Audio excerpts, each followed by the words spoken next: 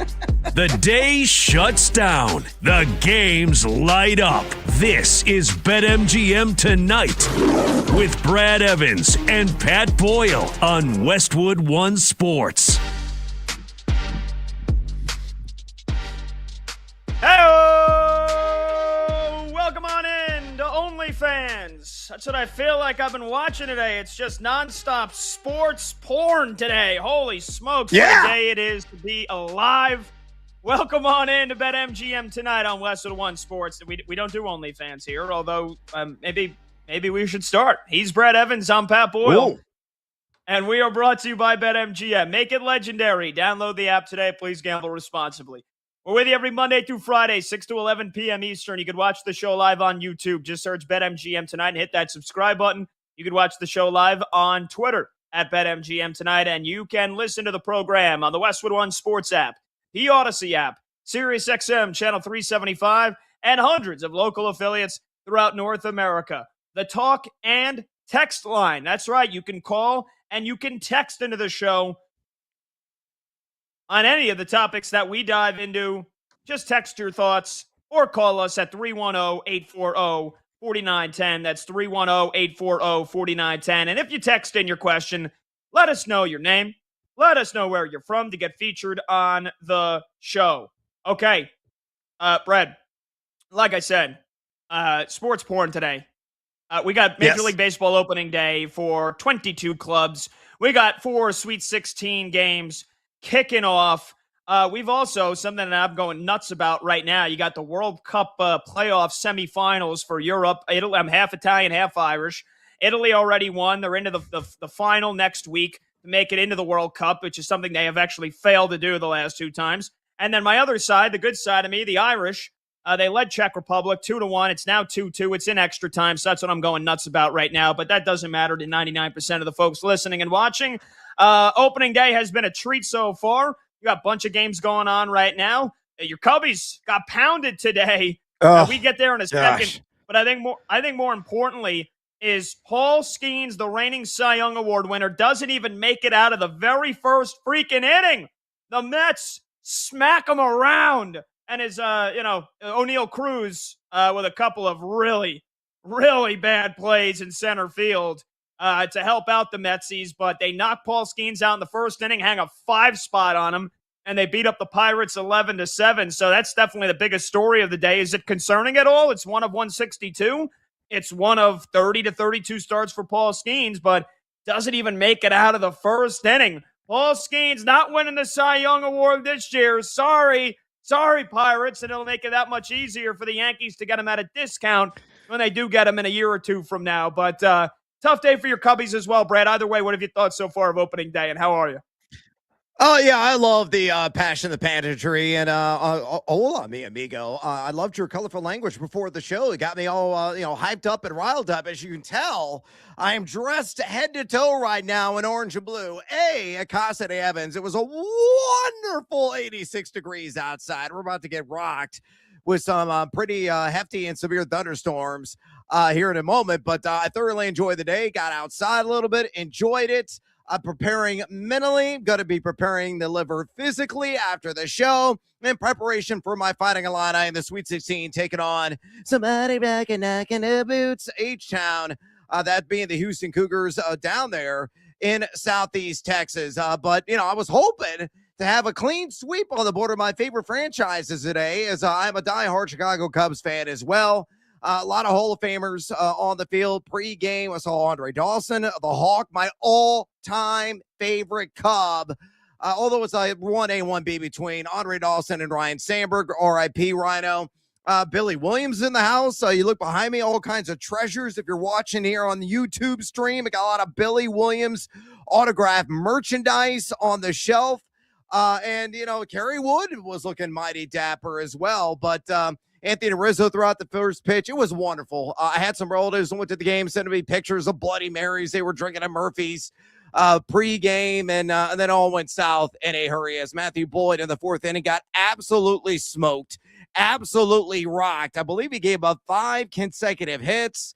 Also allowed 6 earned runs in the game as the Washington Nationals, they kept the door cracked because their bullpen is no bueno, to say the least. It was one of the worst in Major League Baseball last year with the 5+ ERA. And I thought for a minute the Cubs were going to creep back into it, but couldn't get clutch hits with guys on base, left too many runners on base, and the pitching staff ultimately failed him. So the undefeated season is no more on the north side, but we got 161 games to go, and I'm here for it. And also, this just in, Paul Skeens has unfollowed O'Neal Cruz across all social media platforms. Yeah, I mean, he really, again, all 5 runs technically earned, but 2 just terribly judged fly balls from O'Neal Cruz. And look, it was a good start for the Metsies, for sure. I picked them to win the NL East. And the fact that they put up a 5 spot and knocked Skeens out in the first inning, it's one game, right? I mean, the Mets are on pace to go 162-0. Cubs are on pace to go 0-162. But, I mean, they look good. Soto looked great. Luis Robert looked great. How about Carson Benj? Carson Benj. In his first big league game, after that was one of the really nice viral videos, him finding out that he's making the opening day roster.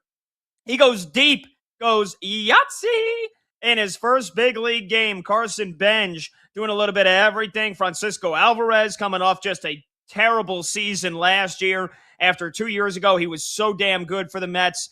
Or his injury-riddled season for the last year and a half.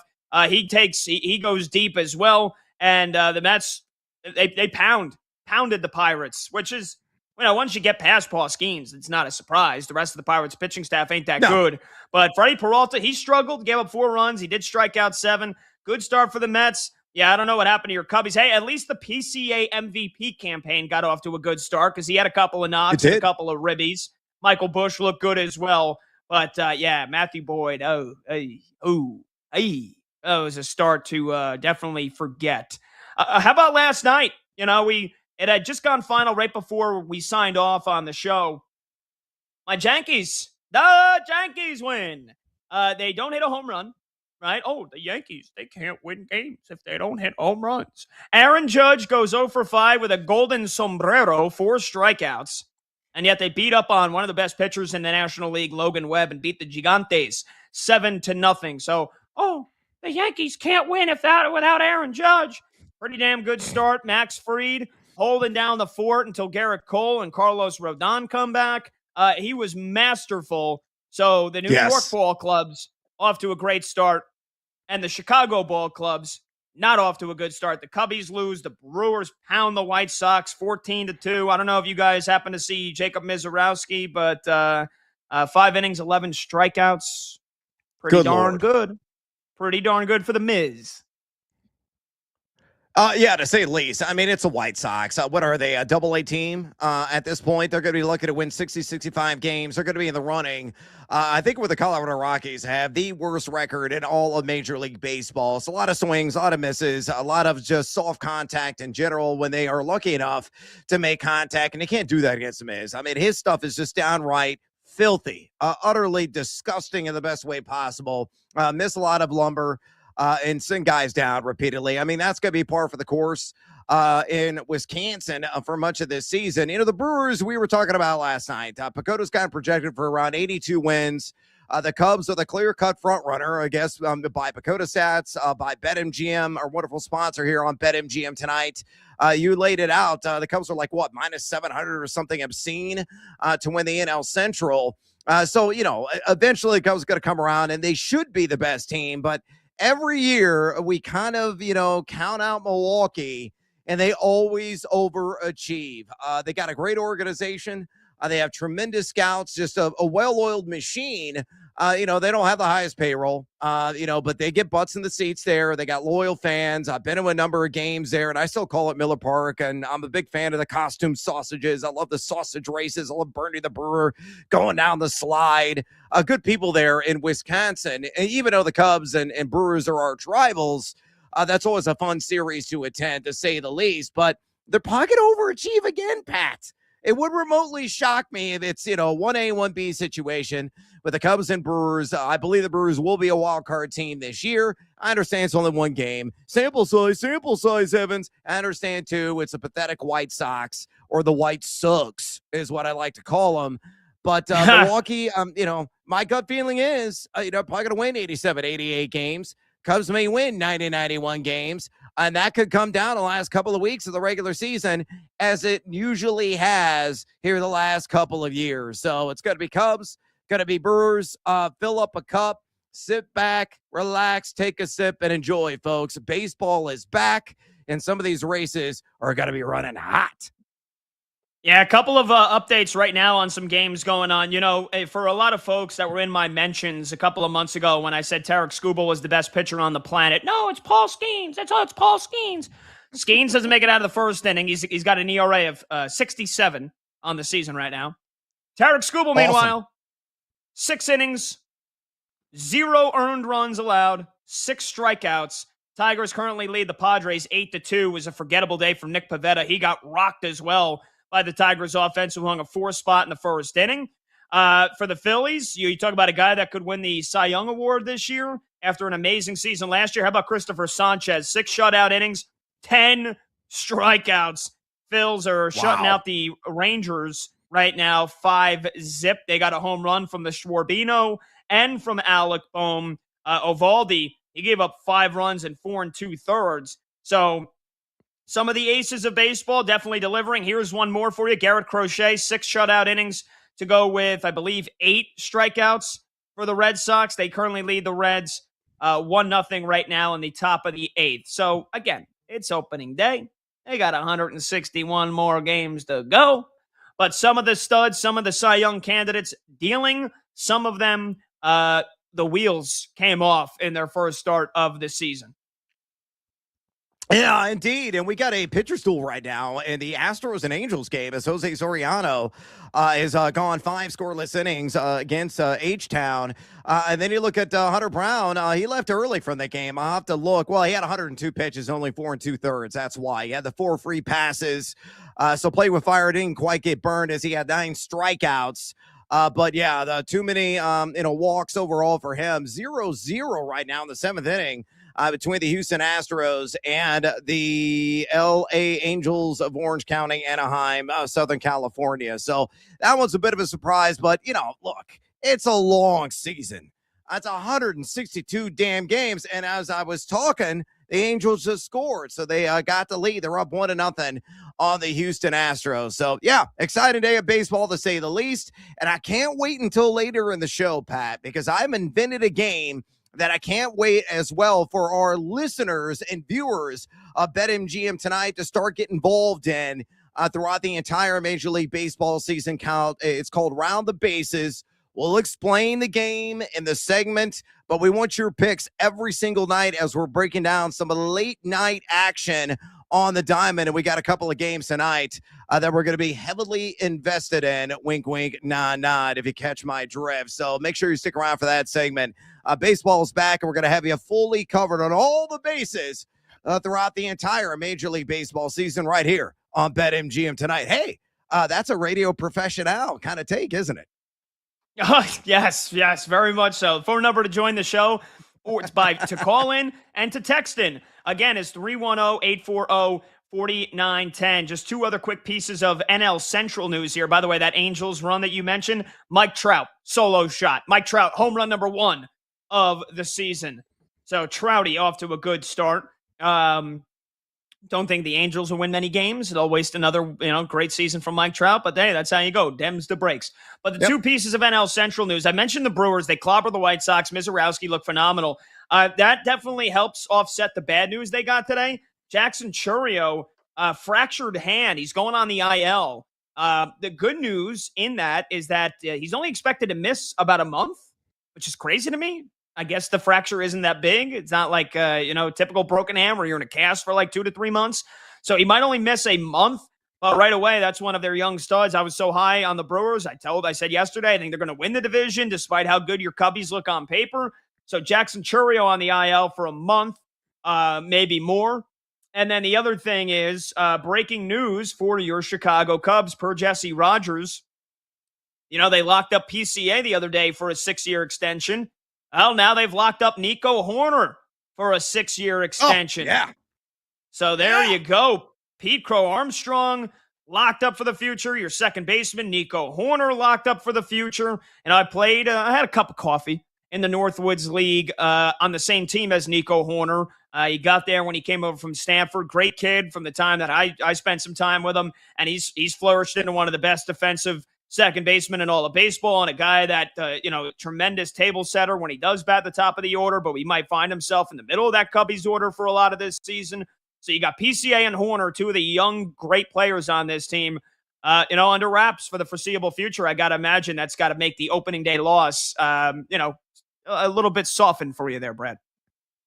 Yeah, it's more palatable as a result. I love Nico Horner. I mean, there were flirtations with him maybe getting dealt last season at the trade deadline. I thought that was outlandish and just pure rubbish, and thankfully I was right in that assessment. The guy, as you mentioned, he's got some of the best leather at the two-bag position in the entire Major League Baseball circuit, and a high-contact hitter as well, can steal a few bags, a high-motor kind of guy, great in the clubhouse, beloved on the north side, and is going to be a Cubby for a long time now as a result. So way to go, Chicago. Way to lock him up and PCA here over the last few days. The Cubs, very bright season ahead, though, the dark cloud, and there were a lot of dark clouds hanging over Wrigley Field today with those very chilly temperatures. Again, I was sweltering here downstate. It was 86 degrees in the Champaign-Urbana area, but 2 hours up north, I was in the 40s on the north side with the winds howling in, and it didn't make a damn bit of difference as the Nats hung 10 runs on the Cubbies today. Boo-hoo. Yeah, Nico Horner last year, 297 average with 61 ribbies and 29 stolen bases. So he's locked up for the future as well as PCA. You're listening to BetMGM Tonight with Pat Boyle and Brad Evans. We're sponsored by Progressive Commercial Insurance, protecting your business vehicles 24/7. See if you could save at progressivecommercial.com. All right, big day for baseball, big day for March Madness. The Sweet 16 kicks off in an hour from now. Coming up next, we got a lot of games to get to. We got a lot of coaching news to get into.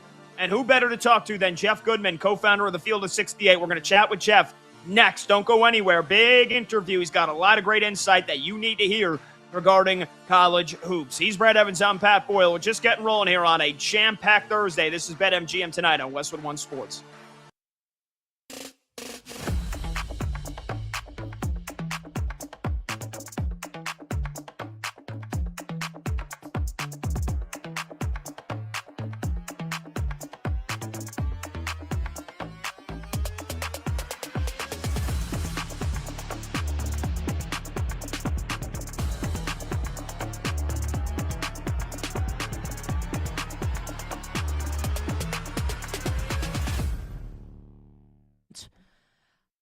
There was a lot of pretty awesome stuff there from Jeremiah, both in terms of the analysis of what's going to happen in the top 10 picks of the draft, and he thinks there's a clear difference between Sonny Styles and like Caleb Downs and Arvell Reese. He loves Sonny Styles. He doesn't think Caleb Downs is maybe as elite as some other people do.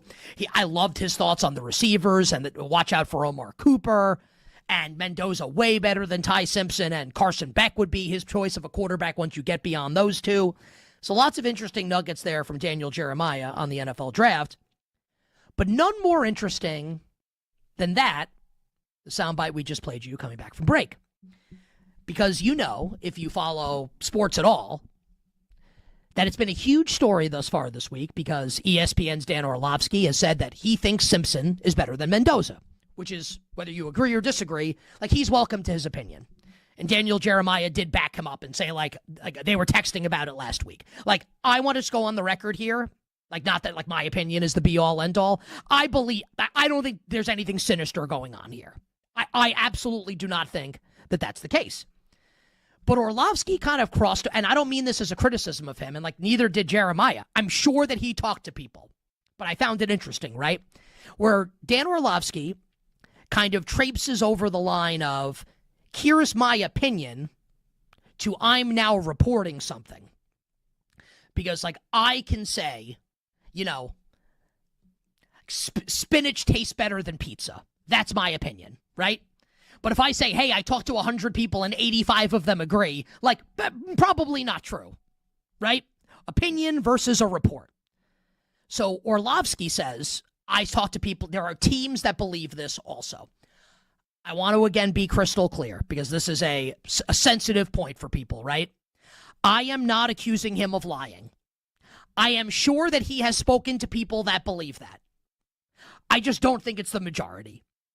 And when Daniel Jeremiah comes on the air, and he doesn't, Orlovsky's his friend. He's not trying to make Dan Orlovsky look bad. But look, he's going to be honest. He hasn't talked to anybody that said that. Very, very, very interesting, right? As this debate, it's not really a debate. Mendoza's going to go first overall. But this is something that's going to rage here over the course of the next month. So that was fascinating, right? Here's Dan Orlovsky telling you teams like Simpson better. And there's Dan Jeremiah telling us he hasn't talked to one team that thinks that. And the teams that he has spoken to don't think it's close in the evaluation between the two. Different people and different teams can think different things. I'm not accusing anyone of lying. I'm sure they're both telling the truth. It is interesting, though, what both of them have said. And it will be interesting to follow over the course of the next week. I want to punch home a point before we do some NFL news. Punch home a point that I made yesterday in the interview with Daniel Jeremiah, and he co-signed it to a degree. And I didn't know if he was going to. And if you go back and listen to the interview, the way that I phrased the question to him was, hey, feel free to tell me if I'm being hyperbolic or I'm being prisoner of the moment here. Because I might be, and I acknowledge that. That once we get past Mendoza going first overall to the Raiders, this draft is wide ass open. Where you can look at mock drafts, right? And we still have some time. But you can look at mock drafts from all the reputable people that do mock drafts. Not like me when I used to hit the bong and do them for Bleacher Report like a decade and a half ago. Not that.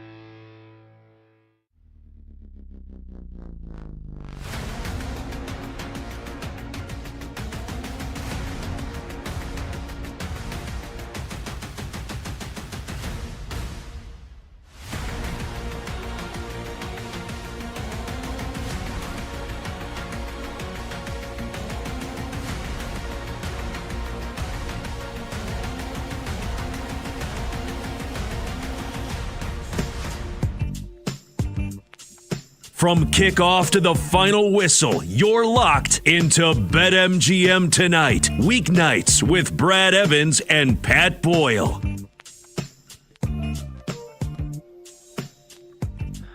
Welcome on back to the show. He's Brad Evans. I'm Pat Boyle. The phone number to join is 310-840-4910. That's 310-840-4910. Again, you can call and you can text the show as well. And if you text, just say who you are, what your name is, and where you're from. Much like if you call Pat in New Jersey, when you send the text, just send whatever your take is and just include your name, Jeff in Kansas City, Mike in California, Brad in Champaign, Brad in Illinois, and that way we can properly shout you out when you do text in. But again, you can text or call 310-840-4910. We're going to talk to Jeff Goodman here, co-founder of the Field of 68, in just about a minute or so.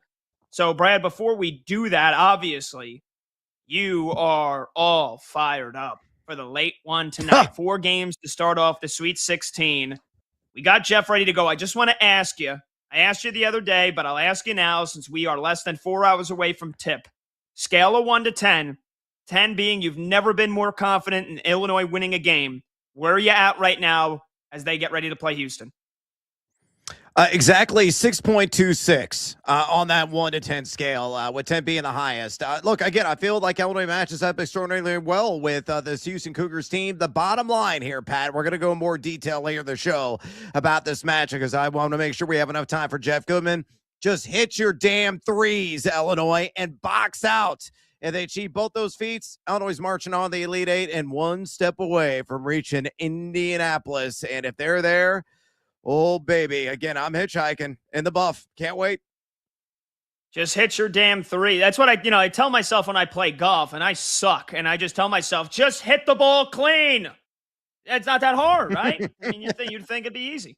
All right, anyway, let's talk to Jeff Goodman here, co-founder of the Field of 68. You can find him on Twitter at Goodman Hoops. He's been dropping a lot of great nuggets of knowledge and insight from talking to coaches and athletic directors around the country. Jeff, it's Pat and Brad. How you doing, brother? What's up, guys? How are you? We're like, it's Christmas Day, man, and we're still opening presents. We're going to open 4 more presents tonight with these games. But let's start with the big news of the day before we get to the rumors of North Carolina. They're in state. Their rivals, the Wolfpack, well, they're searching for a new head coach because Will Wade is headed back to LSU, the same place that fired him 4 years ago following the notice of allegations from the NCAA, detailing multiple level 1 and 2 violations, including a, quote, lack of institutional control, end quote. Now he's back in Baton Rouge. How big of a win was this for LSU? And after his success at McNeese and NC State, how quickly do you think Will Wade can make LSU a title contender now that all these payments to players, they're legal? They're the norm in college athletics.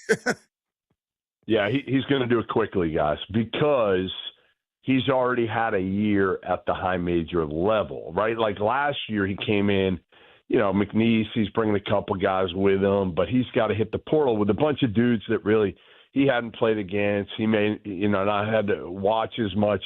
Now he's recruiting the same guys he was recruiting at NC State. So I think a year under his belt back at the high major level will help him be able to field the team. And he realized what was wrong with this year's team, which was they had nobody who could really get to the basket, make a play. They had a bunch of three-point shooters and not great three-point shooters. So huge loss for NC State. Like, that's the hard part, is I really felt like NC State had found their guy, and I didn't know if this was going to happen, to be honest, guys. I thought there was a possibility for sure, but I also knew from talking to Will that if NC State provided him the resources that he needed and there wasn't a big gap between NC State and LSU, he would have stayed. But I think it was honestly more than anything just, hey, listen, LSU's giving me carte blanche here to do whatever the hell I want. And they loved me when I was there before, and they're going to love me even more coming back now. Yeah, the All About Me 3, Jeff. That's what I think we got a nickname, the LSU coaches right now, with Lane Kiffin there and Kim Mulkey as well, and now Will Wade. Oh, my goodness, the egos in the room. All right, let's zero in on the games tonight, Mr. Goodman. We got Iowa and Nebraska. They're going to have fans packing the rafters inside Toyota Center there in Houston. They split the regular season in really 2 distinctly different scoring games. How do you see this one playing out? More of the 109 total point game that was a rock fight, that was matchup number 1, or more of the 159 total matchup that was an OT, the last Big Ten game of the regular season for both of these schools? So break down Iowa, Nebraska, and who takes it. Well, the key is obviously if Iowa can get out early, they control tempo. They showed that against Florida. So can they do that? And then again, frustrate Nebraska's offense, which, they like to play fast. Obviously, they've got great guard play. What can happen, though, is Bennett Sturts cannot have a game, like you said, the first 2 games. I mean, he was 0 for 9 from 3 in the last game, and Iowa still ended up beating Florida. Like, that's insane, because when I look at Iowa and I saw them in person, 4 or 5 weeks ago, like, I'm looking at their team being like, this is a bunch of mid-major players, mid-major plus guys. So what Ben McCollum and Bennett Sturts have done together is remarkable. I think the road ends here, though. And again, Bennett Sturts might be my favorite player, favorite kid in the country from his backstory. I just don't think he's got enough around him. And that line is low to me, low. Yeah, it's only 1.5 right now at BetMGM. That's what the Huskers are laying there in H-Town. All right, Jeff, let's go to the second game down there in Southeast Texas. My ILL taking on Houston. And, can understand I'm a nervous Purvis at the current moment in time. Mentally, physically, I'm a wreck, Jeff, because my Illini are oh so close to possibly reaching the Final Four. On paper, The Illini actually match up quite well with the Cougs, given their size, ball handlers, and lack of fouling. However, this game is in Houston. What's your scout on this one? Right now is Illinois. The line has come down. It was 3.5 earlier today at BetMGM. Now it is 2.5. Please tell me I'm going to be raising a glass of tequila in celebration this evening, Jeff, because I cannot take it. But what's your breakdown, Illinois, Houston? Yeah, I think you are. I mean, when I saw them in person, and I hadn't seen them yet, I was shocked at how big they are. And Houston, the one thing Houston doesn't have is any sort of post presence that you can throw the ball down to.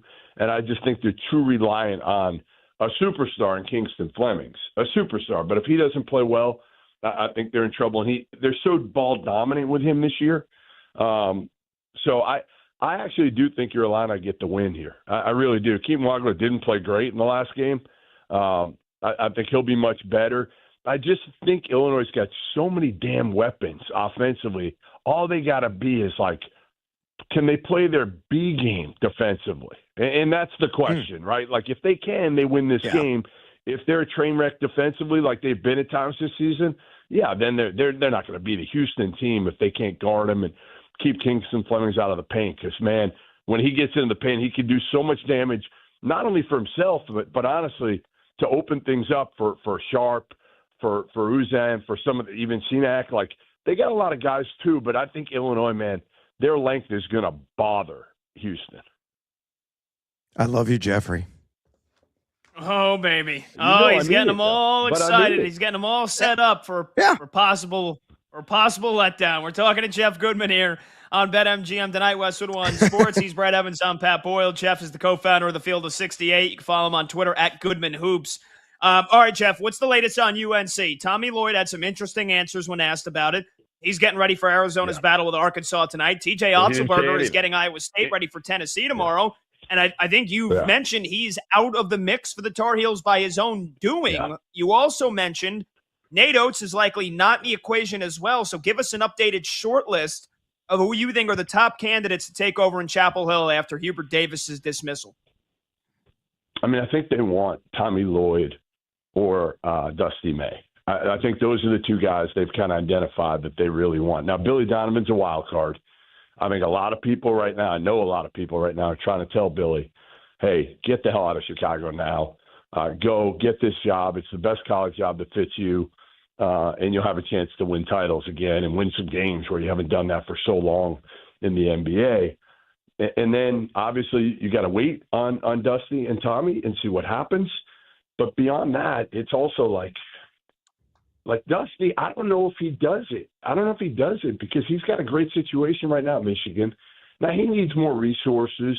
You know, they were flying commercial earlier this year from Vegas back in November. You know, he wants some things certainly changed. But I think that gives him the leverage to be able to do it, right? And then Tommy Lloyd, do you want to go all the way east? You know, you're a West Coast guy. You're from Oregon, coach in Washington. Now you're at Arizona. Is that a move that you're really going to make at this point? So we'll see what happens with those two. And then I think it probably goes down to like Mark Byington at Vandy.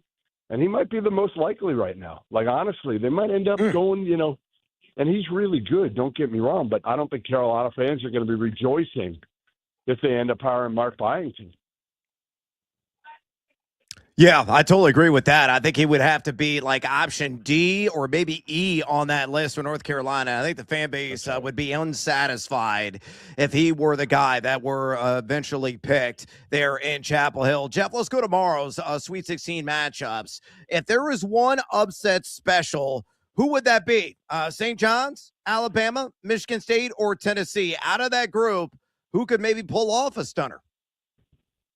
Oh, I mean, for sure it's Tennessee because Iowa State is either going to be without Joshua Jefferson, their best player, or their most versatile player. I don't know if they have the best. They got a big three. But even if he plays, he's not going to be near 100%. I mean, he hasn't been able to practice at all so far. He's the guy that kind of makes everything go for them because you can run your offense through him. He's kind of a George Niang, Draymond Green type of guy, not a great athlete, but just, you know, can pass it, can score in the post, not, you know, again, not going to blow you away. So I think Tennessee, because, you know, they're not the deepest team either, but they've got an elite guard in Jacoby Gillespie, and they've got a freshman who has had his moments this year, especially in the second half of the year in Nate Ament, who people, it just took him a little bit more time because of his body type, his Kevin Durant type body. Took him a little bit more time to adjust to the physicality. But I would go whether or not Jefferson's playing or not, I still think Tennessee's got the best shot of anybody to pull up the upset tomorrow. I like that. We're talking with Jeff Goodman here for another 2 minutes or so on BetMGM tonight here on Westwood One Sports. Jeff, do you think Jon Scheyer has a lot to prove here this weekend? The more and more I think about last year's Duke team with Flagg, Knipple, Malawach, 3 top 10 NBA picks, and how they collapsed against Houston, the more I think that was a complete failure to not win the title.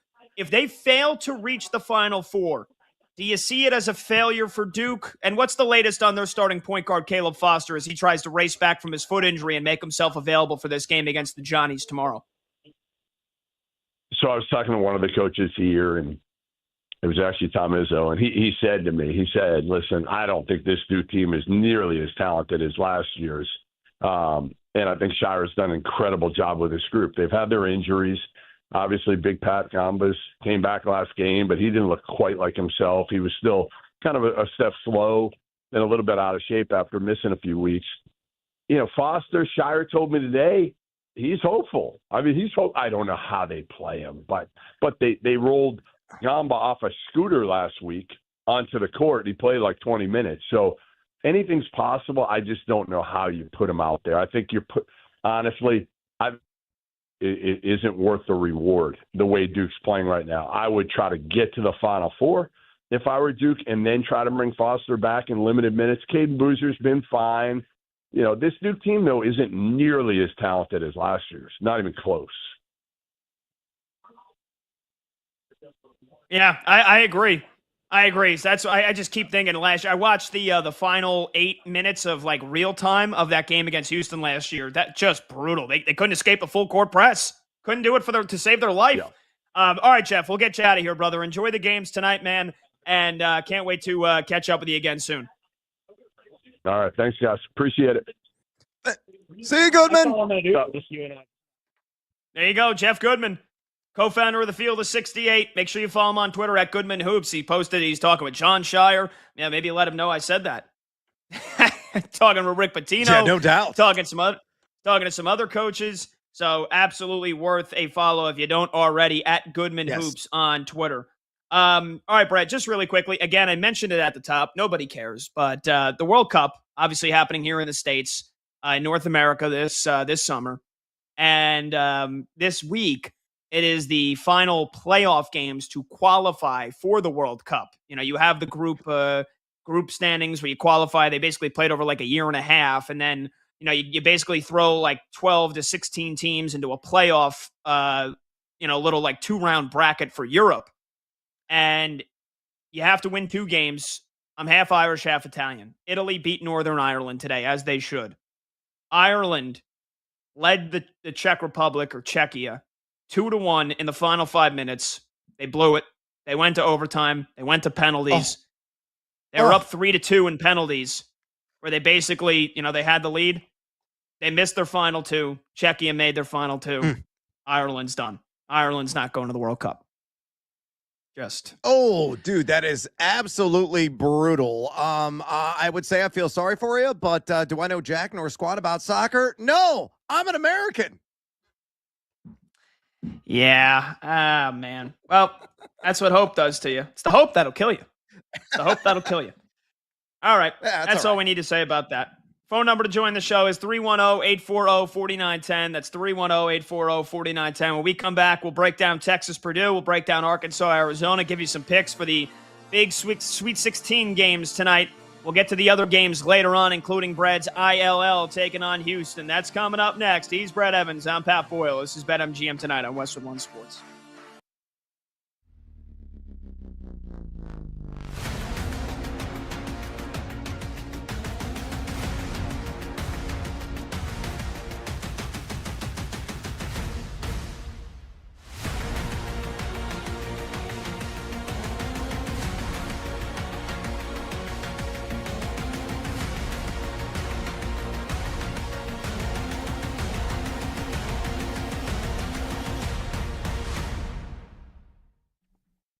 Fact number one, the NFC West has 3 teams that can legitimately win the Super Bowl this year. Fact. Now, obviously, if like Matthew Stafford gets hurt, like the Rams can't, but like you understand what I mean, right? Assuming health to the principal players. Those 3 teams, the reigning defending Super Bowl champion Seattle Seahawks, the Los Angeles Rams, and the San Francisco 49ers, who all played on divisional weekend this year in the NFC playoffs, and 2 played on Championship Sunday. And the Niners weren't healthy at all and still made it to the divisional round. So that's a fact. 3 teams can win the Super Bowl this year: Seattle, San Francisco, and Los Angeles. Fact number 2. The Seattle Seahawks, as winners of the Super Bowl, as is custom, open the NFL season at home. Generally, that game is played on a Thursday night. But because the NFL is, and I love it more than anybody, because the NFL is exceptionally greedy, the Seahawks will now open the NFL season this year on a Wednesday night. Wednesday night, the Wednesday after Labor Day. And that's because the Niners and the Rams will play the first game of the season in Australia against each other on Thursday night in the United States and Friday morning in Australia. Think about that. Super Bowl contenders that play in the same division have to open their season on Thursday night / Friday morning in Australia. Not Los Angeles, not San Francisco, not Mexico, not England, not Germany, not Spain. No, Australia. While the Seahawks open their season on Wednesday night at home. So heading into week 2, Seattle has extra rest, and maybe they'll end up playing on Thursday night in week 2 to make this fair. That I don't know yet. And maybe the Niners and Rams, we'll see if one of them plays Monday night. I don't know how they're going to try and make this fair. But as it stands right now, this is a total screw job for the Niners and the Rams. A total screw job. This is like Montreal in November 1997. The Rams and the Niners didn't screw the Rams and the Niners. The NFL screwed the Rams and the 49ers.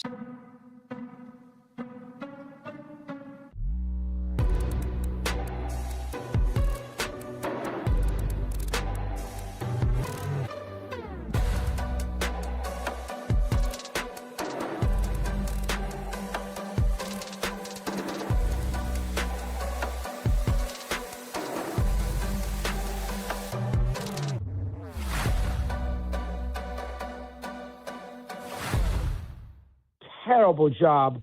Jameis Winston, I can't figure it out. I'm 100% in agreement. The idea that we're going to do a freaking let Netflix do White Sox Rockies in the middle of August. I mean, what are you doing giving them the opener? Yes Network, which does the Yankees all year long, that does all the grunt work. They can't get the first game of the year when they get a little buzz and they get some people talking about it. SNY today, NBC, that I don't understand either. The one thing about NBC, at least that's a contract. They're going to do games all year. I mean, Netflix is a one-off. So I was really down on it. But yeah, I don't want to see Barry Bonds anywhere near. I understand he's a giant, but Bonds could not do any interviews outside of San Francisco. I'm not interested in that either. And showing a home run number out there in right center field. Did you ask Henry Aaron if that was okay? I'm not into that. So, yeah, I had major problem. And the game started at 8:25, all right? Start the game at 8 o'clock for crying out loud. Jesus, 8:25. I mean, come on. Games are long enough. I got to sit there. I got games the next Thursday and Friday with the tournament where I'm going to be up to 3, and that's long too, where I'm going to be up to 2 a.m. Can you start the game at 8 o'clock? So I did not like anything about that Netflix presentation. I understand that the NFL does it. I understand they're doing it for $1. It's money, but to me, it's a cheap way to do it. And I did it yesterday on First Take, so this is not a second guess. I did it yesterday. I was mad about. I couldn't stand it. So there you go. How's that in a nutshell? You like all that? That's how I feel. No, I didn't like it. I loved it.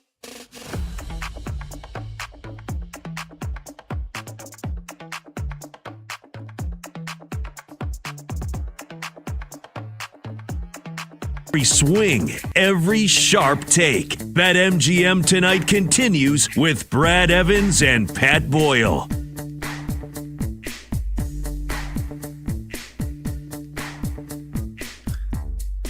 Welcome back. BetMGM Tonight, Westwood One Sports. He's Brad Evans. I'm Pat Boyle.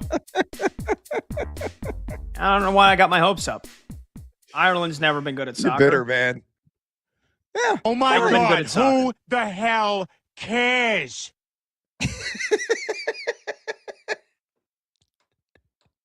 I wore my Play Like a Champion Today shirt. I was excited. They had a lead. Basically,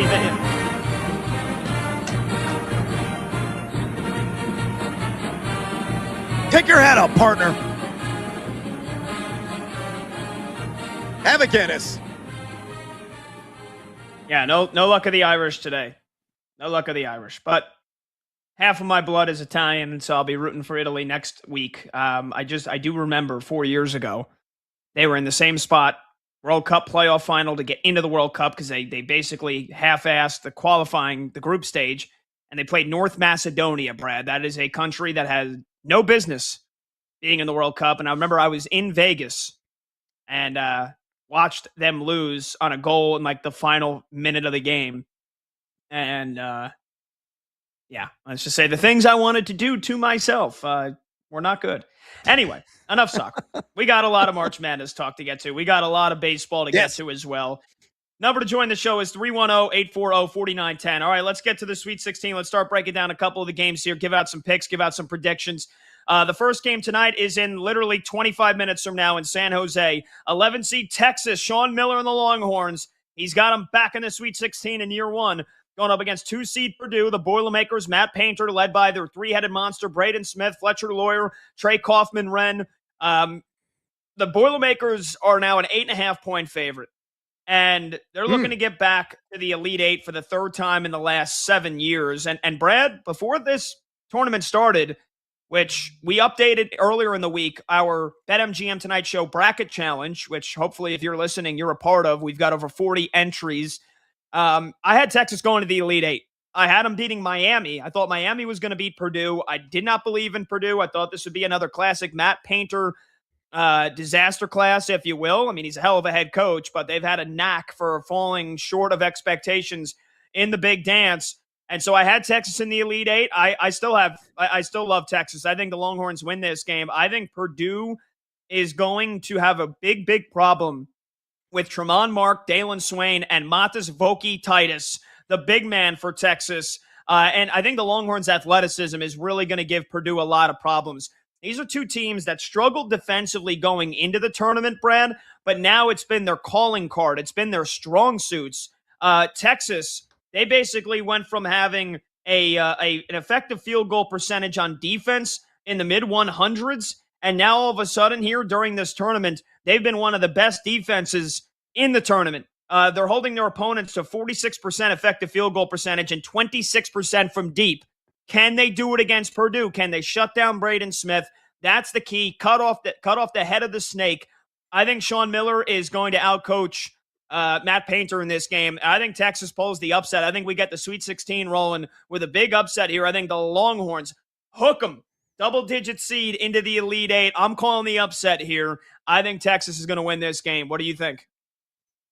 Well, that's a stunner. And I think you're out of your bleeping mind. And the reason being is this. Purdue is an ultra-elite offense. How elite are they? Well, they're now number one in all of college basketball this season. They have jumped Illinois in that offensive efficiency category. And, folks, that is number one all-time in KenPom history. On a points-per-possession basis, they're doing outlandish things. Now, they're not the fastest team, but they have one of the best pure point guards in the game. You mentioned it there, the bearded one, and Braden Smith, who's just so shifty, so crafty, and just so ridiculously precise with his passes. Great feel of the game, great chemistry with Trey Kaufman-Wren, with some of that pick and roll action that is there. Fletcher Lawyer has all of a sudden come alive as well, and he's been a bit of a wild card here last month, but he has found his stroke here in this NCAA tournament. Oscar Clough, their big man in the middle, has put together consistent, solid, and serviceable minutes, to say the least. CJ Cox, I know he's a little bit banged up, but, if he goes out there and then plays his customary 25 minutes, drains 2 to 3 threes, maybe, chips in about 9-10 points in this game, it's going to be all she wrote. So, look, I understand Texas is playing at a much higher level than we saw in the regular season. They were lucky to get in the NCAA tournament. Sean Miller has got these guys playing at their best and highest levels so far this season. You're right, Voki Titus is an absolute load. But this is a team that's not really reliant on three-point shooting. Only about 32% of their shots are come from beyond the arc. Now, Purdue is giving up 36.7% on those perimeter hoists here in the month of March. So that is an area that Texas can exploit, but they are a team that would prefer to beat you inside the arc, maybe with some mid-range jumpers or just a back-down game of Voki Titus. The other downside of Voki Titus is he has been foul-prone. And, if he gets in any kind of foul trouble in this game, it could be, a major advantage to Purdue with Kaufman-Wren and Oscar Clough there in the paint. I just think Purdue's offense is too elite for Texas to remotely contain. You're right. The Horns have improved defensively, but offensively, they have really no comparison at all to Purdue's otherworldly and godlike offensive execution. So in the end, I think Purdue is going to cover. They're now 8.5 spread. It's open. It opened at 7.5, so it's jumped to full point. And I think the Boilers basically turned Bevo into burgers by the end of the night. So give me PU, far from stinky. They win by 10+. Wow. All right. So we are very much on the opposite side of the coin here. Yep. I like that. Yep. PU, not going to be stinky. But Longhorn burger, would that be like elk burgers? Bison? It'd be more like an elk burger, right? Anything else? No, a Longhorn is still cattle, brother. So, no, it's a delicious beef burger. If you want to go like Wagyu on it, sure. That sounds delicious. It's still good, You're right. man. It's going to be ground and rest perfectly on a brioche bun. All right. Very good. Oh, you've been talking up Voki Titus. I think he's going to dominate Big Oscar Clough. I think, I think Texas' size is going to be a big issue for Purdue. All right, let's go really quickly here. Okay. Arkansas, Arizona. This is the game that will follow Texas and Purdue. From San Jose, the Wildcats, Tommy Lloyd's boys, 8.5-point favorites. He's fighting rumors about being the next head coach at North Carolina. They got to deal with Coach Cal and Darius Acuff, and I'll make this quick here. Unless Darius Acuff scores 40, I don't think Arkansas is keeping this one close. Arizona's got too much size. They got too much speed. They're too good on defense. They got too many weapons that can hurt you for Arkansas to focus on, who's not a very good defense. They shut down Acuff. Again, unless Acuff scores 40, Arizona wins this in a rout. That's my opinion on this one. This just in. I think Acuff's going to score 40. So this game is got to tuck under the spread. I think Arkansas is going to cover. I think it's going to be a lot closer than some people suspect. I think Arizona wins in the end. But Arkansas, as a collective, Pat, in the month of March, are shooting an outrageous 44.9% as a team from three-point land. Because you can, sport those fiery fingers along the arc, that will give them reason enough to keep this one nice and snug. So I think this one will exceed your expectations and deliver on mine. Big news, too, in this game. Arkansas's big man off the bench, Nick Pringle, is available. He was not listed on Arkansas's injury report. He did not play last weekend, so that's huge for dealing with the size that Arizona has, because if not, they didn't have a big man coming off the bench. So that's a big boost for Arkansas. I still think Arizona's just too damn good. Again, I picked them to win the title, so of course I think that they win this game comfortably. I'll tell you what, I'll be sweating. I'll be chewing my nails off if this one is close here in the second half. So hopefully that is not the case. Okay, we're going to take a short break. When we come back, we're going to talk some baseball with Bob Nightingale. Get his thoughts on opening day, all the big baseball news here as the 2026 season is officially underway. He's Brad Evans. I'm Pat Boyle. This is BetMGM Tonight, right here on Westwood One Sports.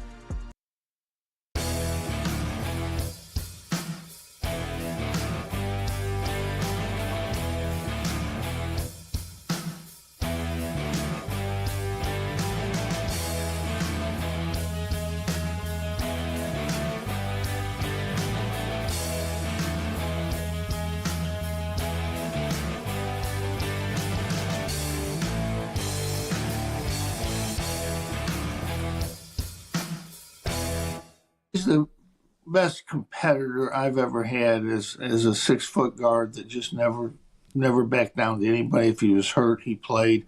He's unbelievably competitive, which is what most coaches are. There's not any coaches coaching that are any good that aren't competitive, but he's ultra competitive. He understands the game from a point guard's perspective. He learned the game and understands the game, and he did a great job coaching this year. He won.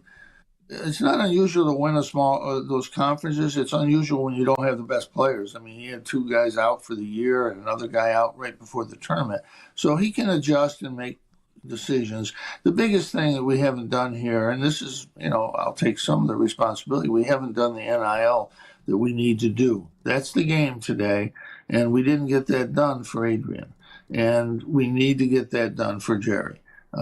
You can't win. If you look at the top 4 teams in the ACC, they're the 4 teams that spent the most money. Teams who were bad last year, whether it's NC State or Virginia, invested money in their programs. NIL, obviously have good coaches, and they're winning. And that's the deal today. You can coach all you want, do whatever you think you can do, and be a good coach, but you have to have NIL to get some players. Lou Carnesecca once a long time ago said, what's the key? You tell young coaches, get some players. Lou would get some players and you'll be all right.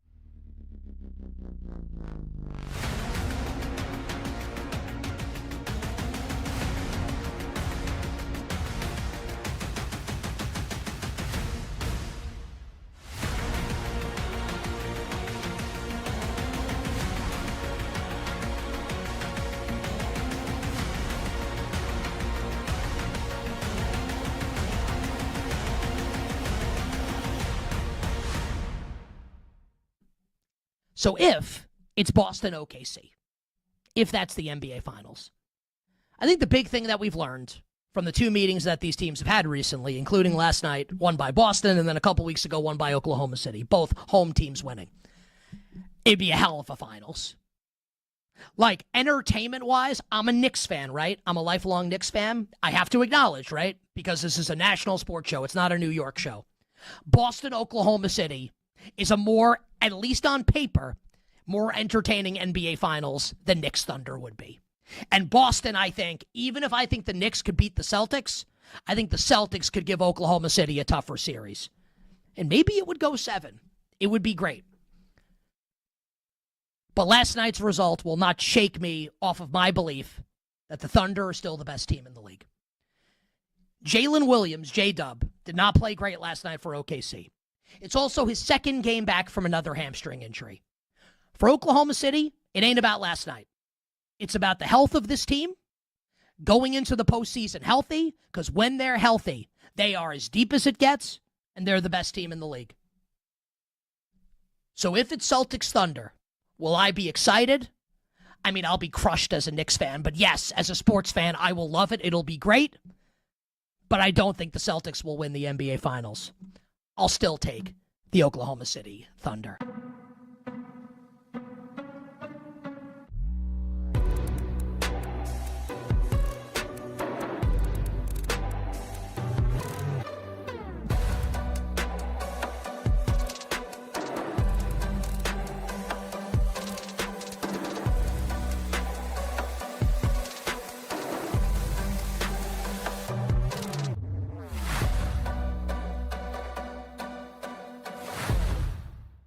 Duke has a tremendous advantage. The one thing I saw about Duke that was impressive during the year was what they did to Michigan at the end of the year, and that they were able, more than anything else, to destroy them in the paint, not allow Michigan to score, and they themselves score in the paint. And I think that's going to be where St. John's is going to get hurt. It's going to be hard for Ejiofor, I think, to get a lot done in this game. Now, is Gumba back? He played 13 minutes last week. I'm going to think with more weeks rest, he's hopefully going to be able to play. I think St. John's has a lot of trouble scoring inside against Duke, and I don't think they have an answer for Boozer or Isaiah Evans. But, hey, the guy coaching St. John's, he's pretty good, so, we can't count him out.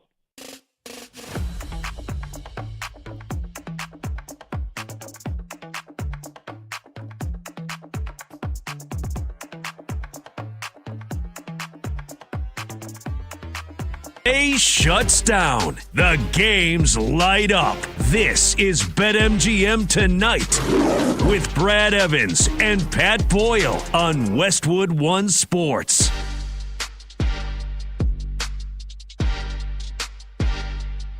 Hey,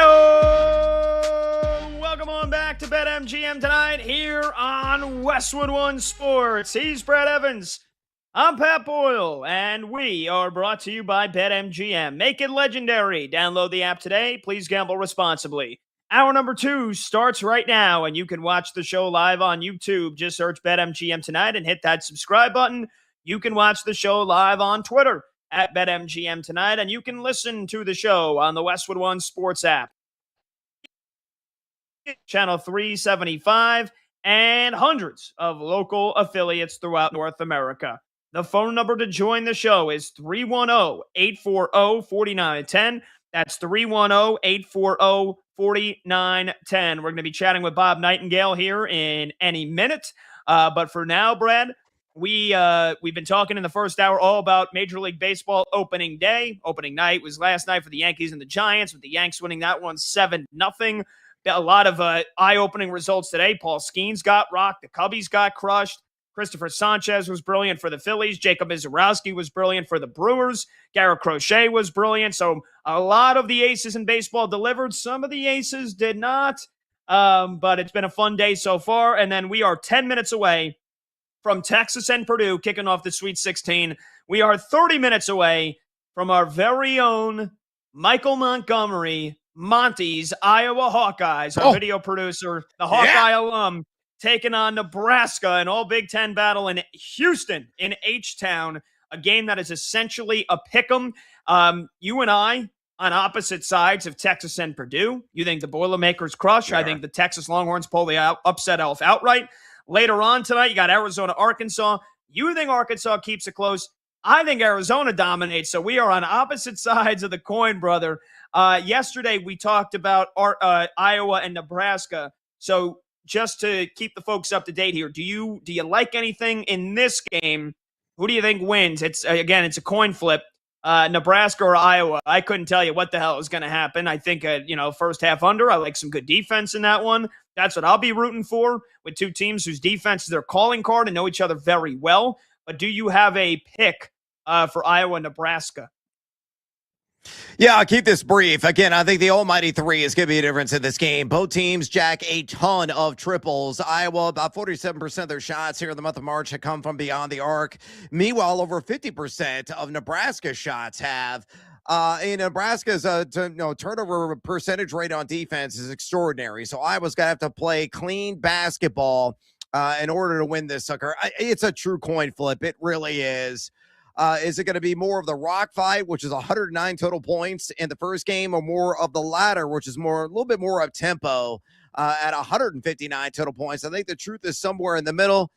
Give me the Huskers. Sorry, Monty. I'm going to lay the 1.5. Nebraska, shock them. They're marching on the Elite Eight. Again, a team that have a single win in the NCAA tournament in school history coming to this year's big dance, and they have a shot to possibly reach Indianapolis in the Final Four.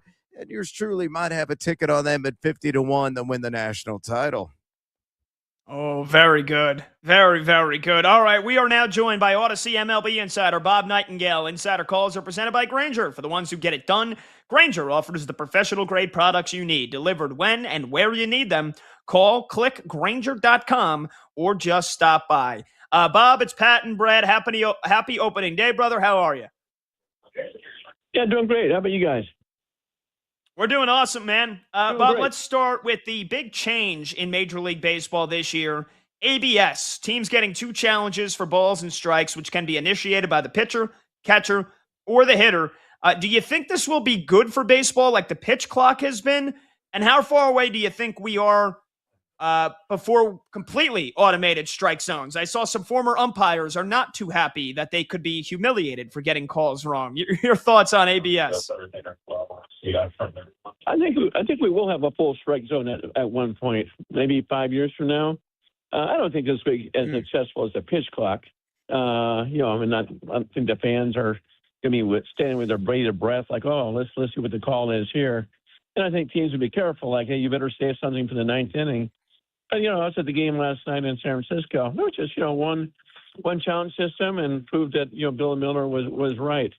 I don't think the umpires mind as much as people think, in the sense that there's so much gambling now in baseball, is that nobody wants to have a blown call in the ninth inning. That, oh man, is this guy in the take? How come his strike zone was a little bit different there? So I don't think they mind it as much as people think. Yeah, I definitely saw it in practice today, and I love how swift it is, Bob. I think that's a very encouraging sign. This is going to be a successful, development in the overall MLB game. Bob, before a single pitch was thrown today, the biggest news was that the Brewers received unfortunate news about their star outfielder in Jackson Chourio, placed on the IL with a fractured hand. What's the timetable for his return? How massive is this loss for the Brew Crew, and who will have to step up to ensure Milwaukee doesn't face plant to start the season? But today, man, they absolutely walloped the Chicago White Sox 14-2, so it may be a moot point. Yeah, I mean, obviously this guy played with it for 3 weeks, and he fractured it, March 4th, March 5th, and just because it kept bothering him, so okay, let's redo it again, or do some more imaging. And so, yeah, he should be back by mid-April. So it's just kind of strange that it was never diagnosed ahead of time. And, he played for the WBC. I saw some of the WBC games. He wasn't lighting it up. He was the number 9 hitter. But still, you never thought he was playing with a fractured hand. So I don't think it'd be that serious of a thing. I really don't. Well, definitely some encouraging news, to say the least. Bob, let's go ahead and stick in the NL Central. Pacoda projects the Cubs to potentially run away with this division, projecting 90 wins for the Northsiders. Not a great start today, as they got beat down really by a suboptimal Washington Nationals team. Matthew Boyd absolutely got lit up early in the contest as the Cubs lost in convincing fashion. But what are your expectations for Craig Counsell's club this season? Are the Cubs the biggest threat to the LA Dodgers in the NL this year? I think they're a threat. I don't think the biggest threat. I think the biggest threat is Philadelphia Phillies once again. A stacked lineup, and now you got a Zach Wheeler back too. The Mets will be a better team. So that the Cubs are good, but Alex Bregman, people go nuts about Bregman, but he replaced Kyle Tucker. It wasn't an addition to Kyle Tucker, and Tucker had an unbelievable first half for the Cubs. So I think they're a better team. The Cubs are, but the Brewers aren't going away. I know they traded away Freddie Peralta, but how many years in a row do we say, oh, this is a Cubs year and it's all going to catch up the Brewers? And every year the Brewers make everyone look stupid because they're always winning the division. I mean, they're a power in that division, and I still think they'll win 90 games or so. I think both teams make the playoffs, but I'd be shocked if the Brewers don't make the playoffs. Talking with Bob Nightingale here on BetMGM tonight on Westwood One Sports. He's Brad Evans. I'm Pat Boyle. Bob is our Odyssey MLB insider, and insider calls are brought to you by Grainger. For the ones who get it done, Grainger offers the professional-grade products you need, delivered when and where you need them. Call, click Grainger.com, or just stop by. Bob, do you think this regular season will have a different feel to it, with a lockout looming over everybody's heads like a dark cloud? For example, would teams be maybe more or less aggressive at the trade deadline for non-rental players if they think there won't be a 2027 season? Oppositely, would teams be as aggressive as ever for rental players, aka guys on expiring contracts? And then overall, do you think the play on the field be better or worse off for any reason revolving around the likely chance that there is no baseball in 2027? I really don't think it'll be a big impact. I mean, the players aren't talking about it. The management isn't talking about it. The media's talking about it. When the media's talking about it, the fans are talking about it. But, you're still talking about December 1st. It's not going to interfere with the season. It's not like 94 when the players are the ones who went on strike on, August 11th, August 12th, knocked off the postseason. So no talk of that. Players aren't going to do that. And then, if there's a lockout, we'll see how long it lasts. And there was a lockout, at the last CBA, and still were able to squeeze in all the games, the 162 anyway. So yeah, if this goes on blackout December 1st, if we're hitting March, there's still no resolution, then I can see people getting worried. But I think now it's just too early for anybody to start panicking. All right. Well, that's encouraging news to say the least. Bob, let's go big picture real quick. Give us a dark horse AL Cy Young winner potentially and an NL Cy Young candidate as well. What hurler could be the biggest breakout or general surprise in your mind this year? My surprise in National League is Zach Gallen, who's pitching tonight for the Diamondbacks against the Los Angeles Dodgers. I think he's going to be a chip. This guy's had a fish top 5 a couple times in Cy Young balloting. I think this guy's going to have such a chip on his shoulder, like, hey, you guys didn't want me. You guys were worried about the draft compensation. Let me show you what you're missing.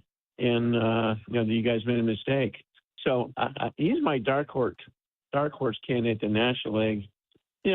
American League, it's hard to think School's going to win 3 in a row. But yet, here he was dominant again tonight. So if I had to pick my dark horse, it'd probably be Brian Wu of the Seattle Mariners. This guy's got enormous talent. He's got some offense to work with now. I think he's got a chance to be that guy. I love that pick. I love that pick. As Brad called him yesterday on our show in honor of Ric Flair, Brian Woo! Woo! Talking with Bob Nightingale. Talking with Bob Nightingale here on BetMGM tonight for another 2 minutes or so. Bob, finally, who is a surprise package in both the AL and NL this year in terms of teams? Yeah, if you're feeling saucy, who will be a playoff team from each league that not a lot of folks see coming? Or if you'd like to go the other route, any teams you think miss the playoffs, which would be a big surprise? Yeah, last year I really thought the Mets were going to miss the playoffs. I think people might be too high on them. We'll see. I'm going to change the whole clubhouse culture here, see what works. It shouldn't be surprising, but nobody's talking about the Phillies. They say, well, they've let us down the last couple of years. They, spoke in the playoffs. I still think they have one big run in them. And so I'll go the Phillies in the National League. One of these years you keep waiting for the Brewers to do something, but I think they're just still a little too young. But it wouldn't shock me to see the Brewers, get to the World Series. I'm not sure there's anybody in the National League West outside the Dodgers that that are going to scare anybody. I think the Giants would be better and win 85 wins, but I'm not sure they can. They have the horses to knock off the Dodgers.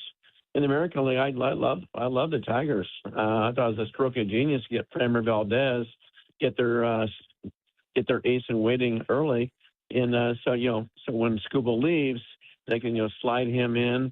Seattle, of course, has got that great rotation. So the Yankees, and been around the Yankees last few days in Phoenix during their spring training games, and then last night. There's a different confidence in there. They said their spring was unbelievable. They're healthy, so the Yankees could be that team. Like, okay, after all these years, 2009, maybe this is year that they finally on that thing. Bob, we got about another minute here, so really quickly, I ask you about the breaking news that came down a little while ago. The Cubs locking up Nico Horner for a 6-year contract after they locked up Pete Crow Armstrong for a 6-year contract earlier in the week. So do you think the Cubbies locking down their young players, are they maybe a team to watch at the trade deadline, maybe as a team that goes all in an effort to stand toe-to-toe with the Dodgers? And, what do you think? Are the Cubbies in a championship window here now? They definitely are. The Cubs have spent got over $400 million this winter. Nobody spent more than they did. Not the Blue Jays or Dodgers, anybody. So yeah, they're all in. And before, that franchise was being called too cheap, and now it's like they're locking up that core. So they got people excited in Chicago. So I think it's a smart business moves. I thought it was a brilliant move, getting to that contract, $115 million for Crow Armstrong. So, no, I think you're absolutely right. The trade deadline, it'd be silly for them to not go all out and say, you know what, we're going to grab some guys, and even if it costs us some prize prospects, let's try to win this thing now.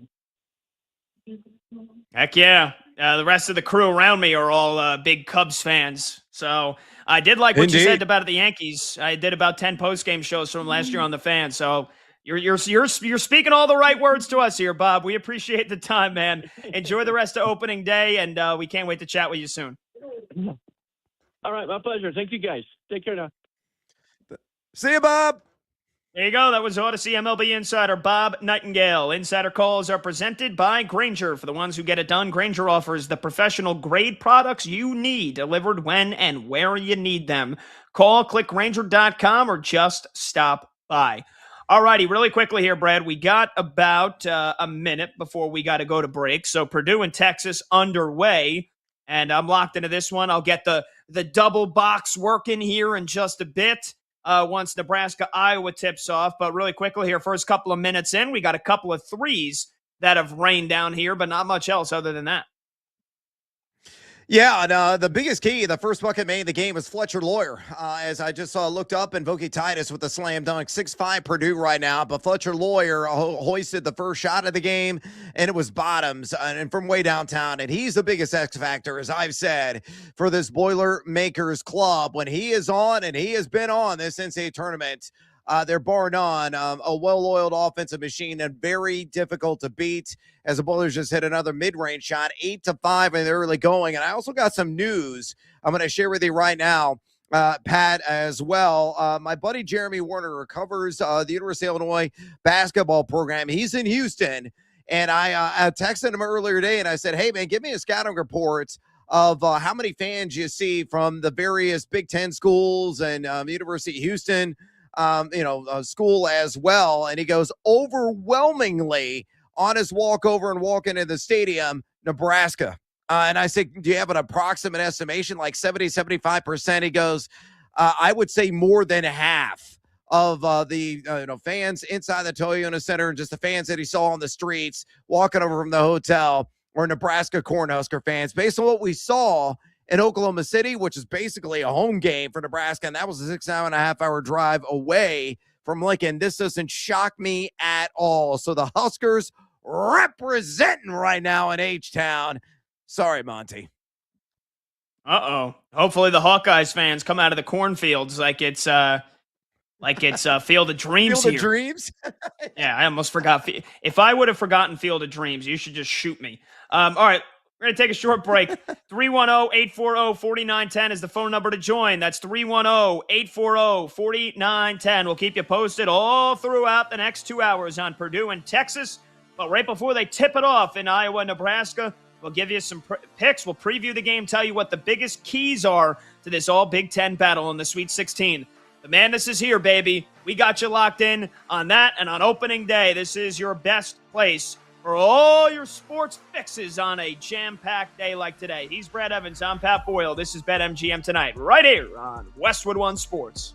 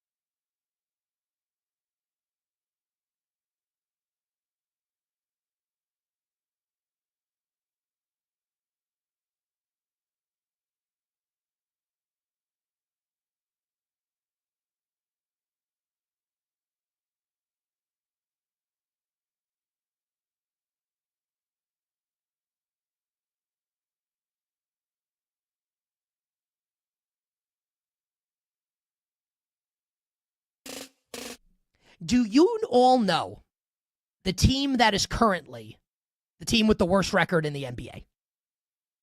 The team that, if the season ended right now, and it doesn't, but if it did, would have the most ping pong balls in the lottery.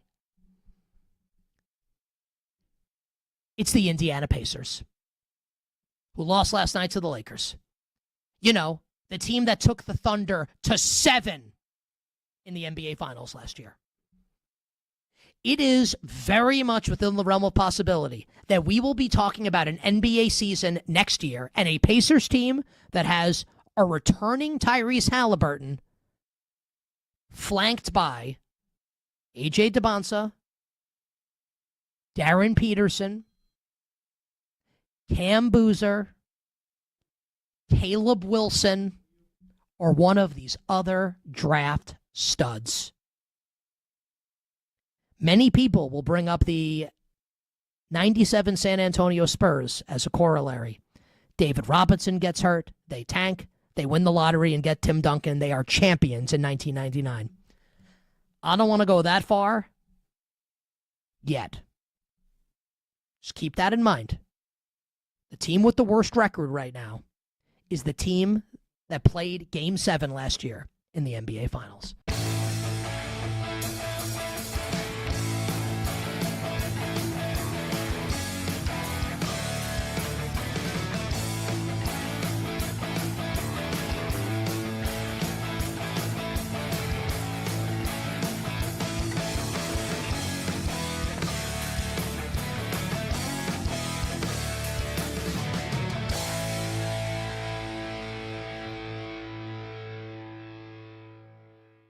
What I'm about to say right now is going to sound unfair. And you know what? It is unfair. But guess what? Life's not fair. Life ain't fair. Tell me I'm wrong about this. Here is the statement. If Arizona loses tonight to Arkansas, the season is a failure. True or false? If Arizona loses tonight to Arkansas, Arizona's season is a failure with a capital F. Congratulations, you won the Big 12 regular season. Congratulations, you won the Big 12 tournament. Congratulations, you were the 1 seed in the West region. Congratulations, you've been one of the favorites to win the national championship. If they can't get past the round of 16, it is a failure, period. The stakes are insanely, insanely high.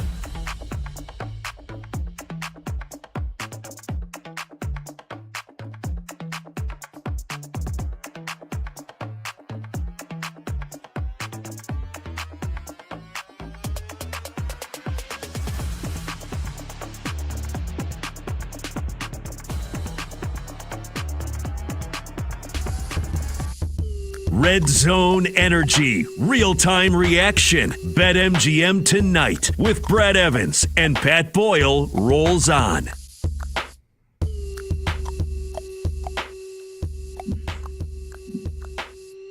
Bam, bam, bam, bam, bam.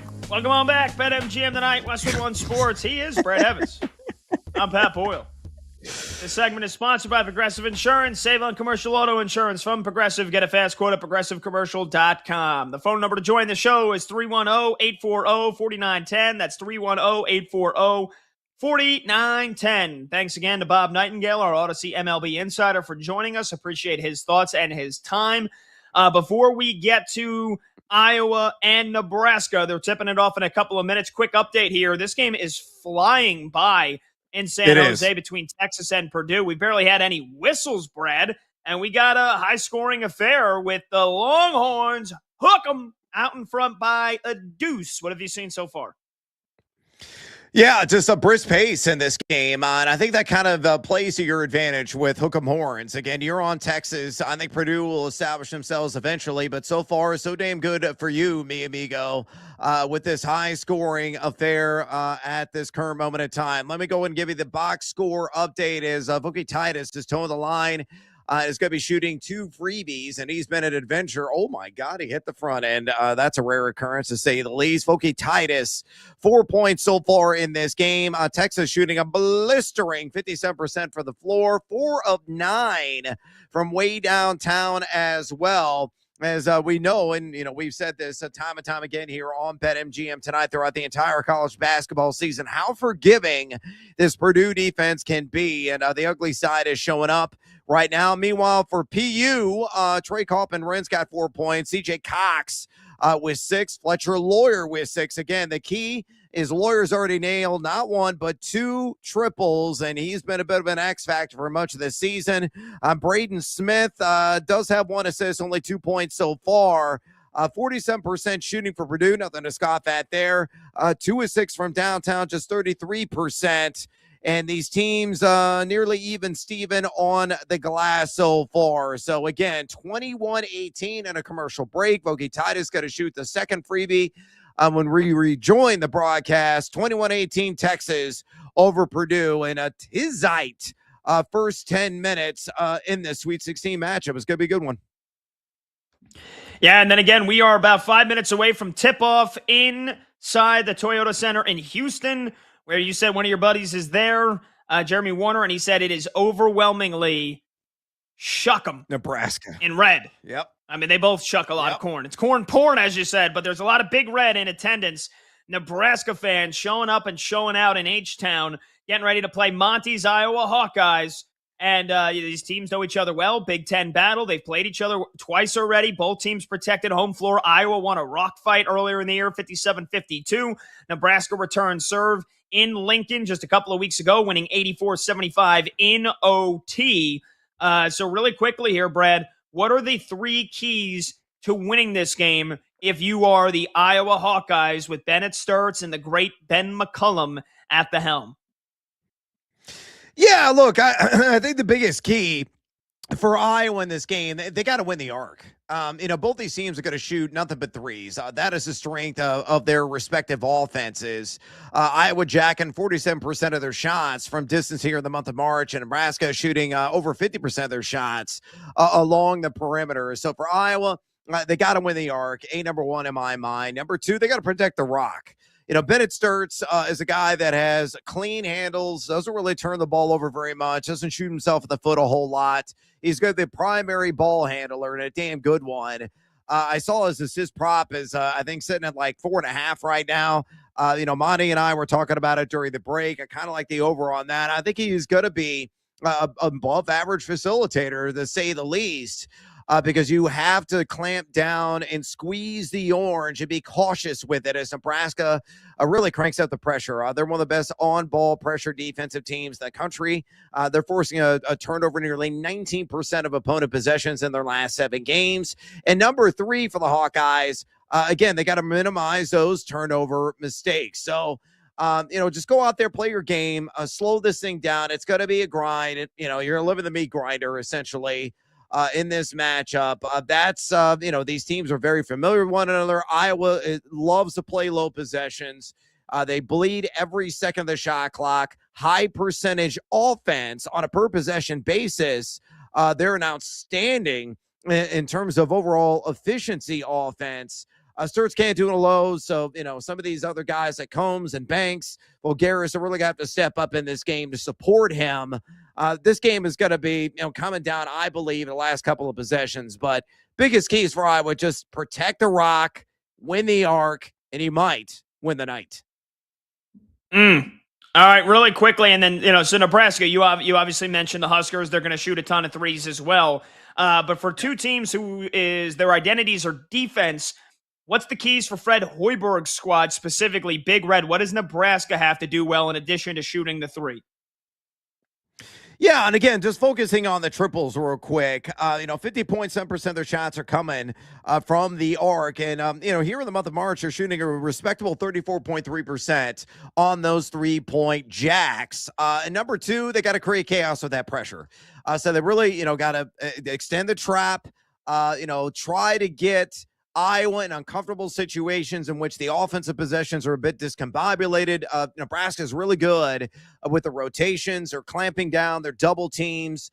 That is an area where, if Iowa falls victim to those traps, those turnovers can ramp up and transition buckets could really rack for the Nebraska Cornhuskers. And number three, they got to limit Iowa's second chance opportunities.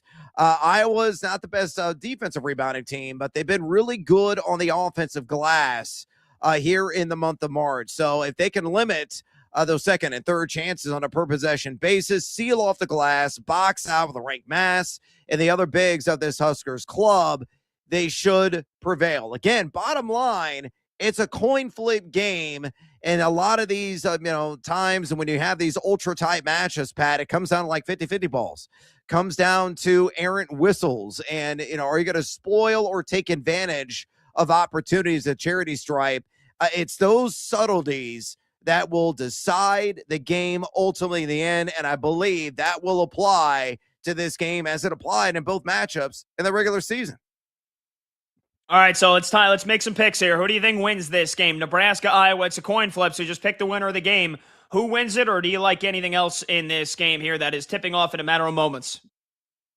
Look, I like the Huskers. I believe the 1.5. I don't feel great about it at a -110 right now at BetMGM, but I do feel Nebraska's the slightly better overall team. Very connected group. They're really good passing team as well with the ball rotations, finding the open man along the perimeter and getting some of those open shots. So it's going to be key for Iowa to address those rotations and try to challenge and contest those open threes that Nebraska is known for. Ranked mass could be a bit of an X factor there in the middle and in the post, and a guy that can step out top of the key and drain some threes as well. So I like the Huskers. And I also just built a funsy parlay. Because I live in the great state of the ILL, and they do have player props available on college basketball. And so I took Bennett Sturts over 3.5 rebounds, parlayed it with Bennett Sturts 3+ assists, even money, plus 100 at BetMGM. I think Bennett Sturts of the Iowa Hawkeyes will ball out, though I do believe Nebraska will barely win in the end. Okay, I think this is more like the first battle. I think this will be a rock fight. I think there's a lot of nerves. Two teams that, Iowa definitely didn't expect to be here. And, of course, how do they follow up the pressure after they beat Florida? There's a lot of people that might think, oh, well, they're playing with house money. They got nothing to lose. No, because now they're going up against a team that they know very well. They definitely know they can win the game. So those nerves, I think, will play a big factor here in Nebraska as well, even though they are the 4 seed. Again, I think this is more of a feeling out in the first half. So I like the first half under at 60.5. I think this is a first half that stays in the 20s for both teams. I like the under for the full game as well. 132.5 is the number on BetMGM. Again, I think this is, a game that is in the low 60s at the absolute most here. You like defense, you like rock fights, you like corn shuckers, you like corn porn. I think you get a defensive gritty battle here between these two Big Ten squads. But let's get the thoughts really quickly on one of Iowa's very own, a Hawkeye alum, our video producer, Michael Montgomery. Monty never thought he'd be in this situation in his heart of hearts. Sweet 16 with Iowa getting Florida in the second round, but here they are. So, Monty, I asked Brad his confidence level on Illinois going up against Houston. He's a season ticket holder for the Illini. He lives 10 minutes away from their arena. You're a Hawkeye alum. Scale of 1 to 10. 10, you're as certain they're going to win the game. What's your confidence level in your Hawkeyes tonight? I said 7 the other night. I think I'm going to go down to a 6 right now. Just with, right before the game, jitters, the crowd being there, I think will make a difference. And if it's, 80% Nebraska or whatever, like your guy said, Brad, then that's not great. They got to get some other contributors besides Sturts. That is really what helped them out in the first 2 tournament games and what hurt them in the regular season, because it was basically starts by himself all regular season. So if Banks can be huge like he was against Florida in the first half, that'll help a lot. And they got to shoot better. They have not shot well behind the arc in the first two tournament games. They were much better in the regular season. So if they're making their threes, I'll feel good. But if they're not making their threes, I'm going to be worried. Yeah. And they haven't really made much of anything so far. This game tipped off about 4 minutes ago. They are 3 minutes in, and it's 9-2. Nebraska leads Iowa. The Hawkeyes just missed one at the doorstep, so not a good start for Iowa. And Monty, right away, on the ropes, feeling the pressure. All right, we will take a short break. Phone number to join is 310-840-4910. That's 310-840-4910. There's another 3 for Nebraska. 12-2 Huskers. Timeout Iowa. Man. Oh, baby. Settle on in, Ben McCullum, or he'll be going to North Carolina to take the Tar Heels job. Maybe he's going to lose this game intentionally. I joke. He's Brad Evans. I'm Pat Boyle. We'll do a little fill in the blank and keep you posted on all things March Madness, all things opening day when we return. This is BetMGM Tonight right here on Westwood One Sports.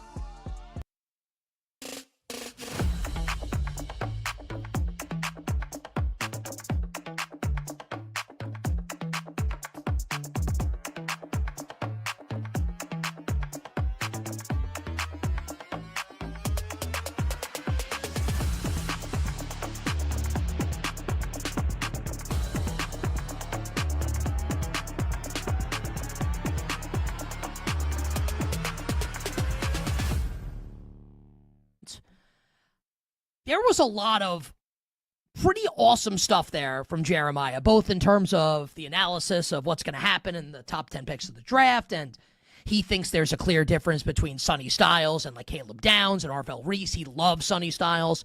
He doesn't think Caleb Downs is maybe as elite as some other people do. I loved his thoughts on the receivers and watch out for Omar Cooper. And Mendoza way better than Ty Simpson, and Carson Beck would be his choice of a quarterback once you get beyond those two. So lots of interesting nuggets there from Daniel Jeremiah on the NFL draft.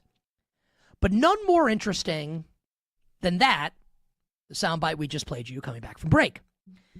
Because you know, if you follow sports at all, that it's been a huge story thus far this week because ESPN's Dan Orlovsky has said that he thinks Simpson is better than Mendoza, which is, whether you agree or disagree, like he's welcome to his opinion.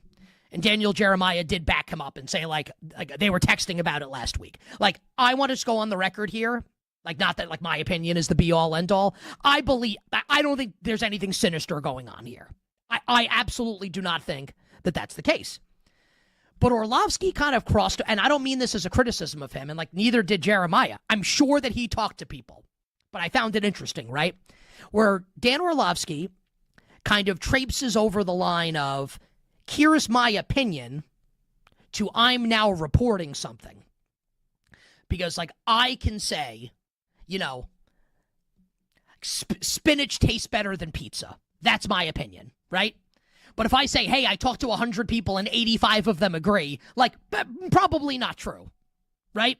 Opinion versus a report. So Orlovsky says, I talked to people, there are teams that believe this also. I want to, again, be crystal clear, because this is a sensitive point for people, right? I am not accusing him of lying.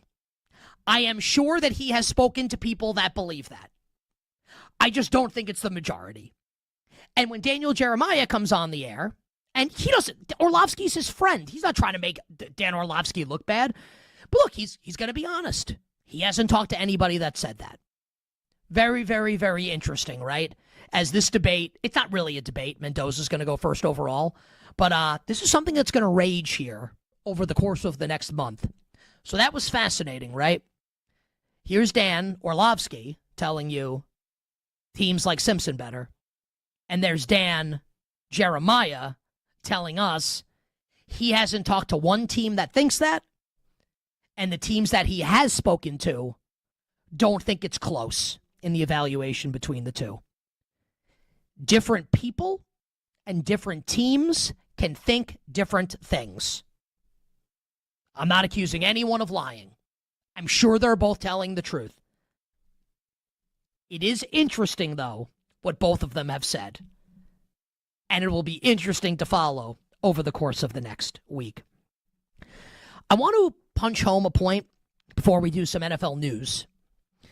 Punch home a point that I made yesterday in the interview with Daniel Jeremiah, and he co-signed it to a degree. And I didn't know if he was going to. And if you go back and listen to the interview, the way that I phrased the question to him was, hey, feel free to tell me if I'm being hyperbolic or I'm being prisoner of the moment here. Because I might be, and I acknowledge that. That once we get past Mendoza going first overall to the Raiders, this draft is wide ass open.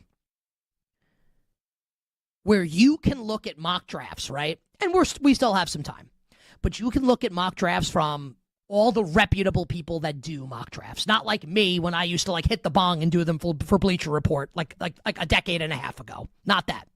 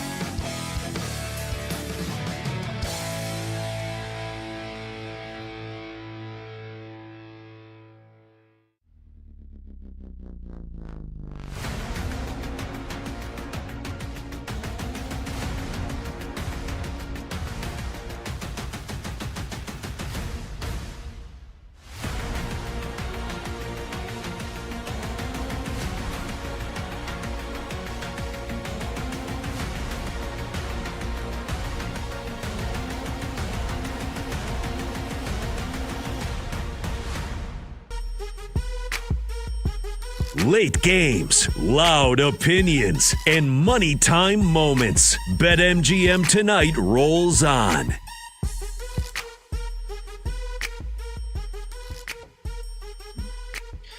Snap your fingers.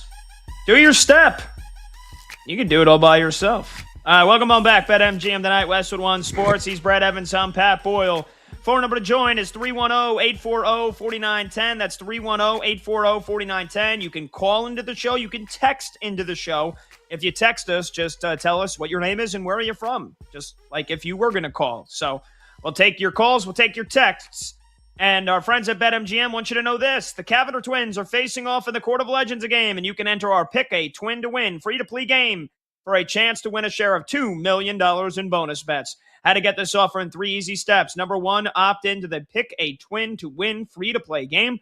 Number 2, select which Cavender twin, Haley or Hannah, you think will win the Court of Legends one-on-one basketball game hosted at the Bank at Bellagio in Las Vegas, Nevada. And number 3, if the twin you select wins the game, you'll win a share of $2 million in bonus bets. All right, before we do a little fill in the blank, Brad, give us an update here. We got both games underway, Texas and Purdue, and Iowa and Nebraska. So let's start with the game that is further along, the Boilermakers and the Longhorns. Under 6 to go in the first half. We got a tight one. Yeah, all not up at 28 as another 3-ball from Texas just fell through the cylinder. Both these teams shooting lights out. Kind of as expected that this would be a high-scoring affair based on how we've seen both these offenses really come alive. Purdue has been an elite offense all season long, but Texas has ramped up their efforts on that end of the floor. Right now, Hook 'em Horns shooting exactly 50%, 11-22 from the field, 5 of 13 from distance. Absolutely critical that they match Purdue 3-for-3 in this game, as Purdue 13 of 25 of the floor, 52% overall, but they're only 2 of 9 along the perimeter. Your leading scorers right now, Tremont Mark in 13 minutes for Texas, an ultra efficient 12 points. Meanwhile, Trey Kaufman-Wren is having his way in 13 minutes played, 10 points and 4 rebounds. Again, 28 all, just under 5 minutes to go in the Sweet 16 matchup between Boiler Up and Hook 'em Horns. And then Iowa, Nebraska, the Huskers raced out to a 12-2 lead before we took our last break. Have the Hawkeyes started to fight back here after that initial timeout? What's the latest in this all Big Ten battle in Houston? Yeah, Ben McCollum, absolutely laser focused right now, breathing heavy. He seems a little ticked off based on his team's performance so far. As Bennett Sturge just nailed his second free throw, 16-8 Nebraska up right now. The Cornhuskers on a heater to start the game. They are 6 of 10 from the floor. That's 60%, 3 of 7 from distance. Price Sanford with the quickest triggers in college basketball, 2 for 2 at his 3-point attempts. Also, right now, Nebraska really scoring a ton in the post. Ring Mast has been quite the load in the paint. He's already got 7 points. Iowa's leading scorer, you guessed it, it's Bennett Sturge with 4. Though they're shooting not the greatest in the world, although overall now 4 of 7 as they just hit another shot, 16-10. Huskers over Hawkeyes with just over 14 minutes ago there in the first half. So take a chill pill. Relax, Monty. Your Hawkeyes are fighting back. All right, bang. Let's get our producer, Brandon Combs, here in the mix. Let's do a little fill in the blank. Combs, what's going on, brother? How we doing, boys? Fantastic. How are you doing? Your Cubbies of... got rocked on opening day. Mizorowski looks like a Cy Young. It's a tough day for you, man. This is what we're doing? This is what we're doing. I'm literally just speaking facts. Did I tell a lie? You bring me in and in 2 seconds into it, after I had your back in the chat earlier, 2 seconds into bringing me in, you've made me want to punch you right in the throat. Yeah, why don't you fill the folks in on what we were talking about in the chat? Why did you defend me in the chat? Why don't you let them know? We were talking about the name, the Fighting Irish. And how Notre Dame got their name and why they're the Fighting Irish and why your shirt is lucky and not unlucky. Okay. It's not your fault Team Ireland lost their World Cup match because, that's right. They're Ireland and they don't belong in the World Cup anyway. All right. Wow. You guys You're ready Irish. to do some fill in the blank? That's what you get for coming at me. That's what you get for coming at me. Yeah. Well, you're coming at your own country. Hey, look, my country's America, brother. Yes, you know what I meant. All right, here we go. Let's fill in the blank, boys.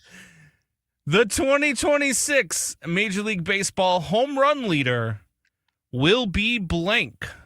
Brad?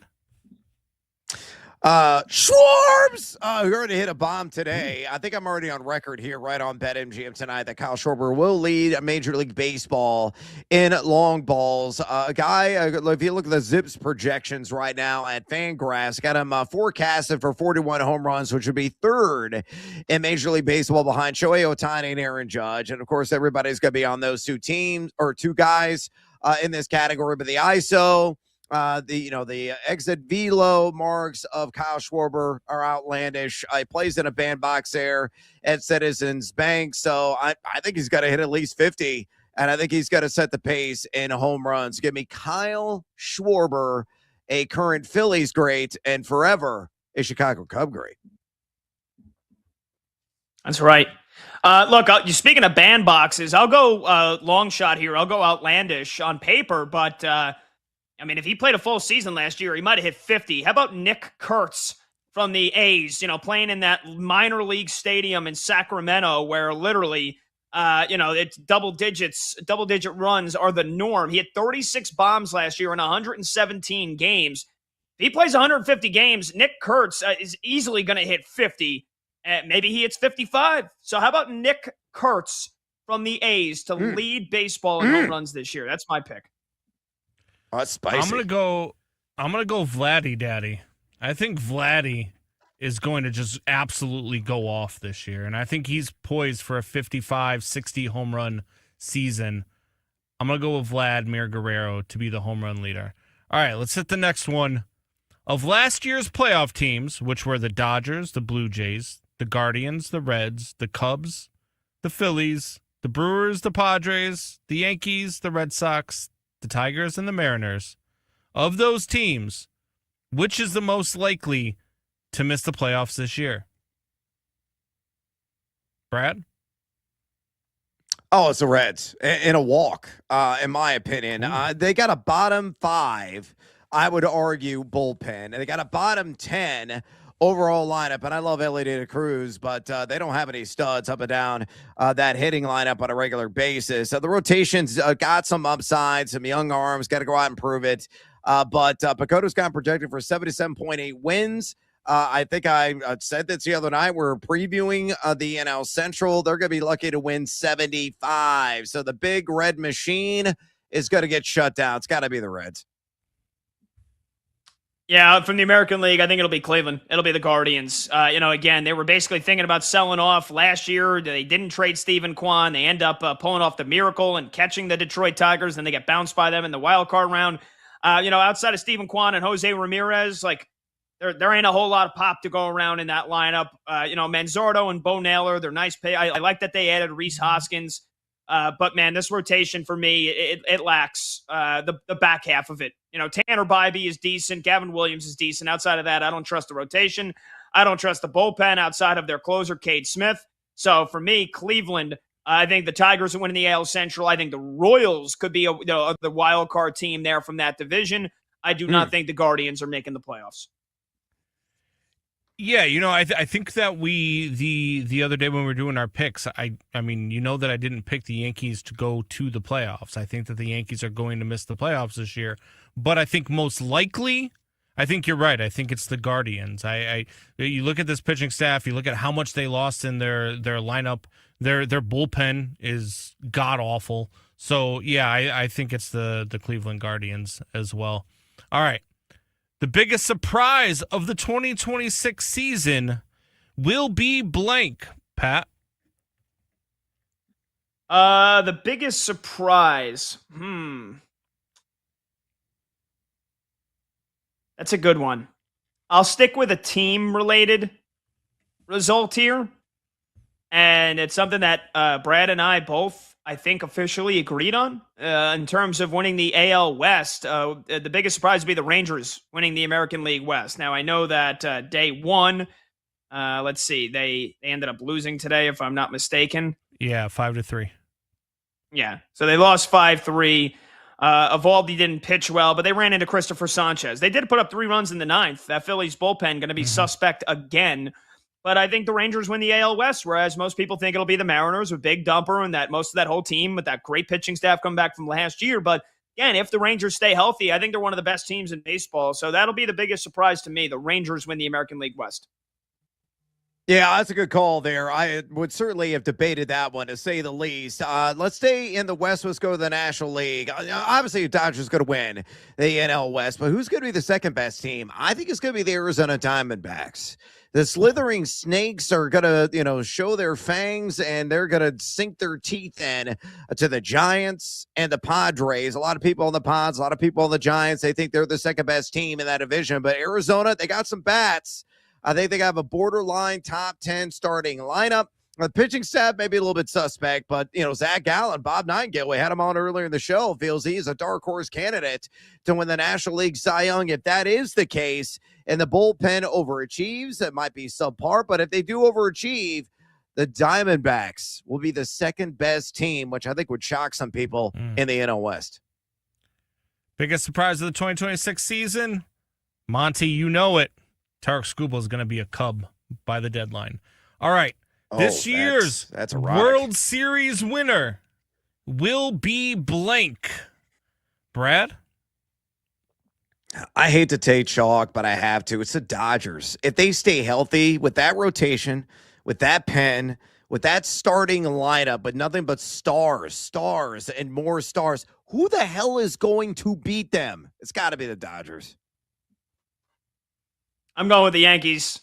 The chase for 28 will be concluded come November. The New York Yankees are winning World Series number 28. Once Garrett Cole, Carlos Rodon come back, this rotation is going to be the best in all of baseball. And Cam Schlittler is going to be a bona fide household name. Judge is going to win another MVP, and the rest will be history. Yeah, look, I think Schlittler without the L is the way to pronounce that name. I don't think he's going to be that great. I don't think the Yankees even make the playoffs. I think that the Philadelphia Phillies are going to win the World Series over the Toronto Blue Jays. Oh.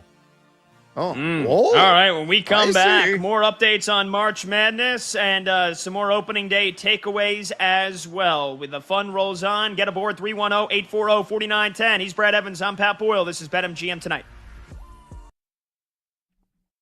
Fact number one. The NFC West has 3 teams that can legitimately win the Super Bowl this year. Fact.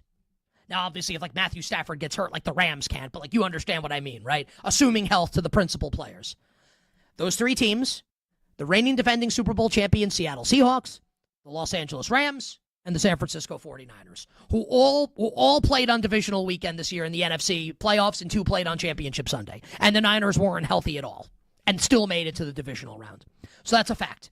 3 teams can win the Super Bowl this year. Seattle, San Francisco, and Los Angeles. Fact number 2. The Seattle Seahawks, as winners of the Super Bowl, as is custom, open the NFL season at home. Generally, that game is played on a Thursday night. But because the NFL is, and I love it more than anybody, because the NFL is exceptionally greedy, the Seahawks will now open the NFL season this year on a Wednesday night. Wednesday night, the Wednesday after Labor Day. And that's because the Niners and the Rams will play the first game of the season in Australia against each other on Thursday night in the United States and Friday morning in Australia. Think about that. Super Bowl contenders that play in the same division have to open their season on Thursday night / Friday morning in Australia. Not Los Angeles, not San Francisco, not Mexico, not England, not Germany, not Spain. No, Australia. While the Seahawks open their season on Wednesday night at home. So heading into week 2, Seattle has extra rest, and maybe they'll end up playing on Thursday night in week 2 to make this fair. That I don't know yet. And maybe the Niners and Rams, we'll see if one of them plays Monday night. I don't know how they're going to try and make this fair, but as it stands right now, this is a total screw job for the Niners and the Rams. A total screw job. This is like Montreal in November 1997. The Rams and the Niners didn't screw the Rams and the Niners. The NFL screwed the Rams and the 49ers.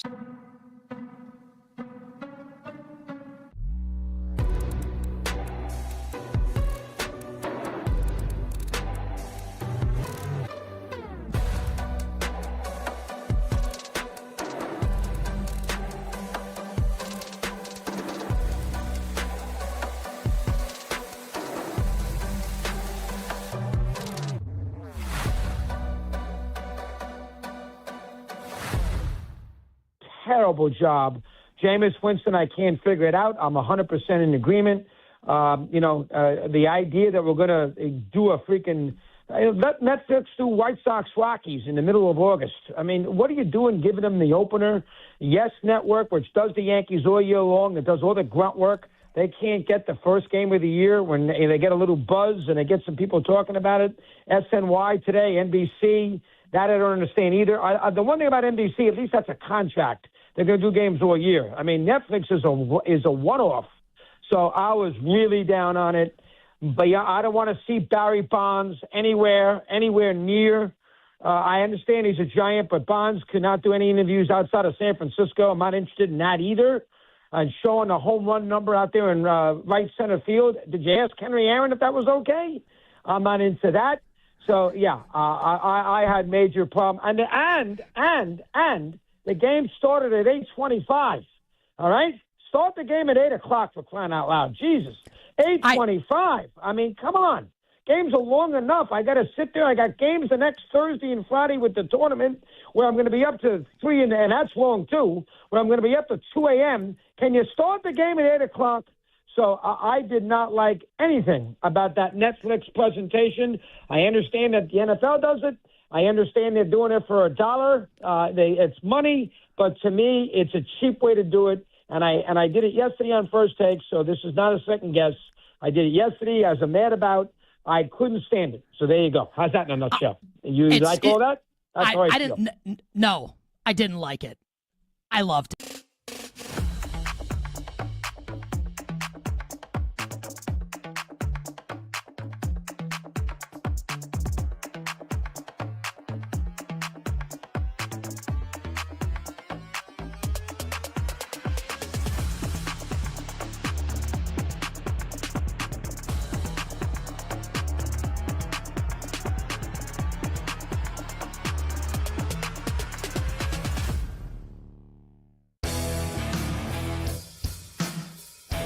The day shuts down. The games light up. This is BetMGM Tonight with Brad Evans and Pat Boyle on Westwood One Sports. Hey-o! Welcome on back to BetMGM Tonight here on Westwood One Sports. He is Brad Evans, and I am Pat Boyle, and we are brought to you by BetMGM. Make it legendary. Download the app today. Please gamble responsibly. You can watch the show live on YouTube. Just search BetMGM Tonight and hit that subscribe button. And you can watch the show live on Twitter, where we've had almost 2,000 folks already pour in just the first 2 hours of the show. You can watch on Twitter at BetMGM Tonight. We appreciate you joining us, locking in with us to ride along with the fun here of March Madness, the Sweet 16. 2 games underway, 1 game already at half. We'll get you a score update in a bit, and a busy, electric day of opening day for most of the big league ball clubs in Major League Baseball. You can also listen to the program, by the way, on the Westwood One Sports app, the Odyssey app, Sirius XM Channel 375, and hundreds of local affiliates throughout North America. We appreciate you watching, and we appreciate you listening, but we want you to be involved in the show as well. Pick up the phone, give us a phone call, 310-840-4910. That's 310-840-4910. And you can also text if you're a little shy about calling in. You can text the show. Same number, 310-840-4910. Just tell us what your name is and where you're from, and then give us your take. Weigh in on the show. Give us your predictions, any of the games tonight, the rest of March Madness, who's your Final Four, who's your national champ, and on Major League Baseball opening day for most of the league. If your favorite team played today, you're pumped that they won. You're upset that they lost. If you're a Cubs fan like Brad and Combs and Monty, if you're a Yankees fan, the big win last night, anything baseball related, any of your thoughts, takeaways on opening day, 310-840-4910. Okay, Brad, let's get an update here. We already hit halftime between Texas and Purdue. Crazy. High-scoring affair, close game, good one in the first half in San Jose. Break it down for us. What have you seen? Purdue up by 4, 39-35, and a briskly played first half, as you mentioned. A lot of offense, to say the least. Both teams shooting the ball at an extraordinarily high clip, as University of Texas, 48% for the floor, 6-16 from way downtown, only 1 of 3 at the charity stripe, hanging on the glass because of Matas Vokititis, who has got 5 points, so he only has... honestly, he's only got 1 rebound. I thought he'd have more than that. Swain's got 4 boards. Mark's got 3. Purdue has really asserted themselves in the post, despite Vokititis' presence and some of the other bigs there of UT, as Purdue, led by Trey Kaufman-Rennie. He's got 12 points and 5 rebounds in the first half of play. Fletcher Lawyer, I told you, he was going to be a big X factor, and he is showing up huge tonight. 13 points in this game, 3 of 5 from distance, as again, Purdue leads UT, University of Texas, 39-35. And right now the live total at BetMGM has it in the high 140s. I think this game is going to be comfortably in the 70s in the end. By the way, buddy, how you feeling about your bet with the Longhorns? You got them at plus 8.5, I believe, is what the closing number was. So, Purdue is almost halfway there to the cover. Are you feeling good, or are you a little nervous? Yeah, I feel good, and I also don't feel good. Texas has shot the ball really, really well. At one point, they hit 7 straight shots, so they're getting their looks offensively. They're shooting just under 50%. They've hit 6 threes already.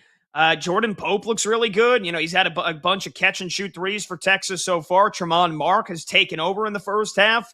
I'd like to see Voki Titus be more of a presence. You would think, he's done a nice job boxing out Oscar Clough, Purdue's big man. They've kind of neutralized each other. Both of them only have one rebound. It's because they're battling with each other on every board to make sure that neither of them get it. And so it's the forwards that are jumping, for the orange rock here. The thing that has made me frustrated about Texas is Purdue's only hit 3 threes in the first half, and they've only hit 2 free throws. And yet they have 39 points. They're dominating on the interior. That is a part where I thought Texas would actually have a lot of success, is defending inside the arc, and yet Trey Kaufman-Renn is burying them, burning them with mid-range jumpers. CJ Cox getting to the rim at will, and, the same thing with Braden Smith. He hasn't hit a 3, but he's penetrating, and he's getting dribble drive penetration a lot more successfully than I thought Texas would allow. So it's the fact that, again, Purdue's only got 11 points off of threes and free throws. They've got 28 points inside the arc. Texas has to do a better job of shutting down the lanes and making their athleticism and their length known, because I thought that was an area they'd have a lot of success. They defended the perimeter well. Purdue hasn't really shot the ball well from deep, but they're getting looks from inside. So that definitely worries me. But they're within 4, which, and again, for a large stretch of this game, it was a one-possession game. We're on the border of that. So I feel good going into the second half, but again, I want to see Texas's defense, which has been a big strength of theirs in the tournament, really step up the pressure here. Maybe throw in some half-court traps, some full-court presses, just to make life a little bit more uncomfortable for Purdue. Yeah, we're going to see what happens. I mean, just slowing down that Boilermakers offense is a tall task, to say the least. And, again, I don't believe Texas has the horses to do it. So we're going to find out what happens here the first 10 minutes of the second half. But I still think PU will eventually cover the 8.5 and pull away and win this thing, as I mentioned before the game, by 10-plus points. Let's give you an update and what is a unexpected shootout between Nebraska and Iowa. Again, at BetMGM, the total in this game closed at 132.5, Pat. And outlandishly, it's 34-28. Nebraska with 6:45 remaining in the first half. The live total currently at BetMGM is at 150.5. Both these teams, they can't miss. They're burning the nets, to say the least, tickling the twine, as Iowa shooting 64% from the field, 4 of 5 from distance, 6 of 7 at the charity stripe. Meanwhile, the Huskers, 11 of 18, that's 61% overall, 6 of 11 from distance at 55%, and they're a perfect 6-4-6 at the free throw line. This is a stunner. This is a shocker. I'm absolutely floored that both these teams forgot to bring the rocks. There's no fight at all defensively. This has become an up-tempo game, shockingly so, between Iowa and Nebraska, 2 of the slowest teams in the country, 2 teams that love to live and thrive defensively in the half court. And we got ourselves a game that may end in the mid to high 70s. How crazy is that? Yeah, that's what I would just. So, and by the way, some of their stars are in foul trouble. Price Sanford's got 2 fouls to Nebraska. He's their leading scorer. Tavion Banks, who's had a great tournament so far for Iowa, he's got 2 fouls as well. As does Isaiah Howard, although off the bench for Iowa, so not that big of a concern.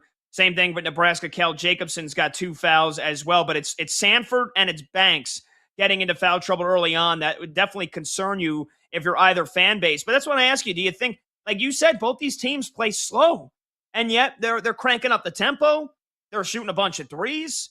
We knew they were going to shoot a bunch of. They're hitting their threes, and there are a lot of open threes. So it's their defenses that are just not playing that well. Do you think this continues, or do you think second half both teams will readjust and we'll see more of that defensive battle that we probably thought we were going to see? Yeah, I think so. I think it could be a tale of 2 halves. I think the tempo is going to slow down. Again, both these teams, prefer to have like a sumo wrestling match that are out there, like a slog. That's how they preferably would like to play. As I look up, and another ball falls to the cylinder as Nebraska has grabbed a 40, and I would just answer, this is crazy, 40-32 lead with 4:45 remaining. Hell, this game may exceed 80 points apiece at the rate that we're going at right now. The live total is at 153.5 currently at BetMGM, but I would think eventually both these teams have got to cool off. I think the fire extinguisher is going to come out. They're going to get hosed down at halftime. I mean, both squads are shooting well north of 60% in this first half. Iowa at 62%, Nebraska at 64%, and they can't miss from three as Iowa shooting 67%, 4 of 6. Nebraska 6 of 12 at 50%. Again, we knew both these teams shot a lot of threes. Nebraska's the 3-point rate over 50% here in the month of March.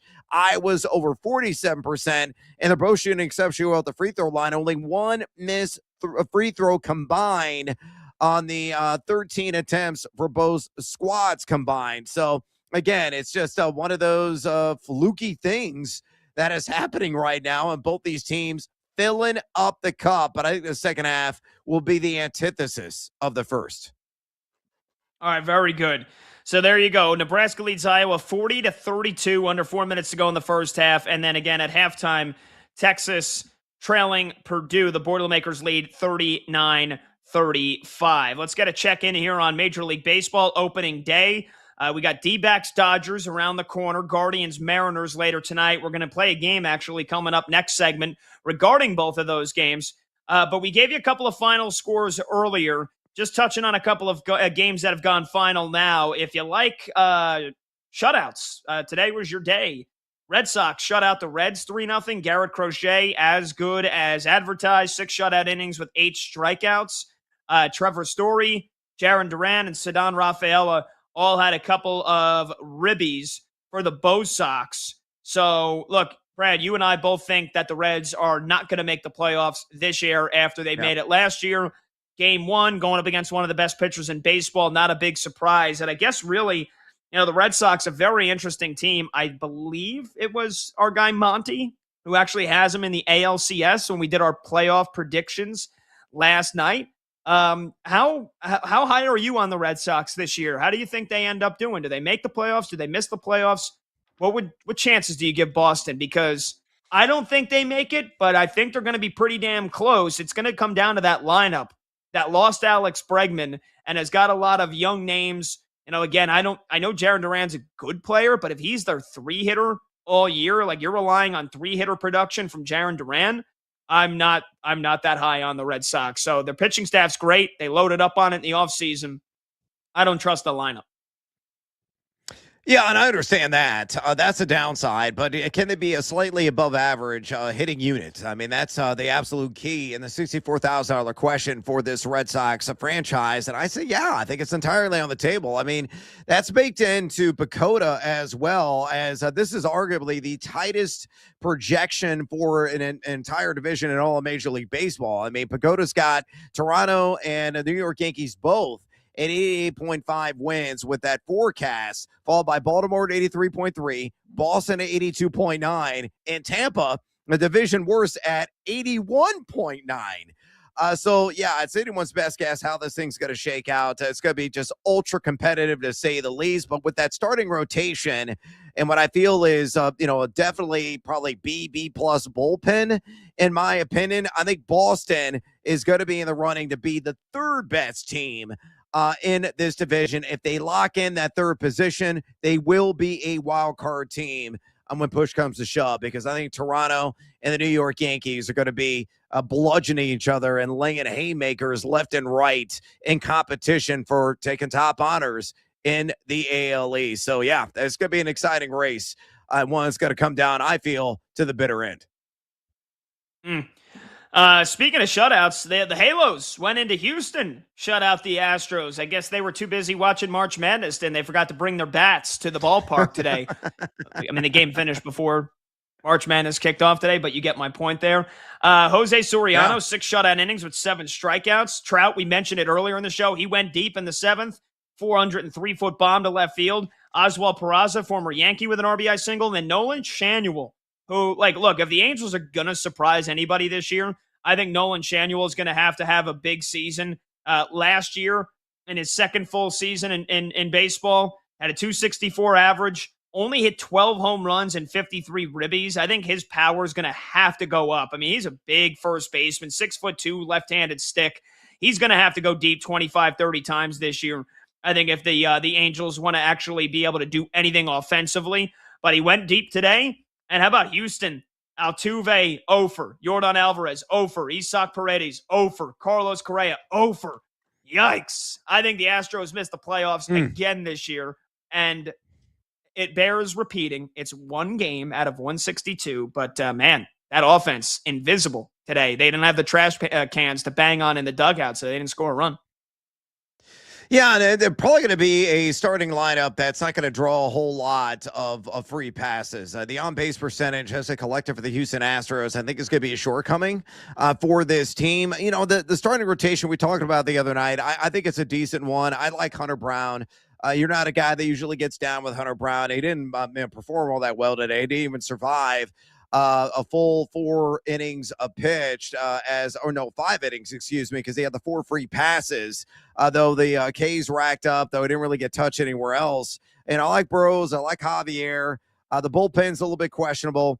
The hitters, they have some Bob. Can they stay healthy? It's everybody's best guess. Pacota's got him at 84.6 projected win, second only to the Seattle Mariners in that AL West division. But you and I are buyers of the Rangers. And that's a team that we both feel are going to really surprise in that division and maybe all of the American League. So, yeah, can Houston fall short of expectations? Entirely viable in my estimation. And then one other result here that this one snuck up on me, because when we had started the show, we were talking about some of the scores going on right now. The Rays led the Cardinals 7-1 going into the bottom of the 6th. Tampa Bay hung 6 runs in the top of the 6th. How about the Cardinals? And these are 2 teams that I think are going to be really bad this year, so they probably ain't going to have too much, bearing in September or October. How about the Cardinals? They answered with 8 runs in the bottom of the 6th.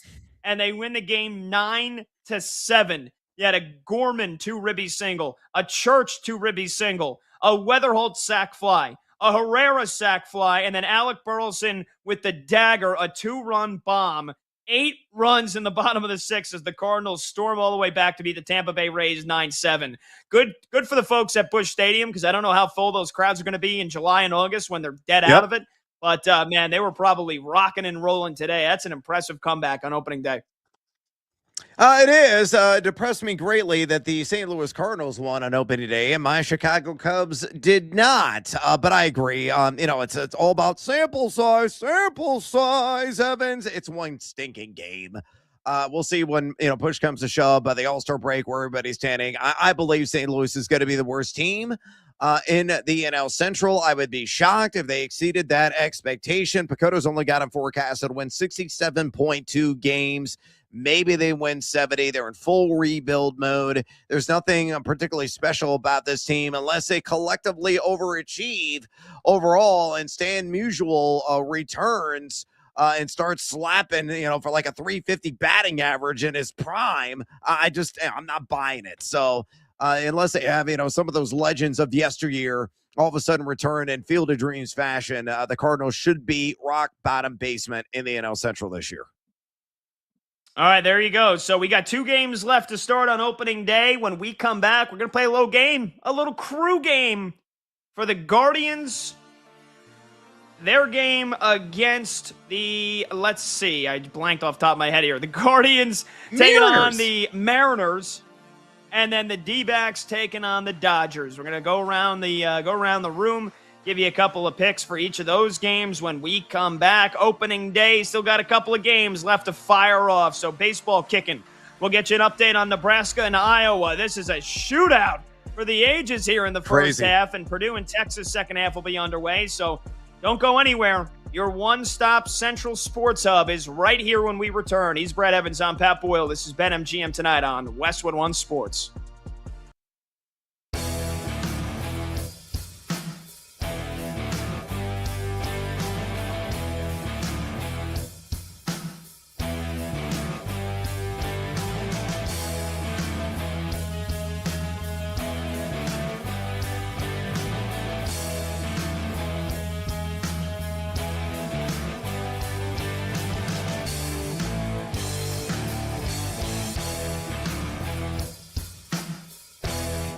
He's the best competitor I've ever had as a 6-foot guard that just never never backed down to anybody. If he was hurt, he played. He's unbelievably competitive, which is what most coaches are. There's not any coaches coaching that are any good that aren't competitive, but he's ultra competitive. He understands the game from a point guard's perspective. He learned the game and understands the game, and he did a great job coaching this year. He won. It's not unusual to win a small those conferences. It's unusual when you don't have the best players. I mean, he had two guys out for the year and another guy out right before the tournament, so he can adjust and make decisions. The biggest thing that we haven't done here, and this is, I'll take some of the responsibility, we haven't done the NIL that we need to do. That's the game today, and we didn't get that done for Adrian, and we need to get that done for Jerry. You can't win. If you look at the top four teams in the ACC, they're the four teams that spent the most money. Teams who were bad last year, whether it's NC State or Virginia, invested money in their programs. NIL, obviously have good coaches, and they're winning. And that's the deal today. You can coach all you want, do whatever you think you can do, and be a good coach, but you have to have NIL to get some players. Lou Carnesecca once a long time ago said, what's the key? You tell young coaches, get some players. Lou would get some players and you'll be all right.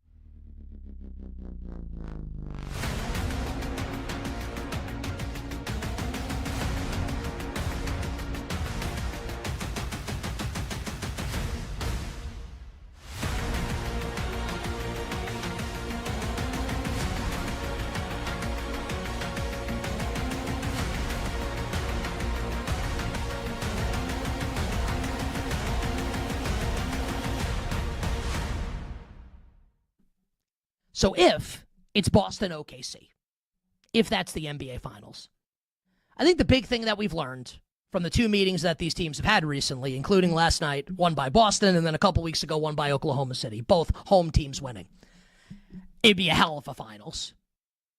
Like, entertainment-wise, I'm a Knicks fan, right? I'm a lifelong Knicks fan. I have to acknowledge, right? Because this is a national sports show. It's not a New York show. Boston, Oklahoma City is a more, at least on paper, more entertaining NBA Finals than Knicks Thunder would be. And Boston, I think, even if I think the Knicks could beat the Celtics, I think the Celtics could give Oklahoma City a tougher series. And maybe it would go 7. It would be great. But last night's result will not shake me off of my belief that the Thunder are still the best team in the league. Jalen Williams, J-Dub, did not play great last night for OKC. It's also his second game back from another hamstring injury. For Oklahoma City, it ain't about last night. It's about the health of this team, going into the postseason healthy, because when they're healthy, they are as deep as it gets, and they're the best team in the league. So if it's Celtics Thunder, will I be excited? I mean, I'll be crushed as a Knicks fan, but yes, as a sports fan, I will love it. It'll be great, but I don't think the Celtics will win the NBA Finals. I'll still take the Oklahoma City Thunder.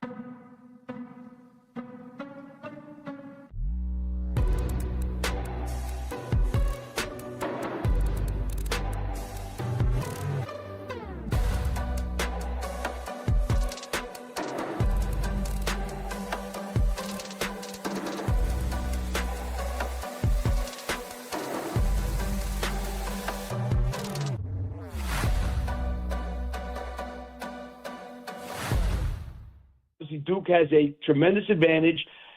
The one thing I saw about Duke that was impressive during the year was what they did to Michigan at the end of the year, and that they were able, more than anything else, to destroy them in the paint, not allow Michigan to score, and they themselves score in the paint. And I think that's going to be where St. John's is going to get hurt. It's going to be hard for Ejiofor, I think, to get a lot done in this game. Now, is Gumba back? He played 13 minutes last week. I'm going to think with more weeks rest, he's hopefully going to be able to play. I think St. John's has a lot of trouble scoring inside against Duke, and I don't think they have an answer for Boozer or Isaiah Evans.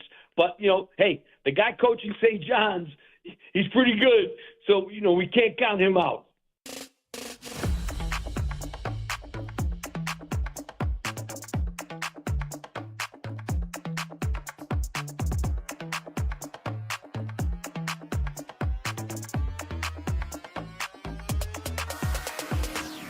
Live lines, late games, and breaking angles. BetMGM tonight with Brad Evans and Pat Boyle. Back now.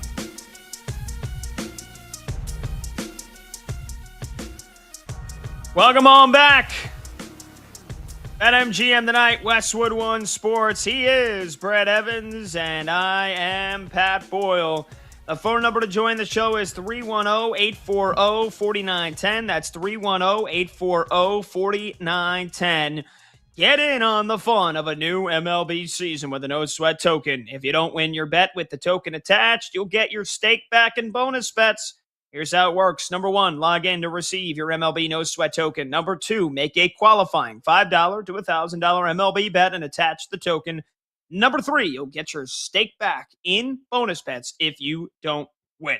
Okay, Brad, before we get to this MLB crew game that you and the other guys have come up with here, because we've got 2 games left to kick off tonight here on opening day on Major League Baseball, let's get an update from Texas and Purdue and Iowa, Nebraska. Both games are tight. Both games are either at the half or have just come out of the half here. So let's start with the game that's at the halftime break here. One of the greatest shooting performances probably in the history of both of these programs. Nebraska and Iowa setting the world ablaze. A combined 89 points. They couldn't miss. Yeah, it's just outlandish what we just witnessed here. It might have been, obviously I didn't have the time to look it up, but I may have to go back and check the game logs from earlier this season. This might be the best first half performance offensively for both teams all year. Just really out of their minds, a godlike performance, incredible touch on a lot of the jumpers, hardly any rebounds. I mean, Nebraska's got 13 in total, and Iowa's only got 8 because the Iowa Hawkeyes were 15 to 25 in that first half. That's 60%. They were 7-11 from distance. That's 64%. They were 6-7 at the charity stripe. Meanwhile, the Huskers, 58% overall, 15 to 26, 7 of 14 from distance. Easy math there at 50% and a perfecto 9 of 9 on their free throws. Again, just a scintillating offensive showing by Iowa and Nebraska that was completely out of left field. Nobody saw this coming. We all expected this to be kind of a grinded out, defensive-minded affair. And they said, blasphemy. We're going to go out there and we're going to channel the greats of this program. We're simply not going to miss. They practically didn't miss a shot at all. 46-43. Yes, that's not a final score. That is a halftime score. Nebraska over Iowa. Iowa getting a monster 3 at the buzzer to slice that deficit in half. It's going to be a dandy in the second half. And I would suspect, Pat, that defense will finally arrive in the second half. And then both these teams cool off, but stranger things have occurred. That is true. And stranger things are occurring right now in San Jose. The other game, first 2 minutes of the second half, and the Longhorns on a 7-2 run to start the second half. They were down 4 at the break.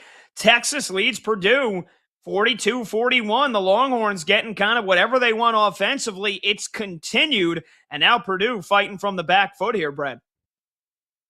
Yeah, Tremont Mark has been a difference maker in this game. He's a guy that's certainly burned the nets throughout. In 21 minutes of play, he's got 17 points, folks, for the Texas Longhorns. 7-9 from the floor, 3 of 5 from distance. Also chipping in 3 rebounds. Dylan Swain has performed well with 6 points and 5 boards. You thought that Voki Titus would be a major contributor in this game. He's only got 5 points and 1 rebound in 16 minutes of play as I look up, and Texas, it looks like they're going to be going the charity stripe, clinging to a 1-point lead, 42-41, just under 18 minutes ago in this first half. Meanwhile, they look at Boiler Up.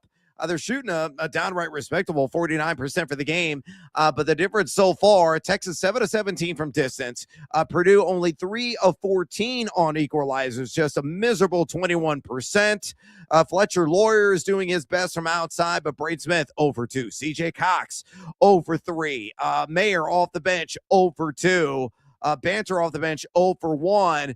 Purdue has got to have some of these role players step up and some of the other starters as well, drilling some of these threes if they're going to win this game, as Texas takes a now 2-point lead, 43-41, 17:30 to go in the first half. Another game that should come down to the end. You were on Texas to take this sucker straight up. I'm on Purdue, not only to win, but to cover the 8.5. I'm looking like a dunce, which is typical for me. Yeah, Oscar Clough just got his first bucket of the game. Neither big man has done much in this game. Both who have, really done a great job rebounding, pulling down a ton of rebounds in their first couple of wins in this tournament.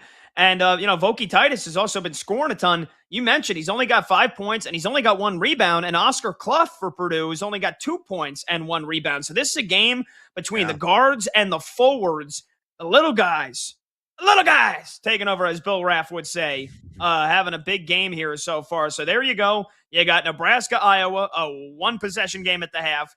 Texas and Purdue, a tie game right now in the first couple minutes of the second half. So, oh, baby, this thing is getting good. Okay, Brad, you wanted to play a crew game, go around the room for these 2 games here in the evening slate for Major League Baseball opening day. So explain to us what we're doing here, because we got Guardians, Mariners coming up. You got Diamondbacks, Dodgers, a couple of big games here on opening day. What's the premise? Yeah, the premise is a game that we're going to play. I'm all about gamification of the games itself right here on BetMGM tonight. So we're going to round the bases on Major League Baseball and some of the games that have yet to been played on the left coast. And we have a pair of them. You have to go down tonight: Arizona, LA Dodgers, and Cleveland and Seattle. So we have a couple of categories here: a favorite winner, your favorite money line play of the night, over under, whether over or under your favorite play on either side of the ledger there. Go yard, your favorite pick to click to eclipse a fence, all for the HRR, hits plus runs plus RBI, who has the highest, and we'll associate with a line available at BetMGM as well, and a starting pitcher play. Pick your poison, whatever you want. Maybe a pitcher to win. Maybe you want to take the over on outs. Maybe you want to take the under on Ks. I don't give a crap. Walks are a bet I like to wager on. We're going to play this routinely throughout the entire Major League Baseball season, and we want you, our listening audience, to play along with us. So hopefully, once you get into the mix of things, you understand we're going to be looking forward to 9-in, 9-out basis. In the meantime, the entire crew is going to quickly give their selections in each category. So that is the premise of the MLB crew game, also known as Round the Bases. Oh, baby. All right, I like it. All right, so let's start with just picking a winner. From either of these 2 games, who do you think wins between the Diamondbacks, Dodgers, or the Guardians and the Seahawks? And these odds are courtesy of our friends at BetMGM. So, Brad, your favorite winner, favorite money line play in either of these 2 evening games would be what? I loved how you said Seattle or the Seahawks. I was thinking NFL, it's still kind of creeping in the mind. The Seattle Mariners there. Well played, me amigo. I'm going to go with the LA Dodgers. Obviously, they're going to start off strong tonight, taking on Arizona. I know Zach Gallen has got some filthy, nasty stuff, but man, he started on the road last season, a 5+ ERA away from the Sonoran Desert. So give me LAD to win. Yeah, I'm going to go head-to-head with you here right away. If it's baseball, no crying in baseball. It's baseball. It's opening day. You did mention Zach Gallen. He struggled on the road last year, but he is a stud. He's a bona fide ace. Our guy, Bob Nightingale, our Odyssey MLB insider, who we had on the show earlier today, he thinks Zach Gallen could be a surprise, a potential Cy Young candidate. So, hey, Bob, yeah, you're speaking my language, brother. How about the Dodgers? Who would love more to see the Dodgers fall on opening day, even if it's one of, 40 losses that they even take all year long? How about tonight? D-backs plus 220. Why not? It's opening day. Combs? Love it. Yeah, look, Logan Gilbert's under center for the Seahawks tonight, so I really like Seattle in this game. Wait, did I really say Seahawks? You did. Yes. You did. Yeah. I still got football brain. But no, Logan Gilbert pitching against Cleveland, as he's faced them 6 times in his career. He has 4 quality starts against the Guardians. So I'm going to ride him and the Mariners. They're sitting at minus 180. Monty? I'm going with the Dodgers. I'm not a believer in Zach Gallen like you are. He had some good years early on, but the last few, I don't think he's been an ace for a few years now. So I'm going with the Dodgers. My site loves them, batters-box.com. It's the only game of the day where I have an elite pitcher which is the highest rating you can have, against a poor rated pitcher, which is the worst rating you can have. Ooh. Wow. Ooh. Batters dash box hating on my guy, Zach Gallen. Come on. You're telling really me a bad guy last that had a year. 4.83 ERA, they don't love him?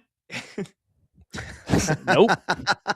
How about all right, well, maybe we get 2022 Zach Gallen, where he had a 2.54 ERA, and he was one of the best pitchers in all of baseball. Hell, I'll even take Zach Gallen of either of the last 2 years before 2025, when he had an ERA in the mid-threes. So, maybe the balls were juice last year.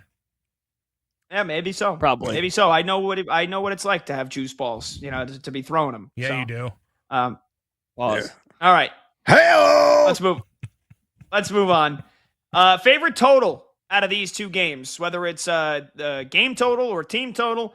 Brad, Guardians, Mariners. I almost said Guardians, Seahawks again. Guardians, Mariners, or Dodgers, D-backs. What do you like in terms of a total?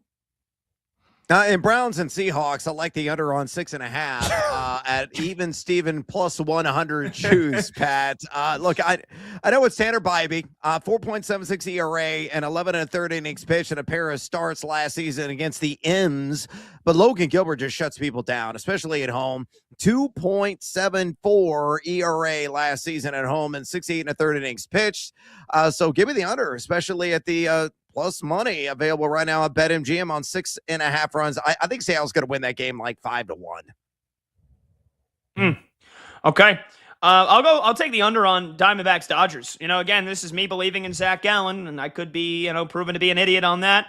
But obviously Yamamoto is a tremendous pitcher. He's a stud, and I think the D-backs lineup isn't very good. So I could see this being 4-3. 5-3 game, hopefully the D-backs win it, because I did say at more than 2-1 on opening day there'd be good value. Maybe the Dodgers, line up they're still a little hungover from that World Series. So I'll go under 9 Dodgers D-backs. Combs? Yeah, I'm gonna go opposite of Brad here. I like the over 6.5 in that Mariners and Guardians game. Tanner Bybee, a fantastic pitcher in his own right, but he gives up runs versus Seattle, and I think that Seattle's going to be able to score with their lineup. I think they're going to be able to put some runs up. I think this one goes over 6.5. Monty, what about you? I'm going to go with a team total here, and I'm going to go back to the Dodgers. So Dodgers team total over 4.5. It's a little juicy, minus 165, but like I said, I'm not a fan of Zach Gallen. The Dodgers lineup is amazing, and Gallen has struggled in spring training, and now he gets the best team in baseball. So good luck, Zach. Okay. All right, let's go yard here. Home run pick for either of these two games. Brad, what do you like? Who's going deep tonight? Freddie Freeman, great history against Zach Gallen. Again, we're picking on Gallen. Plus 425, the home run market available there at BetMGM. 6-24 lifetime with 2 bombs and a respectable but not outstanding 853 OPS against Gallen. Give me Freddie Freeman. All right, I'm just double checking. He's in the starting lineup, and he is. How about Rhys Hoskins? Rhys Hoskins from the Cleveland Guardians, your newest Guardian. Down year for Hoskins last year. He only played 90 games, was suffering from a couple of different injuries when he was at Milwaukee. He only hit 12 home runs. But this is a guy that, the last 3 years before that, 26 home runs or more. And you throw out the COVID season, he's at 26 home runs or more in 5 straight seasons. So right off the bat, a guy that I feel like is going to have a little extra juice playing here tonight. I believe, yes, he does. He has a career home run off Logan Gilbert as well. So Rhys Hoskins at 7-1 to go deep for Cleveland tonight. Combs? Yeah, I'm going to go with Josh Naylor. Plus 550. Josh Naylor, one of the very few Mariners that has not faced Tanner Bybee yet. Former teammates, a little bit of a rivalry there. I think you'll get some fun there, and I think Josh Naylor will go yard for the Mariners. Monty? I'm going to go back to the Dodgers. Zach Gallen gave up 31 homers last year, so I'm going to go with Max Muncy to get one against him tonight. I have 2 elite-rated hitters for the Dodgers. One is Ohtani. The second one is Max Muncy. You definitely want lefties against Gallen. He gives up more homers and more fly balls to lefties and more hard contact. So give me Muncy at plus 350. So not the best price. Okay. Hey, as long as it hits. Right, I'll never forget me, Combs, and our buddy Sean Marash when we did our Sunday show under the name of the old network in the summer, and it was we would do a snake draft, and everybody was Ohtani and Judge, the first two names off the board, like every time. And it doesn't matter if you got a sexy 1+1,000 home run hitter, as long as you get somebody that puts the ball over the fence. So it don't matter as long as you're right. All right, finally, all for HRR, the pick for the highest hits, runs, and RBI in either of these two games tonight. Brad, who do you like? I'm a sucker for Kyle Tucker. Great history against Zach Gallen. I think he's going to make a splash in his Dodgers debut. 6-18 against Gallen, 3 extra base hits, 5 RBI. Well, that's a 333 batting average and a 924 OPS. Kyle Tucker. Yeah, I'm going to go with Joe Ram here. Jose Ramirez against Logan Gilbert. Jose Ramirez is still one of the best hitters in all of baseball, in my opinion. He's got a 333 average lifetime in 15 at-bats off of Logan Gilbert and a career 908 OPS. So nobody knows how to bring it right from game one like Jose Ramirez. Over 1.5 hits, runs, and RBIs is plus money, plus 130. So I'll go Joe Ram. Combs? Yeah, a lot of Dodgers have good luck against Zach Gallen. Maybe Zach Gallen's just not that good. Mookie Betts, 8 of 26 in his career in 30 plate appearances, 3 RBIs, a home run, 2 doubles against Zach Gallen. So give me Mookie Betts at over 2.5, HRR at plus 150. Monty? I'm going with Shohei Ohtani, again against Zach Gallen, if you've noticed the theme. He's the highest rated hitter on my site, batters-box.com. 0.6 rating, which is beyond elite. It's like incredibly elite. And he sort of has these trends on the site. When he's 0.6, he always, not always, but he's usually very good. So 82% of the time gets a hit, 30% of the time hits a homer when he's got a rating this high. So I really like Ohtani tonight. And he's an auto bet for me anytime he's above 0.6, which he is tonight. Oof. Okay, all right, let's zip around the horn here. Starting pitcher play. Any play you like on any starting pitcher? Brad, who do you like? Konnichiwa. I'm going to go with the Japanese import, Yosh Yamamoto, to record the win. Hopefully he'll go 5 innings tonight, have some fair run support behind him with everybody teeing off on Zach Gallen. Plus 130 for him to record the dub. Yeah, you guys are talking a lot of smack on Zach Gallen. Zach's going to bring the smack back to you here. He's going to shove it where the sun don't shine on all of you. How about Gallen over 4.5 Ks, plus 100? Gallen with a big night tonight. Be drinking a gallon of beer.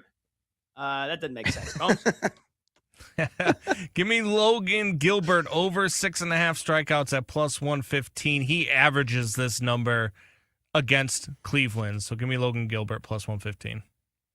Monty, finish us off.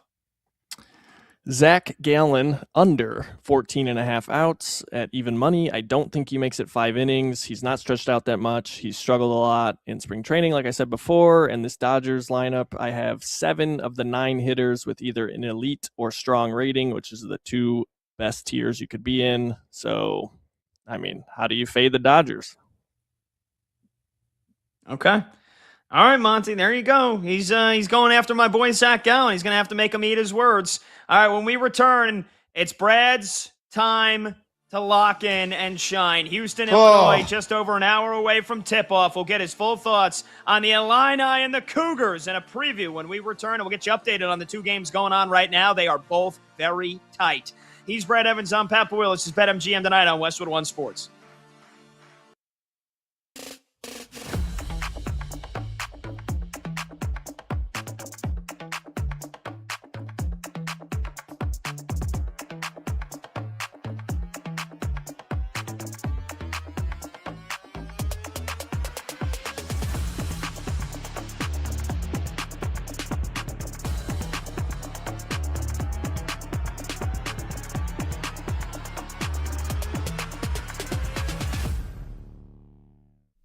Do you all know the team that is currently the team with the worst record in the NBA? The team that, if the season ended right now, and it doesn't, but if it did, would have the most ping pong balls in the lottery. It's the Indiana Pacers, who lost last night to the Lakers. You know, the team that took the Thunder to 7 in the NBA Finals last year. it is very much within the realm of possibility that we will be talking about an NBA season next year and a Pacers team that has a returning Tyrese Halliburton flanked by A.J. DeBonsa, Darren Peterson, Cam Boozer, Caleb Wilson, or one of these other draft studs. Many people will bring up the 97 San Antonio Spurs as a corollary. David Robinson gets hurt. They tank. They win the lottery and get Tim Duncan. They are champions in 1999.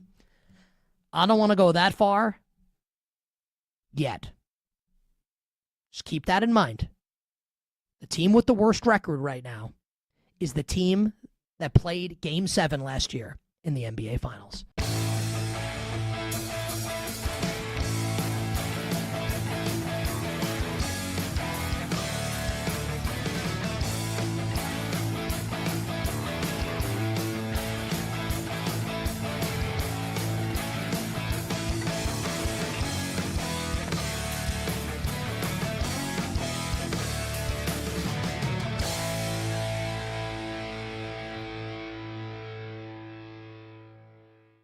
What I'm about to say right now is going to sound unfair. And you know what? It is unfair. But guess what? Life's not fair. Life ain't fair.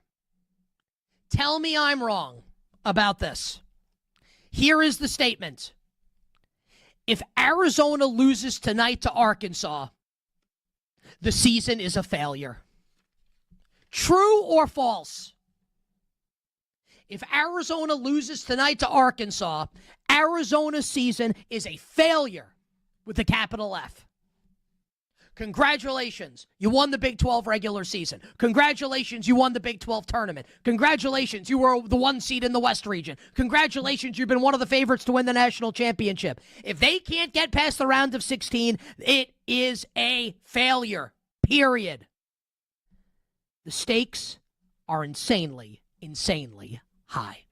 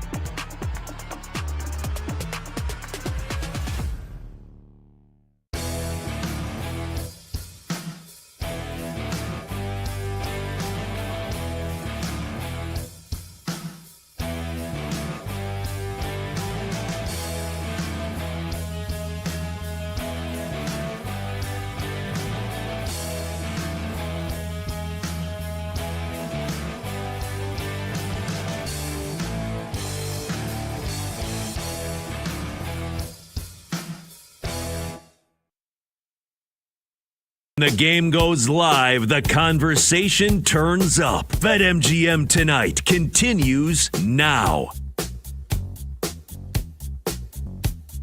All right, welcome on back to BetMGM Tonight here on Westwood One Sports. He's Brad Evans. I'm Pat Boyle. Phone number to join the show is 310-840-4910. That's 310-840-4910. If they score the most points, you'll score bonus bets. For each round of March matchups, you have the opportunity to predict which team will score the most points. If you're correct, you'll win a share of bonus bets. How to get this offer from our friends at BetMGM in 3 easy steps. Number 1, enter the March matchups $500,000 pick'em free-to-play game. Number 2, pick which team you think will score the most points in any round of the tournament. Number 3, if the team you selected scores the most points that round, you'll win a share of bonus bets. All right, Brad, let's dive elbows deep in Houston and Illinois, and then we'll get an update on both the two games going on right now. But this is a big, big night for you, my friend. We're just over an hour and 20 minutes away from tip-off. You're a Illini. You're a season ticket holder. You live 10 minutes away from State Farm Arena. You got to be on pins and needles right now waiting for this game, brother. So we've got your confidence level. I think you said you were at a 6.26 on a 1 to 10. Yep. But break it down for us here, brother. What are the keys? Let's start with the opposing team, or your opposing team, the Houston Cougars here, defending national runners-up, Kelvin Sampson and the Cougars, the number 2 seed. What are the keys to winning for Houston? Kelvin Sampson and the boys have been in this position many, many times the last couple of years. What's the key to slowing down one of the best offenses and one of the biggest teams in the tournament in the Illinois Fighting Illini? Yeah, Houston's got to resemble the team that we've seen offensively in this NCAA tournament, one that's actually making shots. They in the regular season had some epic scoring droughts, particularly after halftime. Not the strongest in terms of the advanced analytics teams on the offensive end throughout the entire year. They were a team right around like 250 in effective field goal percentage offense during the regular season, but they're barely outside the top 100 in that category here in the month of March. So they got to continue to be silky smooth on the offensive end to really hang with Illinois. They got to attack downhill with the guards. I mean, Kingston Flemings is one of the best in business. Guys going to make a lot of buckaroos at the next level. Illinois is the longest team in college basketball. They have size. Their on-ball defense at the guard position is usually pretty good with Keaton Wagler and especially with Kyla Boswell. But if you can beat Boswell or Wagler, with your dribble drive, you can also beat them to the cup and shoot over the trees with relative ease. Kingston Fleming's got to show up and show out. Emmanuel Sharp is going to have his moments as well, beating Illinois off the bounce and then boxing out. That is the strength of Houston, is their epic rebounding. They're a team that's relentless. That's why I call them the zombie horde. They keep coming after you. But on defensive rebounding end, they've been somewhat suspect. And again, Illinois is the biggest, longest team in the NCAA tournament field and in all college basketball this year. They can kill you on the glass. So Houston, if they're going to play their game, they have got to dominate the interior and boxing out to limit second chances for the ILL. So those are 3 biggest keys for the Houston Cougars to advance. All right, what about your Illini here? What are the 3 keys for Brad Underwood's boys to win this game so that you get a chance to watch them with a trip to the Final Four on the line on Saturday night? What's the keys for Illinois? Yeah, number 1, win the battle of the boards. Offensive end, defensive end. If they get any kind of advantage like +4, +5, +6 or greater, Illinois is going to win this game. So that's number 1. Number 2, swing and hit threes. Illinois is a very unselfish team, a very precise passing team. They're going to have a lot of open threes. Some will be contested and challenged, but Illinois has got to knock those down, which they have not done a great job of here in the month of March. They're only shooting 31.8% from downtown. Those triples have got to fall. And number 3, player game. A few turnovers. Illinois doesn't cough up the rock a whole lot. They put shackles on the orange, and they also don't draw a lot of whistles. And Houston goes to free throw line and usually makes you pay in that regard. So win the battle of the boards, swing and hit those threes, and play the usual game, not turning over the ball and not having those mounting fouls. And my ILL march on to the Elite Eight. All right, it's time to make our picks for this game here. I'll start, Brad, and I'll let you get the final word. Look, I had Houston in the national championship game again before the tournament started. I think their experience in games like this is going to end up being the difference. I'm sorry, I got the Cougars in H-Town no matter what the crowd looks like. Houston, I think, is going to win this game. Sorry. No, it's okay, man. It's understandable. It's a coin flip matchup. Illinois has got to close out. That's another big key. Again, they've lost so many of these tight games, whether in overtime or in regulation. But they match up extraordinarily well with Houston. And even Kelvin Sampson himself said they could create problems for us because of their sheer size. I'll take Illinois straight up on the money line at plus 135 at BetMGM. Famous last words. Pray for my liver. There you go. There is Brad Evans. He's off. He's going to sign off. Oh, baby. I can't wait for that group chat here in the last 2 hours here of the run-up to this game and the 2 hours after that. Late one tonight, Brad. Good luck to your ILL. We'll talk to you tomorrow to break it all down, win or lose. All right, coming up next, I'll give you some preseason Major League Baseball award picks on BetMGM tonight.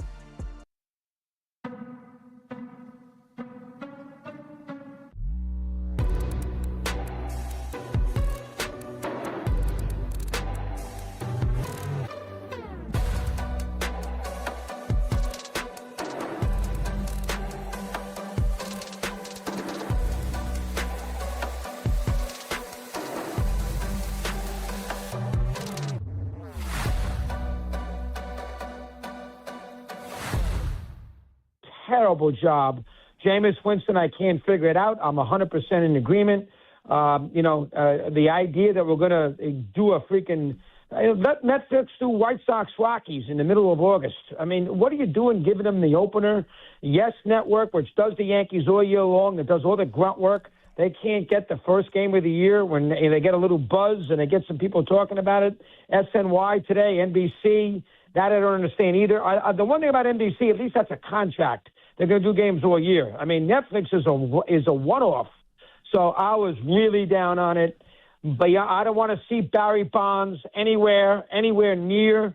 I understand he's a giant, but Bonds could not do any interviews outside of San Francisco. I'm not interested in that either. And showing a home run number out there in right center field. Did you ask Henry Aaron if that was okay? I'm not into that. So yeah, I had major problem. And the game started at 8:25. All right, start the game at 8:00 for crying out loud. Jesus, 8:25. I mean, come on. Games are long enough. I got to sit there. I got games the next Thursday and Friday with the tournament where I'm going to be up to 3, and that's long too, where I'm going to be up to 2 a.m. Can you start the game at 8:00? So I did not like anything about that Netflix presentation. I understand that the NFL does it. I understand they're doing it for $1. It's money, but to me, it's a cheap way to do it. And I did it yesterday on First Take, so this is not a second guess. I did it yesterday. I was mad about. I couldn't stand it. So there you go. How's that in a nutshell? You like all that? That's how I feel. No, I didn't like it. I loved it.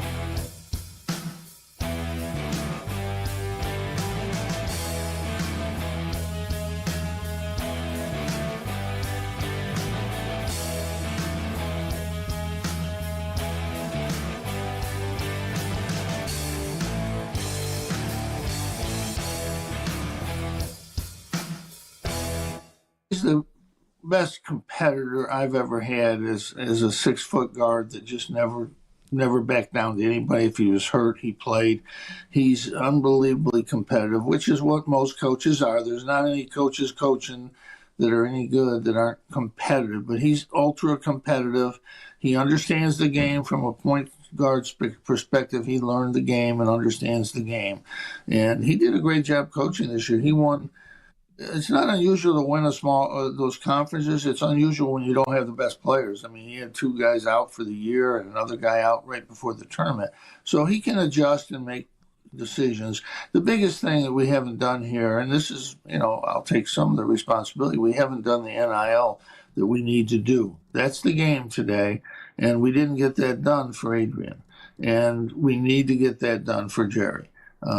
You can't win. If you look at the top 4 teams in the ACC, they're the 4 teams that spent the most money. Teams who were bad last year, whether it's NC State or Virginia, invested money in their programs, NIL, obviously have good coaches, and they're winning. And that's the deal today. You can coach all you want, do whatever you think you can do, and be a good coach, but you have to have NIL to get some players. Lou Carnesecca once a long time ago said, what's the key? You tell young coaches, get some players. Lou would get some players and you'll be all right.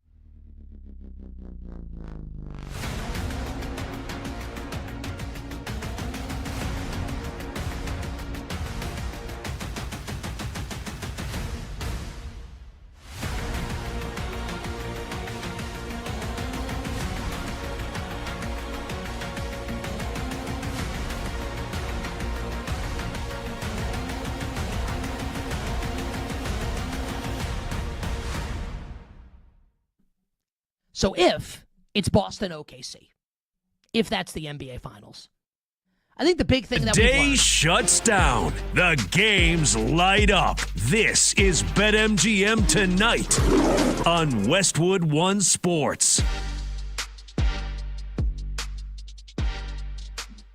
Hey-o!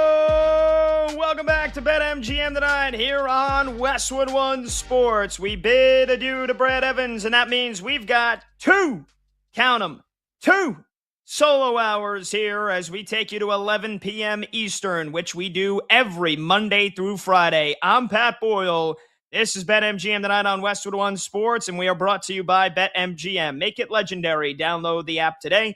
Please gamble responsibly. You can watch the show live on YouTube. Just search BetMGM Tonight and hit that subscribe button.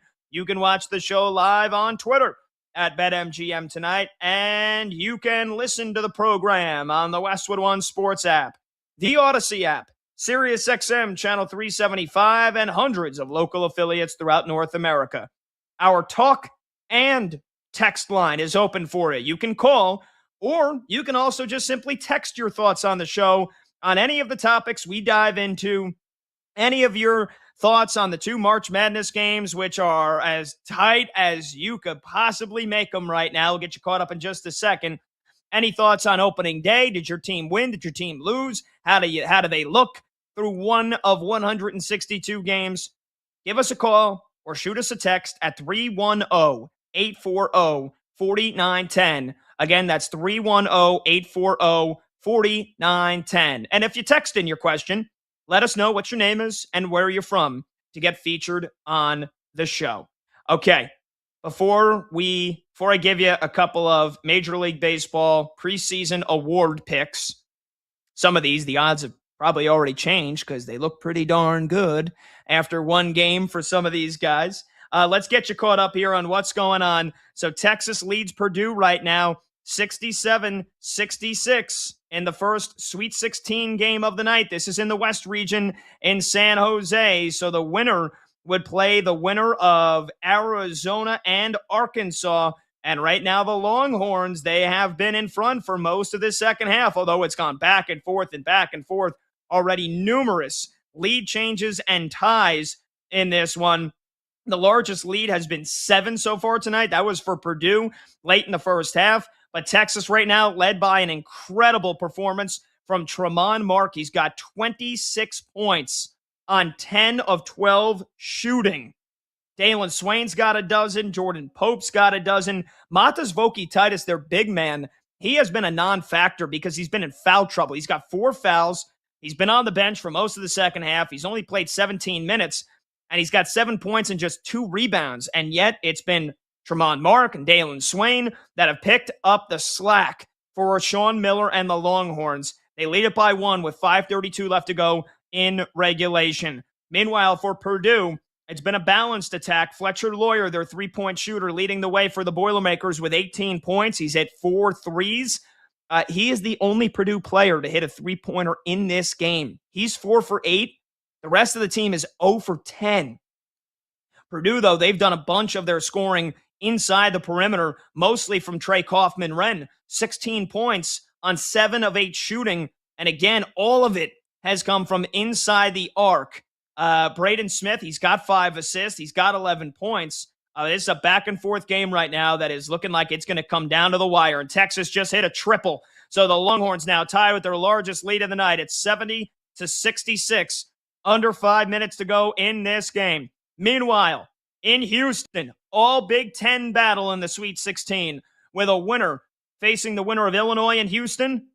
You got Iowa and Nebraska, and this game looks like it's coming down to the wire. The Huskers just hit a 3 from Price Sanford, and Nebraska leads Iowa 62-57. 9 minutes left to go in this one. They shot the lights out in the first half, these two teams. They combined for 89 points. Right now in the second half, only 30 points, and there's only about 8.5 left to go here. For Iowa, their best player, Bennett Sturts, no surprise, leading the way with 17 points and 4 assists. Only one other Hawkeye is in double figures, and that's off the bench, Tate Sage, who's got 3 triples. But Price Sanford, the former Hawkeye, burying his former team in terms of what he's done scoring the basketball. He's got 19 points and 4 triples. Braden Frager's got 13 points off the bench. So Fred Hoiberg's guys, remember, Nebraska came into the tournament never having won a game in the NCAA tournament in their program history. They crushed Troy. They beat Vanderbilt in a heart stopper with that 3 at the buzzer going in and out from Vanderbilt. And now they're trying to take down their foe, the Iowa Hawkeyes, who they split the regular season battle with. It's 62-58, Nebraska with the lead, 8:20 left to go. So there's your scoreboard update on March Madness. And why don't we give you a scoreboard update here for Major League Baseball? We've been taking you through all the games earlier in the show, the ones that have finished up so far. We've only got one game in action right now. It's the 2-time defending champion Los Angeles Dodgers. Surprise, surprise. Being held at bay by Zach Gallen. It's scoreless after 2 innings so far. Ohtani, he's got a single.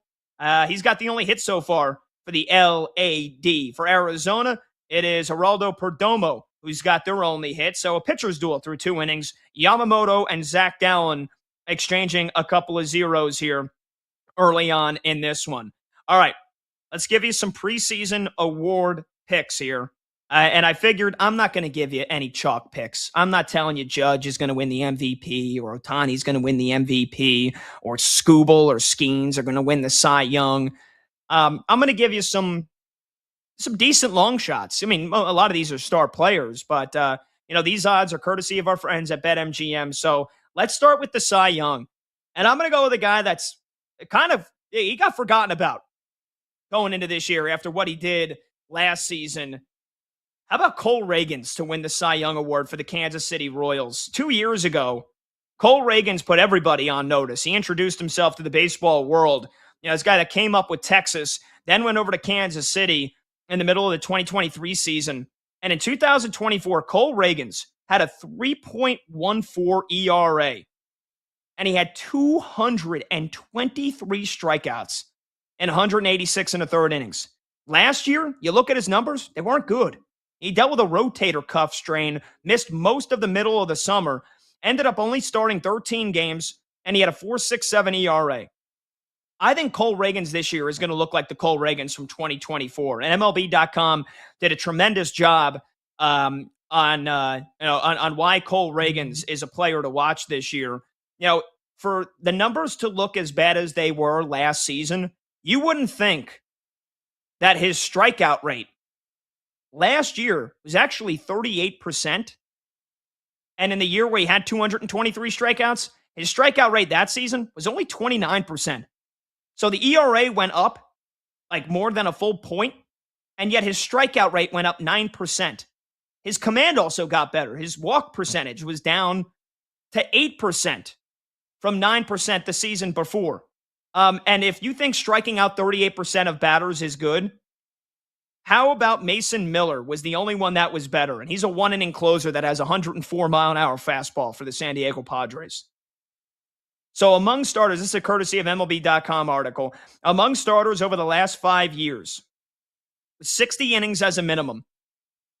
Only Jacob deGrom and Shane Bieber had better seasons in terms of strikeout rate than what Cole Reagans did in a small sample size last year, where he battled injuries and the Royals weren't that great and they fell out of the playoff race. But this is a guy that finished top 5 in the Cy Young voting in 2024.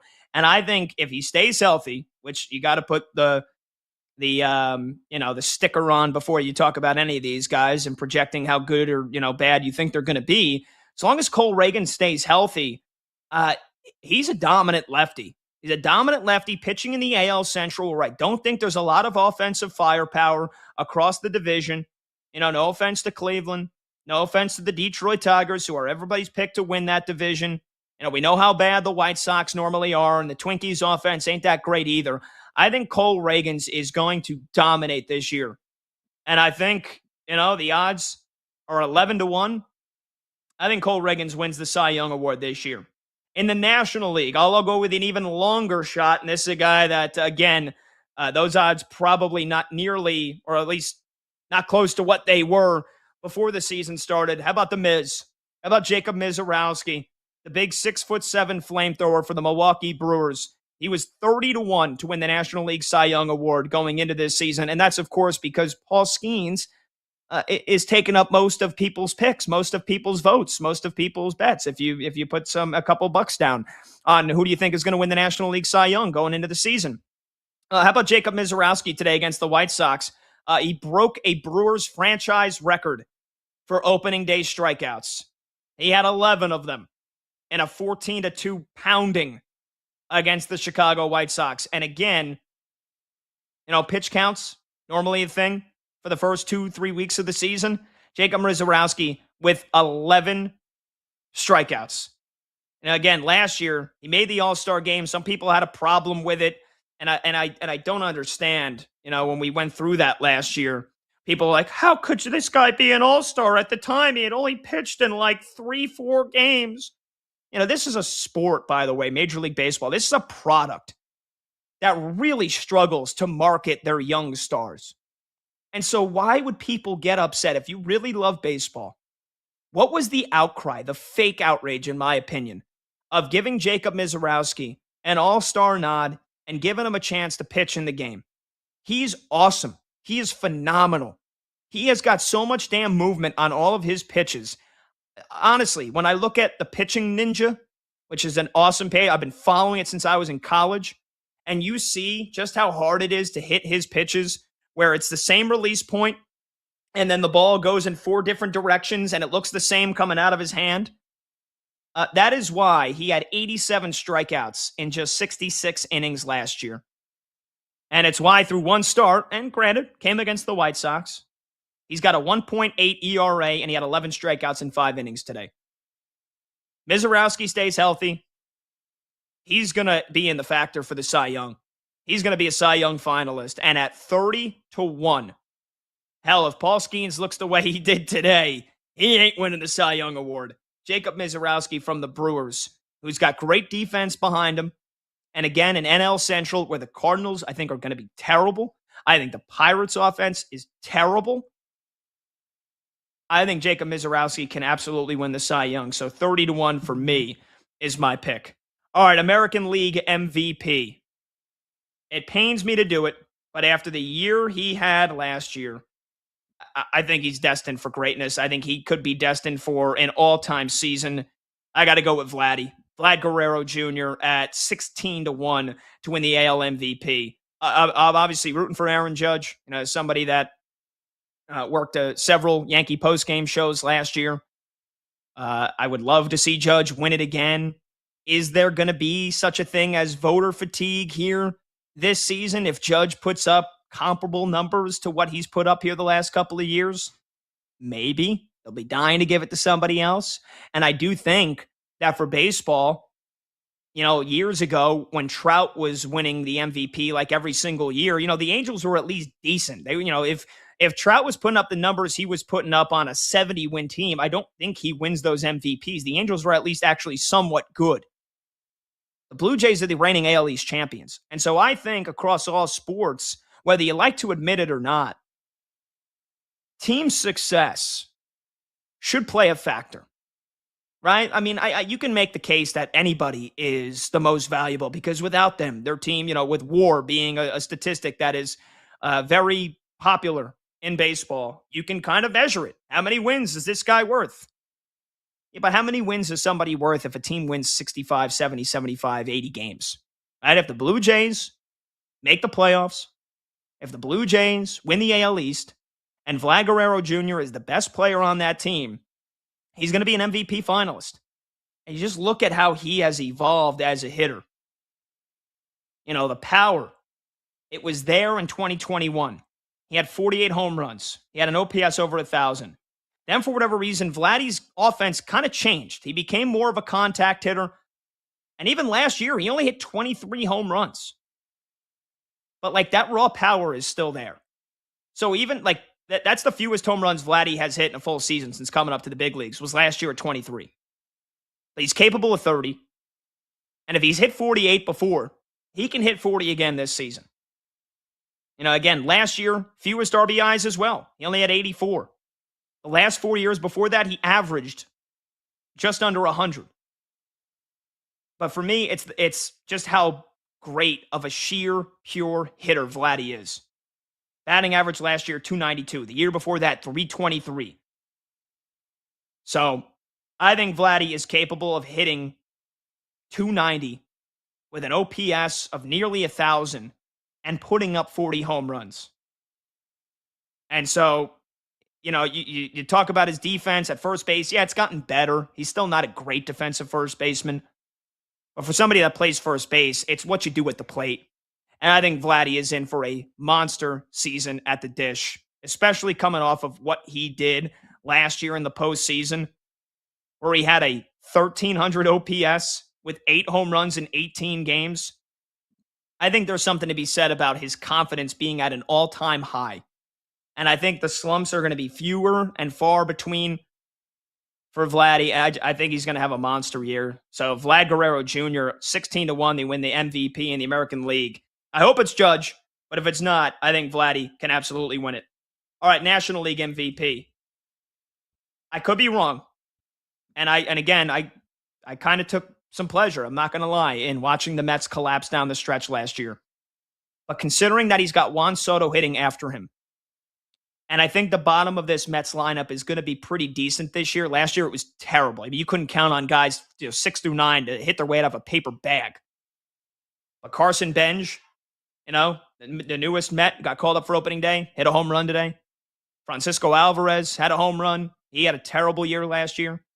If those guys are getting on base, Francisco Lindor, the ultimate table setter, the leader, the captain of this team, on top of being a top 3 defensive shortstop in baseball, I think Francisco Lindor can win an MVP this year. I look at his age at 32, and I just continue to see a guy that honestly just continues to put up the same numbers year in and year out. 3 straight years with at least 30 home runs. 3 out of the last 4 years, he's put up at least 90 ribbies. The last 3 years now, he's stolen 30 bags per season, and he plays a Gold Glove caliber shortstop. If the Mets make the playoffs, and I picked them to win the NL East, Lindor is going to be in the running against Ohtani, right? Everybody, who isn't going to tell you Shohei Ohtani can win the MVP this year, especially if you get a full season on the bump? So, I could easily tell you, well, Ohtani's going to win the MVP. You could say 2 plus 2 is 4, and you could say it with the same confidence as Ohtani winning the MVP. So I'm looking to give you some value here, and it's baseball. Injuries happen, slumps happen. Francisco Lindor is about as solid and as consistent as they come. And if you couple that with Mets' success this year, Lindor will be in the running. He'll be an MVP finalist. He's 25-1 to win the National League MVP. I like Frankie Lindor to win the MVP this year. All right, Rookie of the Year. In the American League, it's very common for a pitcher to win it as it is a hitter. So give me Trey Savage. Again, Blue Jays might be cleaning up the awards this year. Give me Trey Savage, who introduced himself to the world last year, again in the postseason with a couple of dominant performances, shutting down the Yankees, pitching his ass off in the ALCS and in the World Series. Trey Savage, in just 3 starts last year, Only 3 starts in the regular season. Had a 3.21 ERA, had 16 strikeouts in 14 innings. In the playoffs, he made 5 starts. He had a 3.58 ERA and 39 strikeouts in 27 and 2/3 innings. He's going to be a mainstay in this Blue Jays rotation. Again, stays healthy. He's 22 years old with a sinker that will melt your brain off and a tremendous changeup. Some of maybe one of the best changeups and best sinkers in all of baseball. Trey Savage might not only win Rookie of the Year, he might be a Cy Young finalist as well. So Trey Savage to win the American League Rookie of the Year at 10-1. And then I picked him after I saw him homer today. But going into the season, he was 22-1 to win National League Rookie of the Year. And I think with the lack of outfield depth that the Mets have, I think Carson Bench can absolutely win the National League Rookie of the Year at 22-1. Went deep today in his first big league game. He tore it up in spring training. And so it's a guy that has kind of raced his way through the Mets farm system. Again, they only drafted him. Let's see. When did he get drafted? A couple of years ago? Yeah, 2 years ago. Yeah, so he's only played 2 years of minor league ball. I just like what I see from the kid. There's one game, but again, an outfielder that I think is probably tracking to start at least 120 games this year for the Mets. And he put some solid numbers. Carson Bench to win Rookie of the Year at 22-1. Finally, Manager of the Year. This is in line with my thoughts that the Rangers will win the AL West and they'll be a surprise. So Skip Shoemaker to win Manager of the Year in the American League at 13-1.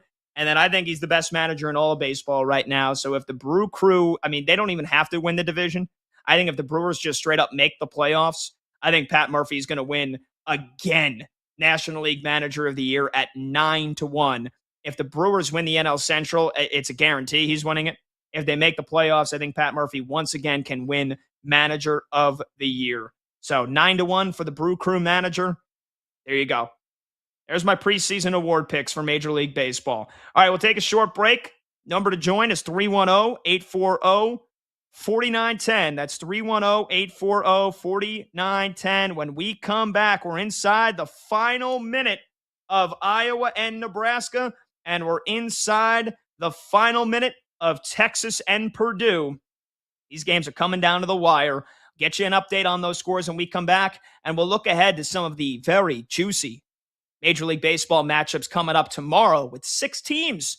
They've been waiting, sitting on pines and needles, ready to make their opening day. So got a couple of great games to get into tomorrow. We'll preview a couple of those as well. But any and all your thoughts on March Madness and on the start of the Major League Baseball season, we'll take it when we come back. I'm Pat Boyle. This is BetMGM Tonight, right here on Westwood One Sports.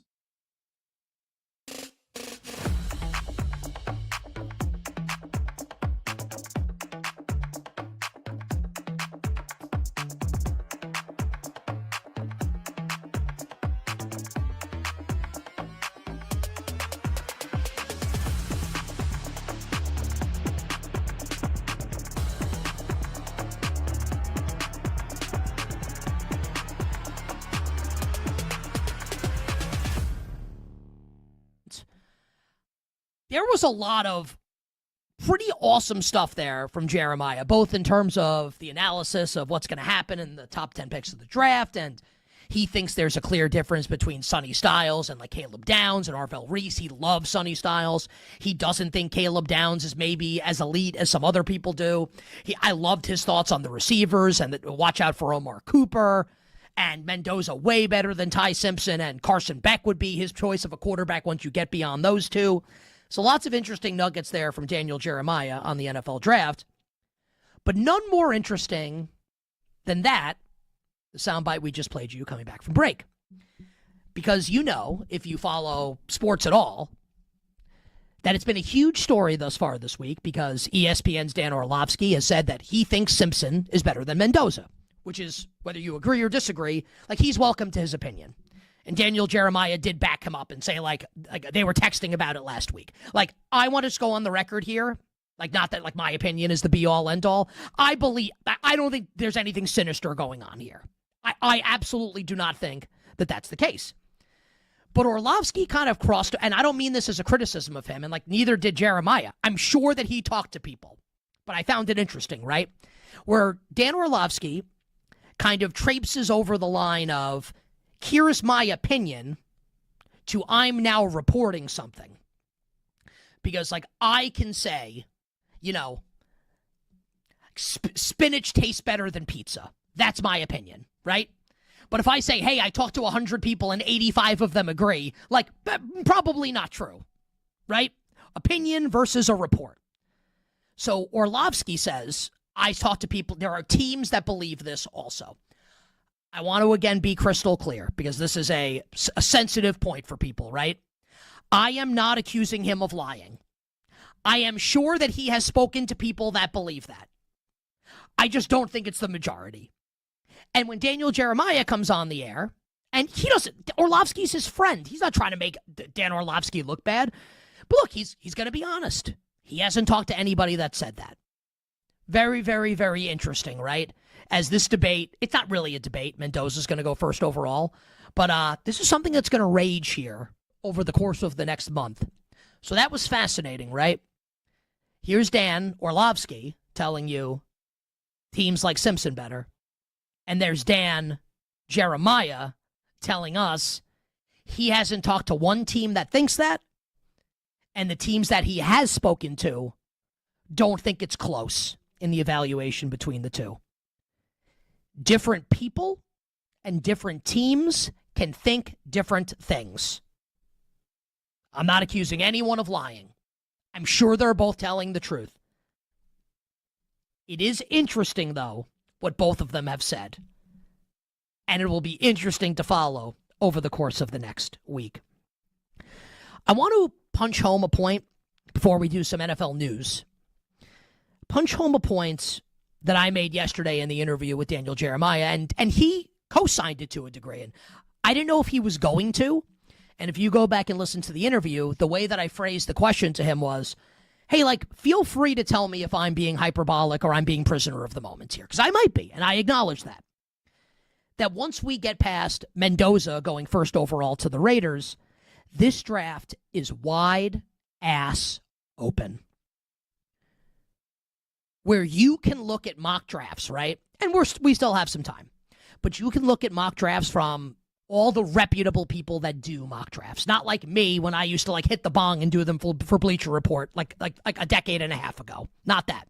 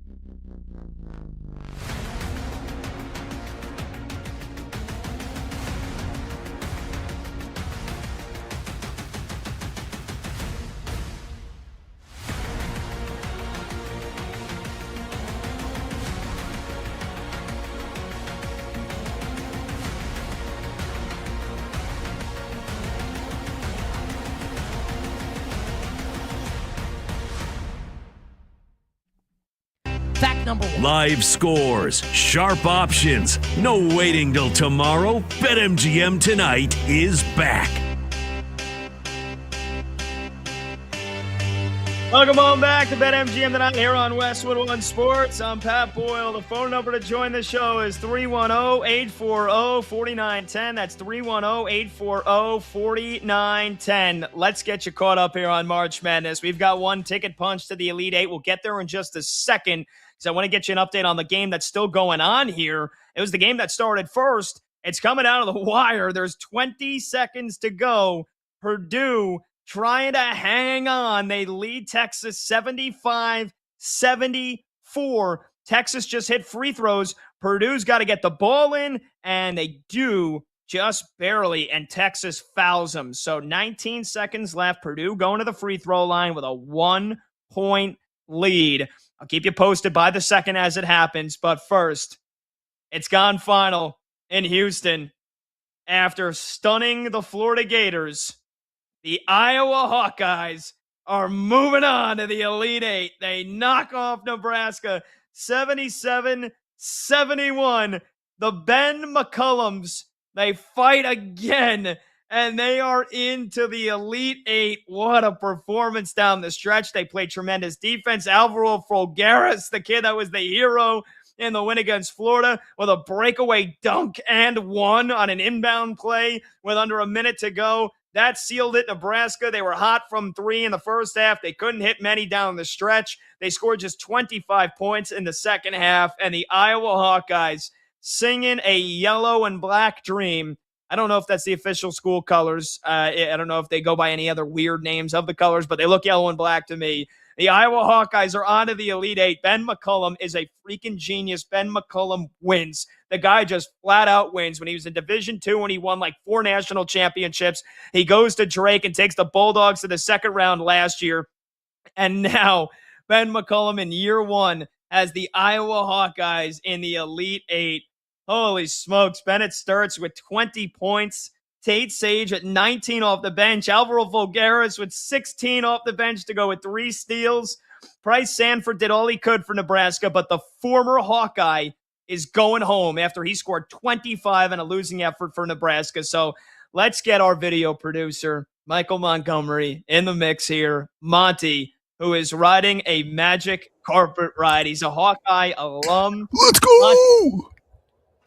Monty, your instant reaction here. I'll stop talking. I was in the Elite Eight, brother. How does it feel? It's unbelievable, man. I can't even believe it. Like, I didn't want to, like, just beating Florida would have been good enough, of course. But then, of course, playing Nebraska, one of Iowa's arch rivals, and vice versa for Nebraska, like, nobody wanted to lose this game to them, you know? Like, I saw some Nebraska fans on social media saying, "Oh, of course Iowa's in our way. You know, we make school history and get the first NCAA tournament win, and then the first chance to go to the Elite Eight, they got Iowa standing in their way. Like, of course that's how it is." And that's how I felt having Nebraska in the way. Like, oh, great, and because they had been awesome all year. So unbelievable way to finish the game, 15-6 run, able to just get stops, get loose balls. Bennett Sturts huge 3 to finally take the lead because Nebraska led the entire game. Like, just, yeah.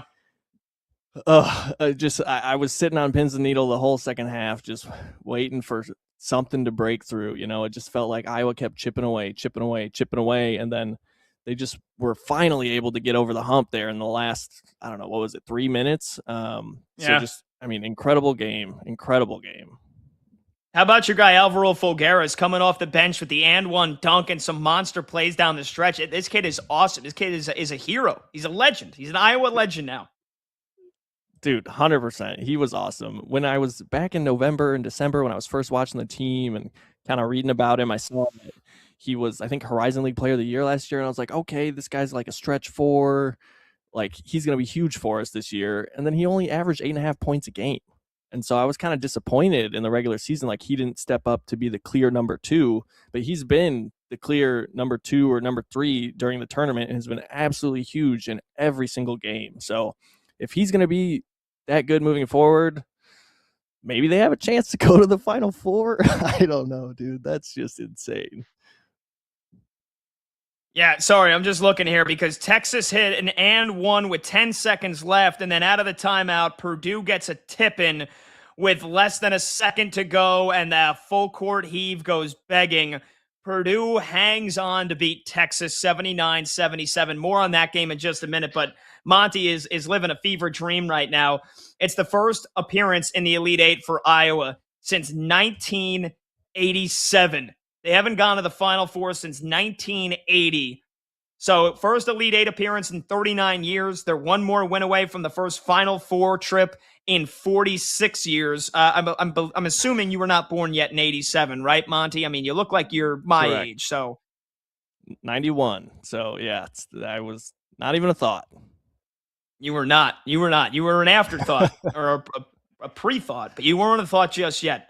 My goodness, man. So, I mean, what do you say about Ben McCullum? Like, one of the best coaches in college basketball now, you know, comes up to the Division I ranks last year after being a Division II machine, whole other ball game. gets straight to the second round, takes the job in Iowa. Up and down season for the Hawkeyes, and yet they knock off Florida. They beat Nebraska. Here they are in the Elite Eight. They're going to play either Illinois or Houston.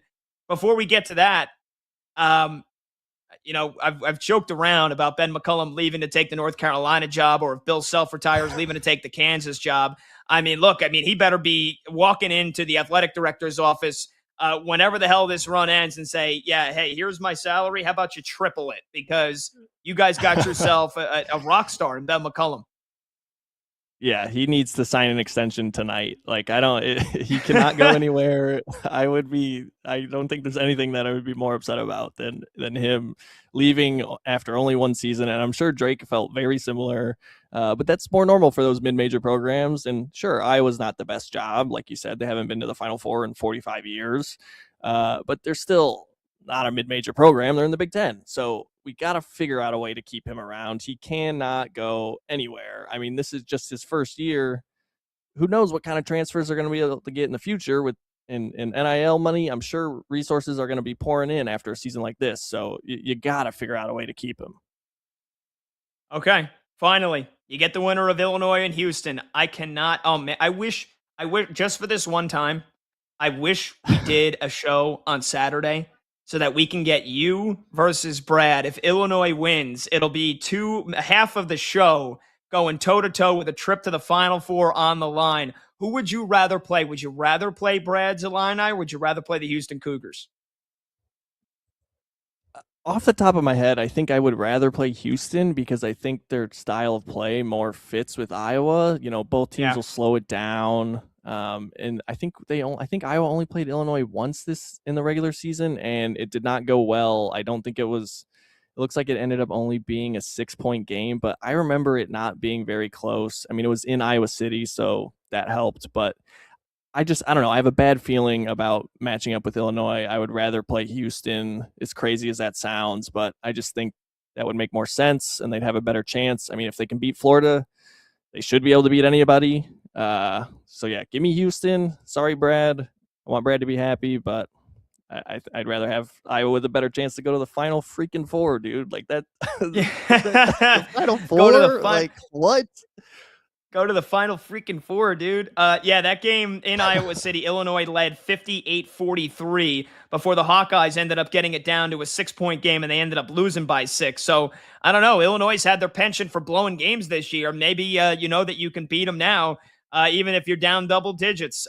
You're on cloud 9, dude. So you got all the rest of tonight to just sit back, hope that Houston and Illinois beats the crap out of each other. You can enjoy the 4 games tomorrow and know that you are going to be feed up on a Saturday with nothing else to do. Have the lady take care of the baby girl. I'm sure you guys will watch it together, and you get to watch Iowa play for a trip to the Final Four. I'm very happy for you, Monty. Thanks, dude. Yeah, I mean, it's of my life, and it's like not even close to anything. You cut out for a second, so say that again. It's the greatest moment of your life? Greatest basketball season of my life, for sure. Okay. That was a very opportune time for, I think you, at least on my end, you cut out for literally like a half a second. And so I didn't know if you said it was the greatest moment of your life. And I was like, oh, hopefully the wife and the girl aren't. Yeah, definitely the daughter for that one for sure. Although if Iowa wins the national championship, man, do you reconsider? We'll have some, definitely a debate for sure. At least consider for sure. All right, there it is. Michael Montgomery, Iowa Hawkeye alum, our video producer. If it was Cloud 9 on Sunday when they beat Florida, this is a whole another level. They're going to the Elite Eight after a heart-stopping win over Nebraska. Oh, my goodness. Meanwhile, Purdue, the Big Ten, continuing to dominate. They hold off Texas. I'm very upset. I had the Longhorns in my bracket in the Elite Eight, which calling your shot as an 11 seed to get to the Elite Eight, I thought I was looking like a genius.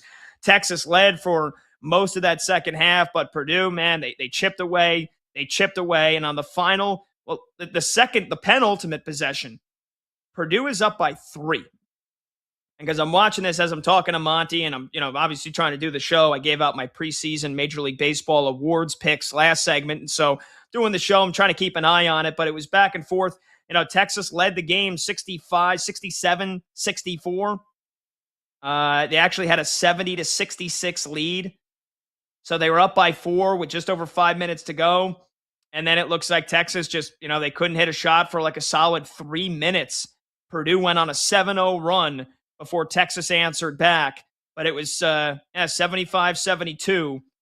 Purdue fouled Texas. Vokatitis hit both of his free throws to make it a 1-point game. And then Texas had to foul because it was under 20 seconds. So they sent Purdue to the free throw line where the Boilermakers, give them credit, they knocked down both their free throws. But then this nearly turned into a disaster. So Purdue's up 3. Worst thing you want to do is foul on a drive to the layup. If you want to foul up 3 and play the free throw game, I don't have a problem with that. Texas gets right to the cup. Dalen Swain lays it in, and he got fouled. So a 3-point play, he hit the free throw to tie the game. And so that last possession, Purdue had the last shot. Texas, they stop him on the first shot from Braden Smith, but there's Trey Kaufman-Renn, gets the offensive rebound and literally just with his 2 fingers tips the ball back up and in with 0.7 of a second remaining. And Purdue hangs on. They survive to beat Texas 79-77. Trey Kaufman-Renn with that last bucket, 20 points, including the game-winning tip-in, neutralizes what was an amazing performance from Tremont Mark from Texas, who had 29 points.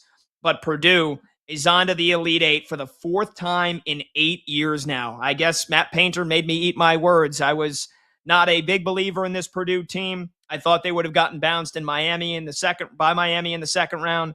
They had to sweat, but they did beat the Hurricanes. They were on the ropes against Texas, but they are in the Elite Eight. They get the winner of Arizona, Arkansas.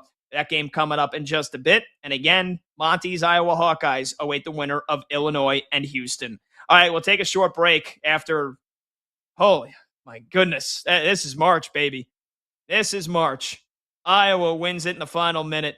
Purdue wins it basically at the buzzer. We'll take a short break. 310-840-4910 is the phone number to join the show. That's 310-840-4910. So we got about 15, 20 minutes before both of the next games start. So when we return, we'll look ahead to the Friday games for Major League Baseball. 6 teams have opening day. Just about everybody else in action. So we will look ahead to some of the big matchups tomorrow and preview those when we return. I'm Pat Boyle. This is BetMGM Tonight on Westwood One Sports. Fact number 1. The NFC West has 3 teams that can legitimately win the Super Bowl this year. Fact. Now, obviously, if Matthew Stafford gets hurt, the Rams can't, but you understand what I mean, right? Assuming health to the principal players. Those 3 teams, the reigning defending Super Bowl champion Seattle Seahawks, the Los Angeles Rams, and the San Francisco 49ers, who all played on divisional weekend this year in the NFC playoffs, and 2 played on Championship Sunday. And the Niners weren't healthy at all and still made it to the divisional round. So that's a fact. 3 teams can win the Super Bowl this year. Seattle, San Francisco, and Los Angeles. Fact number 2. The Seattle Seahawks, as winners of the Super Bowl, as is custom, open the NFL season at home. Generally, that game is played on a Thursday night. But because the NFL is, and I love it more than anybody, because the NFL is exceptionally greedy, the Seahawks will now open the NFL season this year on a Wednesday night. Wednesday night, the Wednesday after Labor Day. And that's because the Niners and the Rams will play the first game of the season in Australia against each other on Thursday night in the United States and Friday morning in Australia. Think about that. Super Bowl contenders that play in the same division have to open their season on Thursday night / Friday morning in Australia. Not Los Angeles, not San Francisco, not Mexico, not England, not Germany, not Spain. No, Australia. While the Seahawks open their season on Wednesday night at home. So heading into week 2, Seattle has extra rest, and maybe they'll end up playing on Thursday night in week 2 to make this fair. That I don't know yet. And maybe the Niners and Rams, we'll see if one of them plays Monday night. I don't know how they're going to try and make this fair. But as it stands right now, this is a total screw job for the Niners and the Rams. A total screw job. This is like Montreal in November 1997. The Rams and the Niners didn't screw the Rams and the Niners. The NFL screwed the Rams and the 49ers.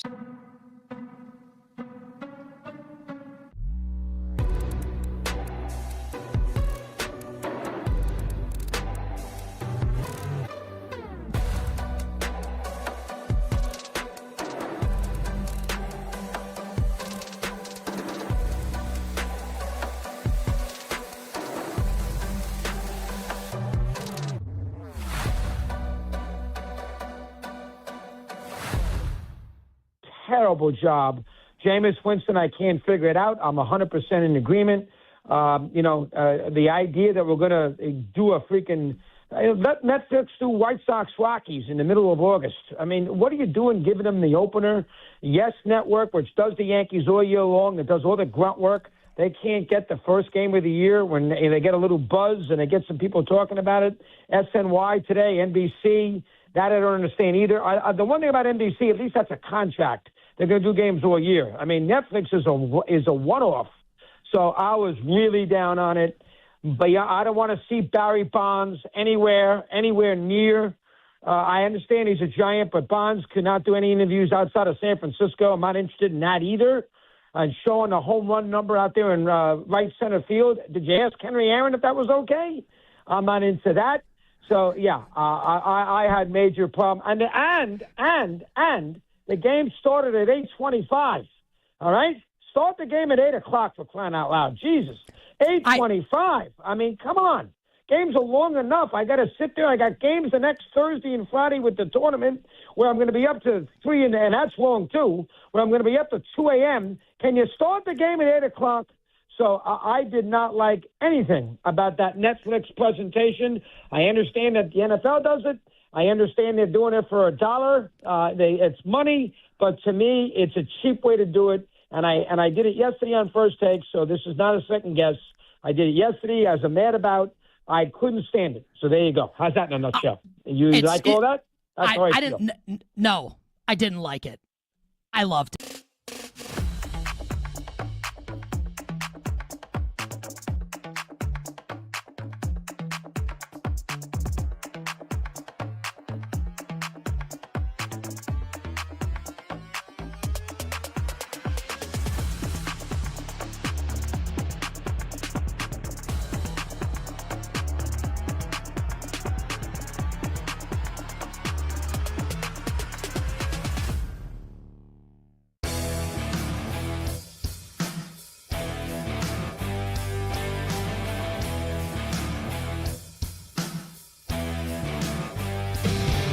When the game goes live, the conversation turns up. BetMGM Tonight continues now. All right, welcome on back. BetMGM Tonight, Westwood One Sports. I'm Pat Boyle. The phone number to join the show is 310-840-4910. That's 310-840-4910. You can call in. You can text in. Catch your breath. Any of your instant reactions to a couple of heart-stopping, lung-busting games that have just finished. Monty's Iowa Hawkeyes, our video producer, Michael Montgomery's a Hawkeye alum. They're going to the Elite Eight for the first time since 1987. They hold off Nebraska 77-71. And then the Purdue Boilermakers are going back to the Elite Eight. Trey Kaufman-Wren with the tip-in buzzer-beater game winner with less than a second to go. They survived the Texas Longhorns, who I picked to go all the way to the Elite Eight, and they were one more shot away from doing it. But Purdue back in the Elite Eight. How about this? Combs, really quickly, let's get producer Brandon Combs in here. We have our BetMGM Tonight Show bracket challenge going. My best friend, who's actually over right now, he's watching the games with my roommate. Guy doesn't watch a lick of sports. Doesn't watch a lick of sports, let alone college basketball. He's now in first place in the BetMGM Tonight Show bracket challenge because he had Iowa in the Elite Eight and he had Purdue in the Elite Eight. The only saving grace, hopefully, I mean, who knows at this point? The guy might be, he's like a savant. My buddy Jesse, he's got Iowa State winning the whole thing. So I'm hoping that the Cyclones don't end up, winning the whole damn thing here. But that just goes to show you, man. Sometimes you just pick off of a whim. And a guy that doesn't watch a second of college hoops, he's in first place in our bracket show challenge. It never fails, man. It never fails. It's like when you bring your girlfriend in or your wife in to play fantasy football with you because you need an extra person and you can't find anybody else to play, and you're like, "Hey, babe, will you just take a spot?" And she's like, "Yeah, sure." And she doesn't know anybody. She just picks players as they go, and she ends up winning the whole damn thing. It's crazy to me. Or when they make their picks on the weekend and they pick it because which mascot they like better or which color uniform they like better. Like what are we doing, man? What are we doing wrong? We just got to start picking by mascots and by what would the novices pick here? All right, let me do this. Well, look, I mean, I still feel pretty good. I think I don't know if I can win it at this point because somebody in our group, in our BetMGM Tonight show bracket challenge, they have Arizona winning it. Let me just double check here. I have Arizona winning the whole thing. There's actually a couple of people ahead of me that have Arizona winning it. That doesn't make me feel so good. I've dropped all the way down to 23rd place. Yikes. Yeah, I did not have Purdue or Iowa in the Elite Eight. Yeah. I had Purdue losing to Gonzaga tonight. Yeah. All right, so I got a couple of people ahead of me that picked Arizona, but I do believe if Houston gets to the title game and Arizona wins it, I think I have a chance to win the whole thing. I think at worst I can finish top 3 as long as Arizona wins it and Houston gets to the Final Four. But, man, Jesse Deffler knows ball sometimes in first place. Doesn't watch a lick of sports. Go figure. I'm rooting for two things now. I'm rooting for Iowa for Monty and for my daughter who's going there now. So now I'm an Iowa dad. So by proxy, I have to root for Iowa. But I'm also rooting for Purdue with Trey Kaufman-Renn because Trey Kaufman-Renn is a friend of mine. He's been on my podcast a few times. And I used to co-host a podcast with his best friend. So I'm rooting for the kid, and the fact that he had the tip. I was just texting with my buddy Wyatt, who's Trey's best friend. We were just texting back and forth about how crazy it is that Trey got that tip in, and Wyatt said, "Yeah, I have no voice left." So yeah, it's insane. Yeah, beautiful. Okay, let's get you caught up here on the one game going on right now on opening day in Major League Baseball. The defending 2-time champion Los Angeles Dodgers. I was just about to say, being held scoreless by Zach Gallen, who you guys took a big collective you-know-what on. He had 4 shutout innings, and then in the bottom of the 5th, here's how it begins. It was 2-0 Diamondbacks. Max Muncy single, Teo Hernandez single, Andy Pages 3-run shot. Dodgers now lead 3-2, just like that. And Miguel Rojas has just singled. So 4 straight hits for the Dodgers. Monty, you took Zach Gallen under 14.5 outs, so he couldn't pitch 5 innings, and he looked like he might end up going 6. I don't know if he's going to end up making it out of this inning. He might not face another batter. It just hot and heavy came just like that for the Dodgers. So just like that, it's 3-2. The defending World Series champions have jumped ahead on an Andy Pages 3-run home run. Guardians Mariners about to kick off in about 20 minutes. So why don't we go ahead and look ahead to Friday? We got 6 teams whose opening day it will be tomorrow, and that's Rockies Marlins, that's Royals Braves, and that is A's Blue Jays. So, excuse me. But you do have Yankees Giants playing their second game. They had opening night. They were the standalone game last night. The Yankees dominated 7-0 behind a gem from Max Fried. So you got my guy Cam Schlittler on the mound. And if you don't remember him, he dominated the Red Sox in one of the most epic starting pitching performances in recent playoff memory. He'll get the go tomorrow because, again, Garrett Cole and Carlos Rodon on the IL to start the season. He'll go up against Robbie Ray. So I'm very excited to watch Cam Schlittler pitch here. And I do believe he's eligible for Rookie of the Year. Maybe he's not. Maybe he pitched too many games last year because I don't remember seeing him on the AL Rookie of the Year odds. But either way, I'm excited to watch Cam Schlittler in his first full season. A's Blue Jays opening day in Toronto, so the defending American League champions will get it going in the 6th with Kevin Gausman going against Luis Severino. Rockies Marlins. I think the only conversation worth having about either of those teams is Sandy Alcantara, what kind of season he will have, and if he will be traded at the trade deadline. I'm looking at his contract here. So he's getting paid $17 million this season. He's got a club option for $21 million next year. And there was a lot of conversation, obviously, last season about whether or not the Marlins would trade him. I think he's going to end up getting traded at this deadline because I don't think the Marlins are going to be very good. So the first 2-3 months of the season for Sandy Alcantara will be very, very exciting to watch. And then Royals-Braves opening day in the ATL tomorrow. Reagans versus Chris Sale. That is must watch for any baseball fans. All right, when we come back, we'll do a little hot or cold here on this Friday night. We'll get you set for tip-off in the other 2 games in the Sweet 16. I'm Pat Boyle. This is BetMGM Tonight.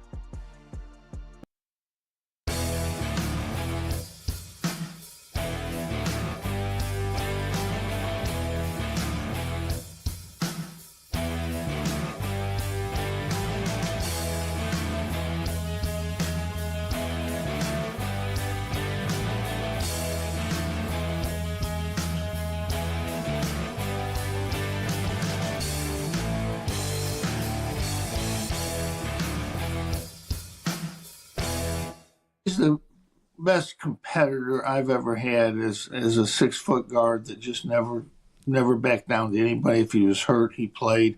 He's unbelievably competitive, which is what most coaches are. There's not any coaches coaching that are any good that aren't competitive, but he's ultra competitive. He understands the game from a point guard's perspective. He learned the game and understands the game, and he did a great job coaching this year. He won. It's not unusual to win a small those conferences. It's unusual when you don't have the best players. I mean, he had 2 guys out for the year and another guy out right before the tournament. So he can adjust and make decisions. The biggest thing that we haven't done here, and this is, I'll take some of the responsibility, we haven't done the NIL that we need to do. That's the game today, and we didn't get that done for Adrian. And we need to get that done for Jerry. You can't win. If you look at the top 4 teams in the ACC, they're the 4 teams that spent the most money. Teams who were bad last year, whether it's NC State or Virginia, invested money in their programs. NIL, obviously have good coaches, and they're winning. And that's the deal today. You can coach all you want, do whatever you think you can do, and be a good coach, but you have to have NIL to get some players. Lou Conasecca once a long time ago said, what's the key? You tell young coaches, get some players. Lou would get some players and you'll be all right.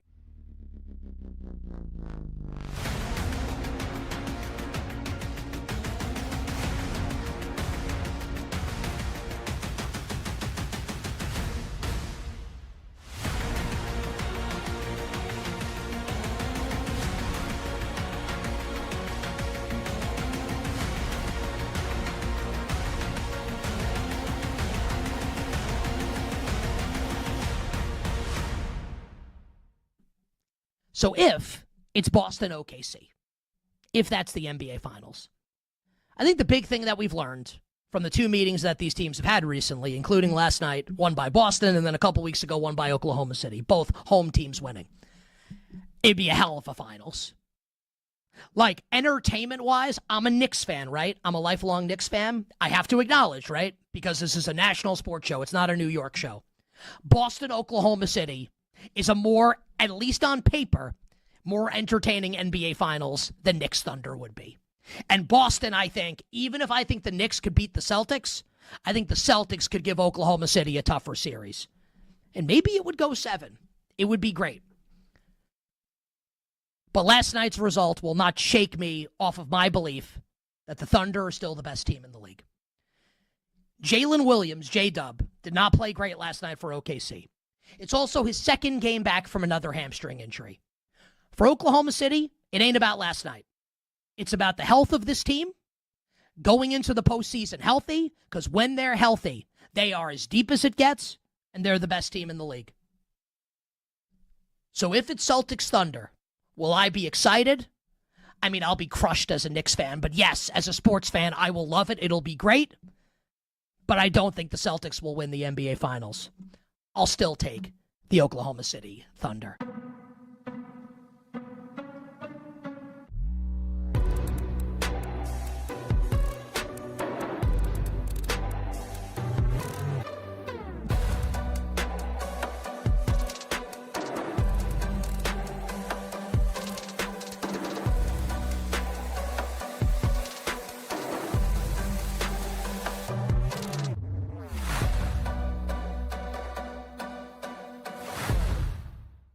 Duke has a tremendous advantage.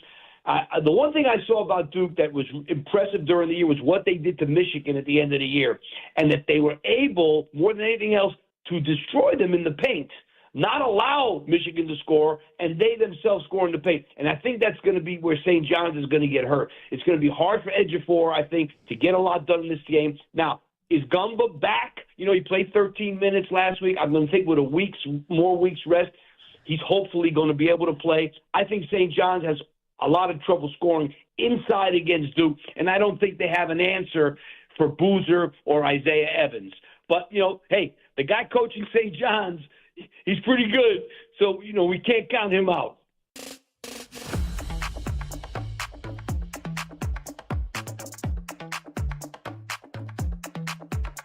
Shuts down. The games light up. This is BetMGM Tonight on Westwood One Sports. Hey, welcome on back to BetMGM Tonight here on Westwood One Sports. We have hit hour number 5 on this just glorious sporting world day here on this Thursday, the final Thursday of March. Welcome on back. I'm Pat Boyle. This is BetMGM Tonight on Westwood One Sports, and we are brought to you by BetMGM. Make it legendary. Download the app today. Please gamble responsibly. You can watch the show live on YouTube. Just search BetMGM Tonight and hit that subscribe button. You can watch the show live on Twitter at BetMGM Tonight, where we have had over 2,000 folks already pour in to watch the show on Twitter. So we appreciate you any way that you're checking in. You, of course, can listen to the show regular terrestrial radio style on the Westwood One Sports app, on the Odyssey app, on SiriusXM Channel 375, or hundreds of local affiliates throughout North America. You want to weigh in on all the action today? Any baseball-related opinions that you have? Did your favorite team play? Did they win? Did they lose? Are you excited about this year? Do you think your team is going to the playoffs? Are you worried your team's going to stink and the season will be over by July? Any takeaways you have on March Madness? Give us a call, 310-840-4910. That's 310-840-4910. You can also text the show. That's right. You can call us or you can text us, 310-840-4910. If you send us a text, just tell us what your name is and where you're from so we can shout you out on the show. Again, the first two Sweet 16 games are in the books. Arizona, Arkansas, moments away from tipping off. Same thing with Illinois and Houston. But our video producer, Michael Montgomery, Monty, his Hawkeyes are in the Elite Eight for the first time since 1987. They outlast Nebraska 77-71. Bennett Sturts with 20. The hero from the game against Florida, Alvaro Folgueras, with another 16 points, including an and one breakaway dunk in the final minute of the game to electrify the crowd. Iowa, they await the winner of Illinois and Houston. And then Purdue trailed by 4 with 5 minutes to go, and then it was a tie game with 10 seconds left. The Boilermakers get a buzzer beater game winner tip-in with less than a second to go from Trey Kaufman-Wren. They survive the Texas Longhorns 79-77. Purdue will get the winner of Arizona and Arkansas. Okay, it's hour number 5 staple here of the show. It's time for Hot or Cold. Let's get producer Brandon Combs in the mix. Combs, what a couple of freaking games that was. You mentioned last segment you're not only an Iowa dad with your daughter going to the Hawkeyes, but you're friends with Trey Kaufman-Wren. You've had him on your podcast. So just a scintillating win for our entire show. Now we'll see if Brad's Illini can get to the Elite Eight. But also, Iowa getting it done over Nebraska. Those games went about as great as you could expect. They were basically one-possession games, each of them, until the final minute. And I can only hope that these next two games give us as much incredible entertainment as the first two. I will say, somebody that picked Arizona in my bracket to win the title. I think the Wildcats dominate this game. I know Darius Acuff is dangerous as hell. I just think Arizona's got too much size.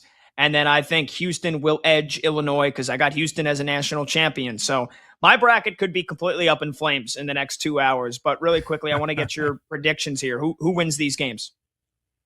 I've got Houston in my Final Four. I think Houston wins this game. Their defense is just so damn good. And look, they're as physical as they are on defense. I don't know how Illinois handles that. And that's what I think is the difference in this game. So I do think Houston wins this one. And if Arkansas can shoot, if they're lights out, they're going to beat Arizona. I think that they're a better team right now than Arizona is. I think Arkansas wins this game tonight. You think Arkansas wins? I do. Oh, my gosh. Don't tell me that. Why did you tell me that? I mean, look, have you seen my bracket? I'm probably wrong. I hope you're wrong. I'm trying to get my multi-view set up here, and now it's all wacky. Yeah, that's why I do it in the break like a professional. Yeah, you're right. That's on me. Because it was still saying Nebraska, Iowa. All right, now we're ready to go. Illinois, Houston, about to tip off. Arizona, Arkansas, about 2 minutes away. All right, so let's get into a little hot or cold here. Kick us off. What do you got? All right, let's start right here on the hardwood. Trey Kaufman-Renn is a top 5 player left in the tournament. Hot or cold?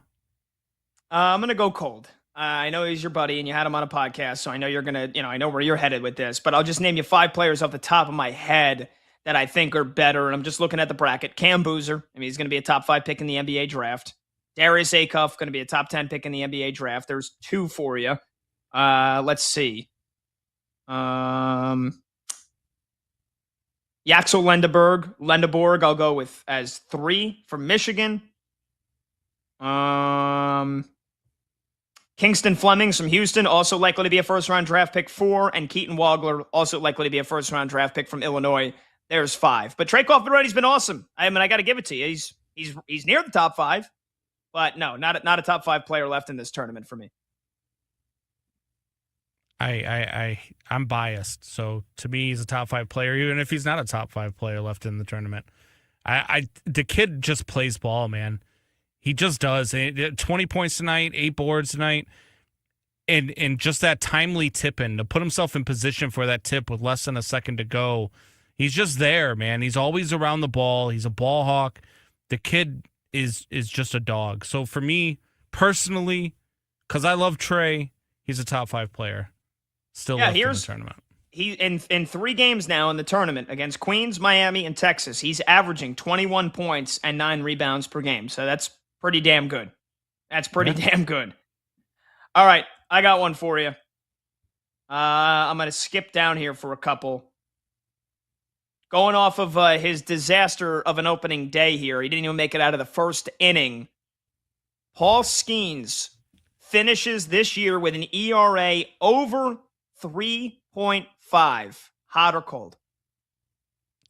Well, judging by the way his defense played today, I would say probably hot because, yes, did he give up 5 runs today? Yes. But should those at least 4 of those 5 runs be charged to his center fielder, O'Neal Cruz, who apparently does not know how to read a fly ball, even though he's playing center field in the major leagues? Yes. So, look, if the defense of the Pittsburgh Pirates is going to be this bad, then I'm going to be as wrong as I can be about a team that I've ever been. because I thought this Pirates team was a team that could go to the playoffs and a team that could do it. And I get it's only 1 out of 162, so I'm not going to overreact like crazy. But if they don't clean this up, if this defense of the Pittsburgh Pirates is this bad, and if O'Neal Cruz is this suspect in center field, it's going to be a long season for the Pittsburgh Pirates, man. So I don't look. Paul Skeens not getting out of the first inning today. That wasn't on him. That was on O'Neal Cruz. Well, he didn't even get out of the first inning. It's one thing if it's like, oh, he got knocked out in the third because his defense couldn't make a play. He got 2 fly balls. He got 2 guys to pop out. That turned into 4 runs. I'm just trying to check here because O'Neal Cruz moved to center field last year, if I'm not mistaken. Or maybe it was the end of 2024. Yeah. Let's see. Yeah, so 2024. Yeah, he started the year at shortstop, which is where he came up, but it wasn't a very good shortstop, even though he throws the ball 100 miles an hour across the diamond. So, yeah, 2024, in August, he ended up playing 23 games in center field, and then last year played 125 games in center field. So it's not new to him. I mean, it's kind of new.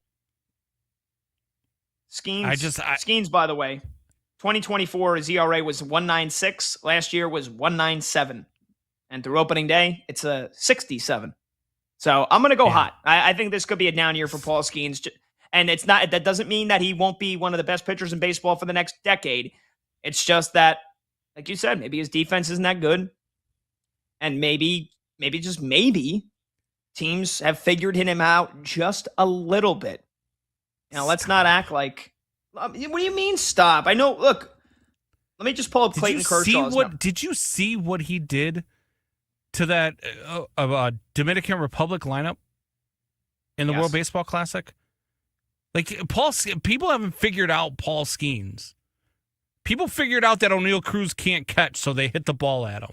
Like, that's what was figured out today. Look, he had a fly ball that turned into 3 runs scored, and because O'Neal Cruz didn't touch it, it's not an error. And then he had a pop out that O'Neal Cruz loses and falls in, which wouldn't have even been a sac fly. It wasn't deep enough to be a sac fly, which turns into the 4th run. He's had 2 straight years where he has not had an ERA of over 2, and you think he's going to have an ERA of over 3.5 because of 1 bad outing that wasn't even really a bad outing? Would you agree that Max Scherzer is one of the best pitchers in the last 50 years? I would agree that Max Scherzer is one of the best big game pitchers in the last 20 or 30 years. Yeah. I'm trying to find a pitcher to support my argument. Somebody that had a couple years of dominant stuff and then had 1 bad year, and we didn't. I think Paul Skeens is more like Pedro Martinez. That's my comp for Paul Skeens. Let's see, Pedro Martinez.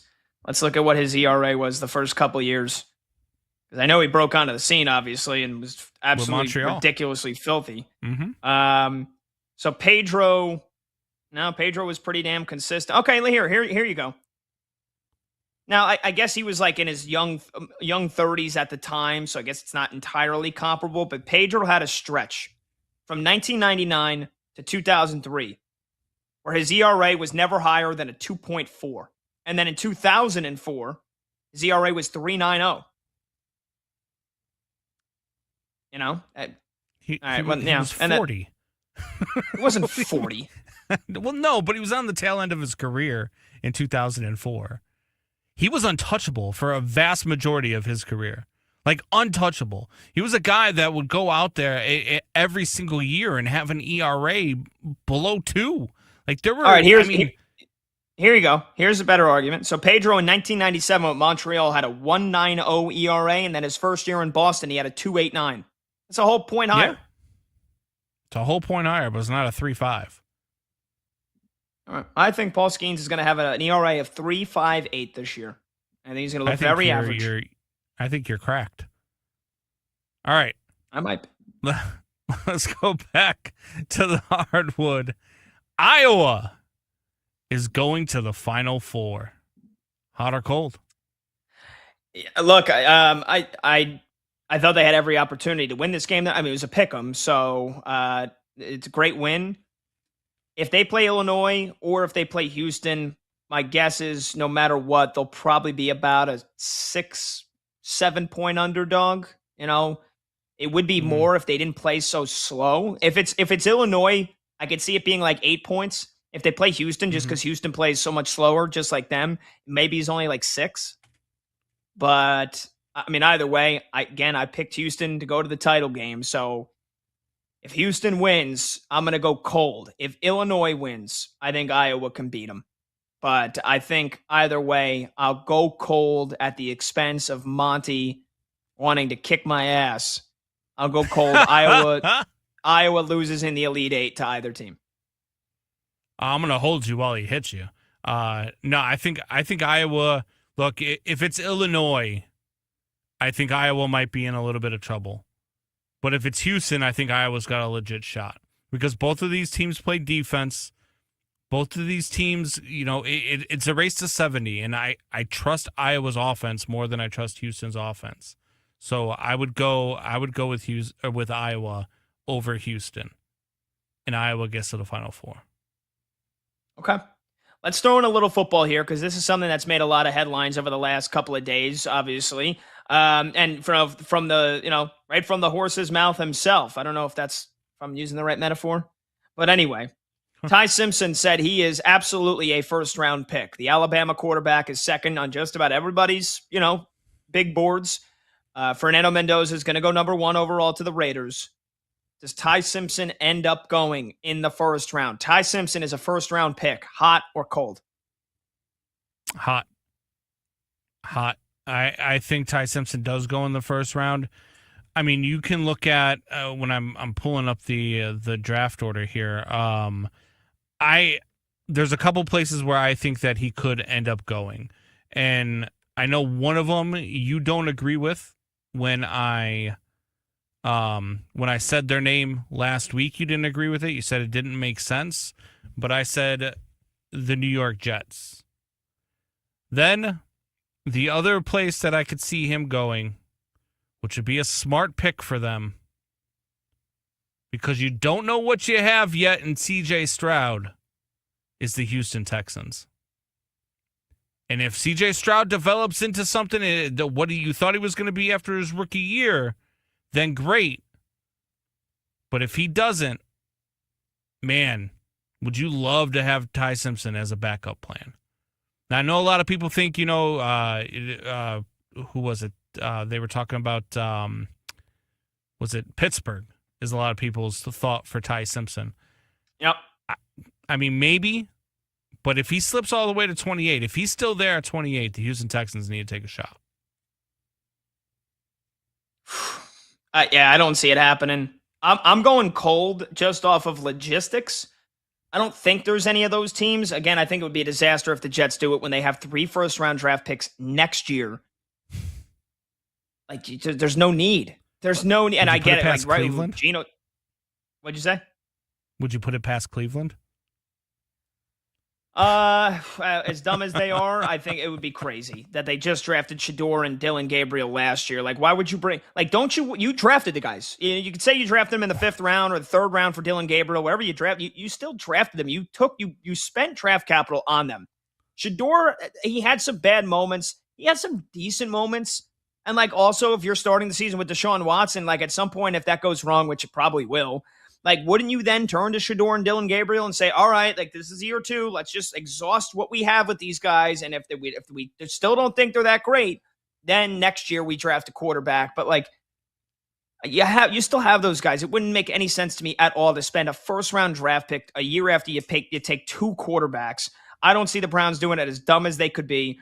Pittsburgh, that makes the most sense, of course, if they do end up bringing Aaron Rodgers back, which I still can't believe we're a couple of days away from April and we still don't have a decision. Like, he's doing it again, and no one's talking about it, which is good. Like last year, it was, is Aaron Rodgers going to come into the Steelers? Is Aaron Rodgers going to retire? So it makes sense, right? If Rodgers comes back, they want to have a succession plan, because right now the only other Steelers quarterbacks that they have on the roster is Will Howard. But then again, they just drafted Will Howard last year. So like, why would you draft? Why would you even draft a quarterback if you're not going to Let see me what ask you this question then. Who if let's say he's not a first round draft pick. Let's go out of the first round. Who do you see taking him when he does go, whether it's second or third round? Who takes that chance on Ty Simpson? And if whoever does take them, why don't they take that chance on him in the first round? Because they have bigger needs. Because there's teams that have bigger needs. Like Pittsburgh's got to improve the secondary.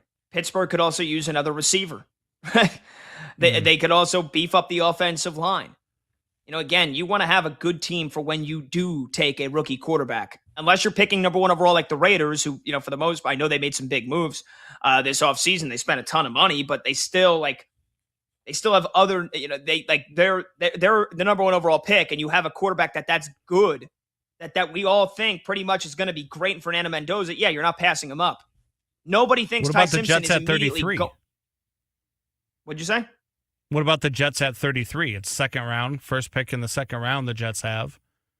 I just don't think it's the right time. I just don't think you want to start the clock on a quarterback that you're not sure of. And I also think what plays into it is next year the quarterback class is supposed to be loaded. It's like we get this every year. It's that derangement syndrome. Like, oh well, there's only one quarterback that is like guaranteed. Top 10, top 15, first round pick. We got to throw another guy in there. It's all about the quarterbacks. They'll change your franchise if you get the right one.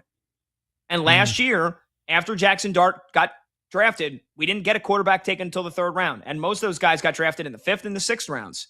So, yeah, will he ultimately go in the second round? Probably. Miami, maybe. I know they just signed Malik Willis, but it was a 3-year contract. So, in a perfect world, if Malik Willis is great, okay.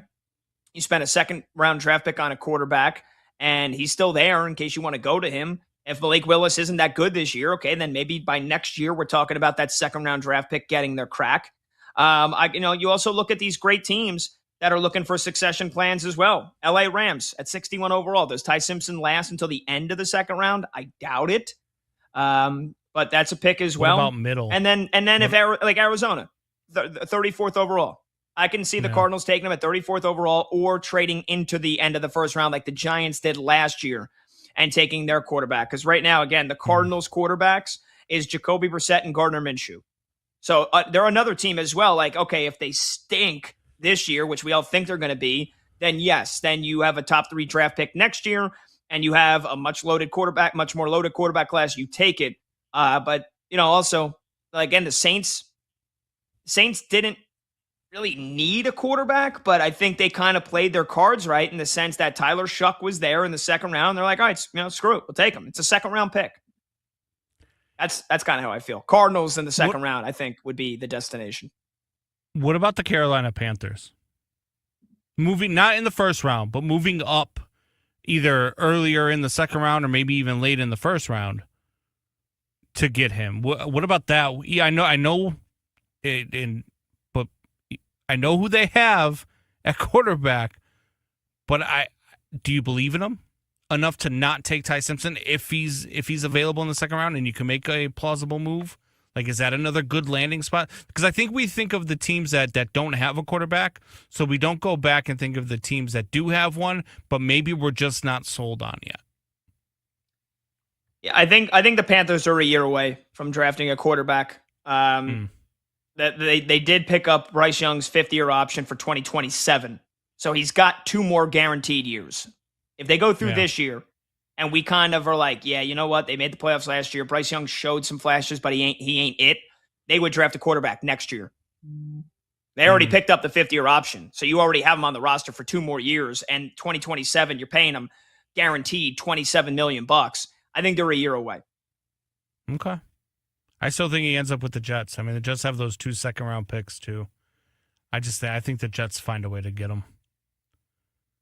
Yeah. It wouldn't shock me. I still think it would be dumb. You got 3 first-rounders next year. Go after your guy next year and start him right away rather than But the Jets love reaching for quarterbacks. They do. I can't deny it. All right, we'll take a short break. Number to join the show is 310-840-4910. That's 310-840-4910. We'll continue to debate some baseball teams and some baseball players, whether or not they'll be all-stars here with some more hot or cold when we return. And both of these games have tipped off, so we'll get you some early scoreboard updates on Arizona, Arkansas, and Illinois, Houston when we return. Join the fun. The phone number is 310-840-4910. That's producer Brandon Combs. I'm Pat Boyle. This is BetMGM tonight on Westwood One Sports.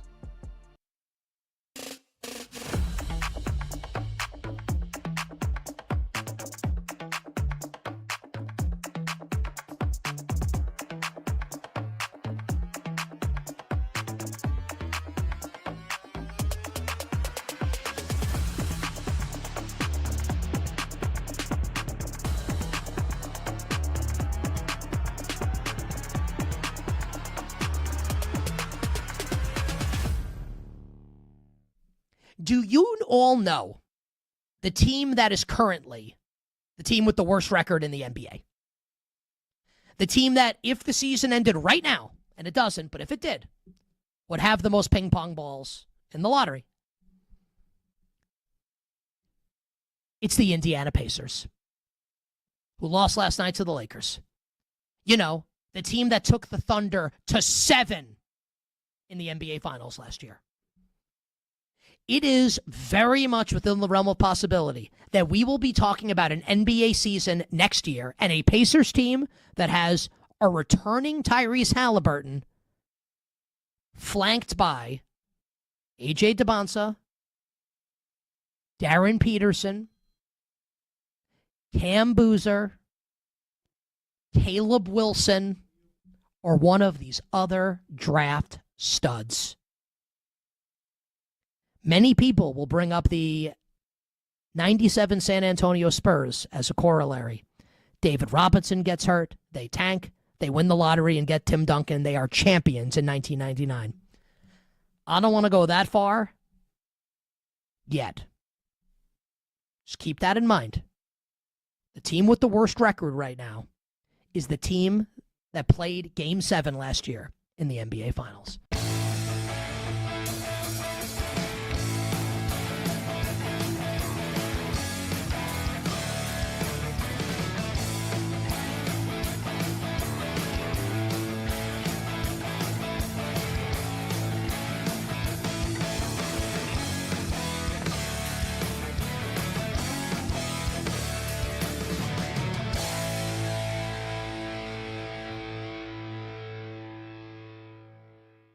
What I'm about to say right now is going to sound unfair.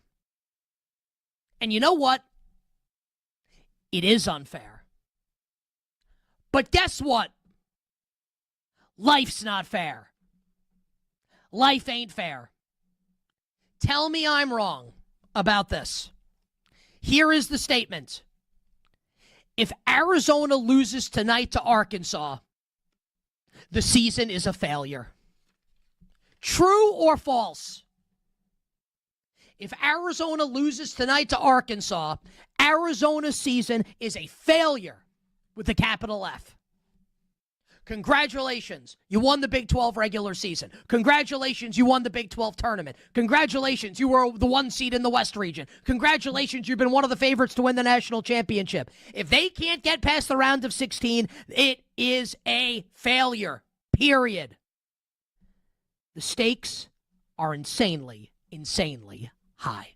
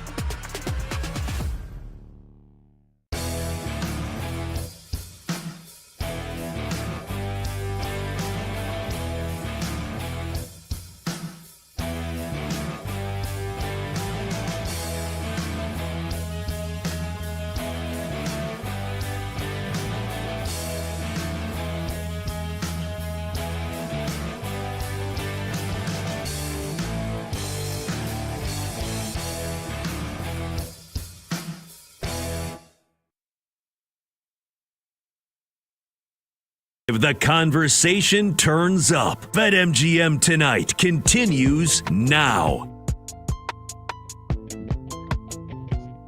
All right, welcome on back to BetMGM Tonight here on Westwood One Sports. I'm Pat Boyle. The phone number to join the show is 310-840-4910. You can call, you can text. That's right, you can text the show. Just text us your name and where you're from, and then send us your thoughts.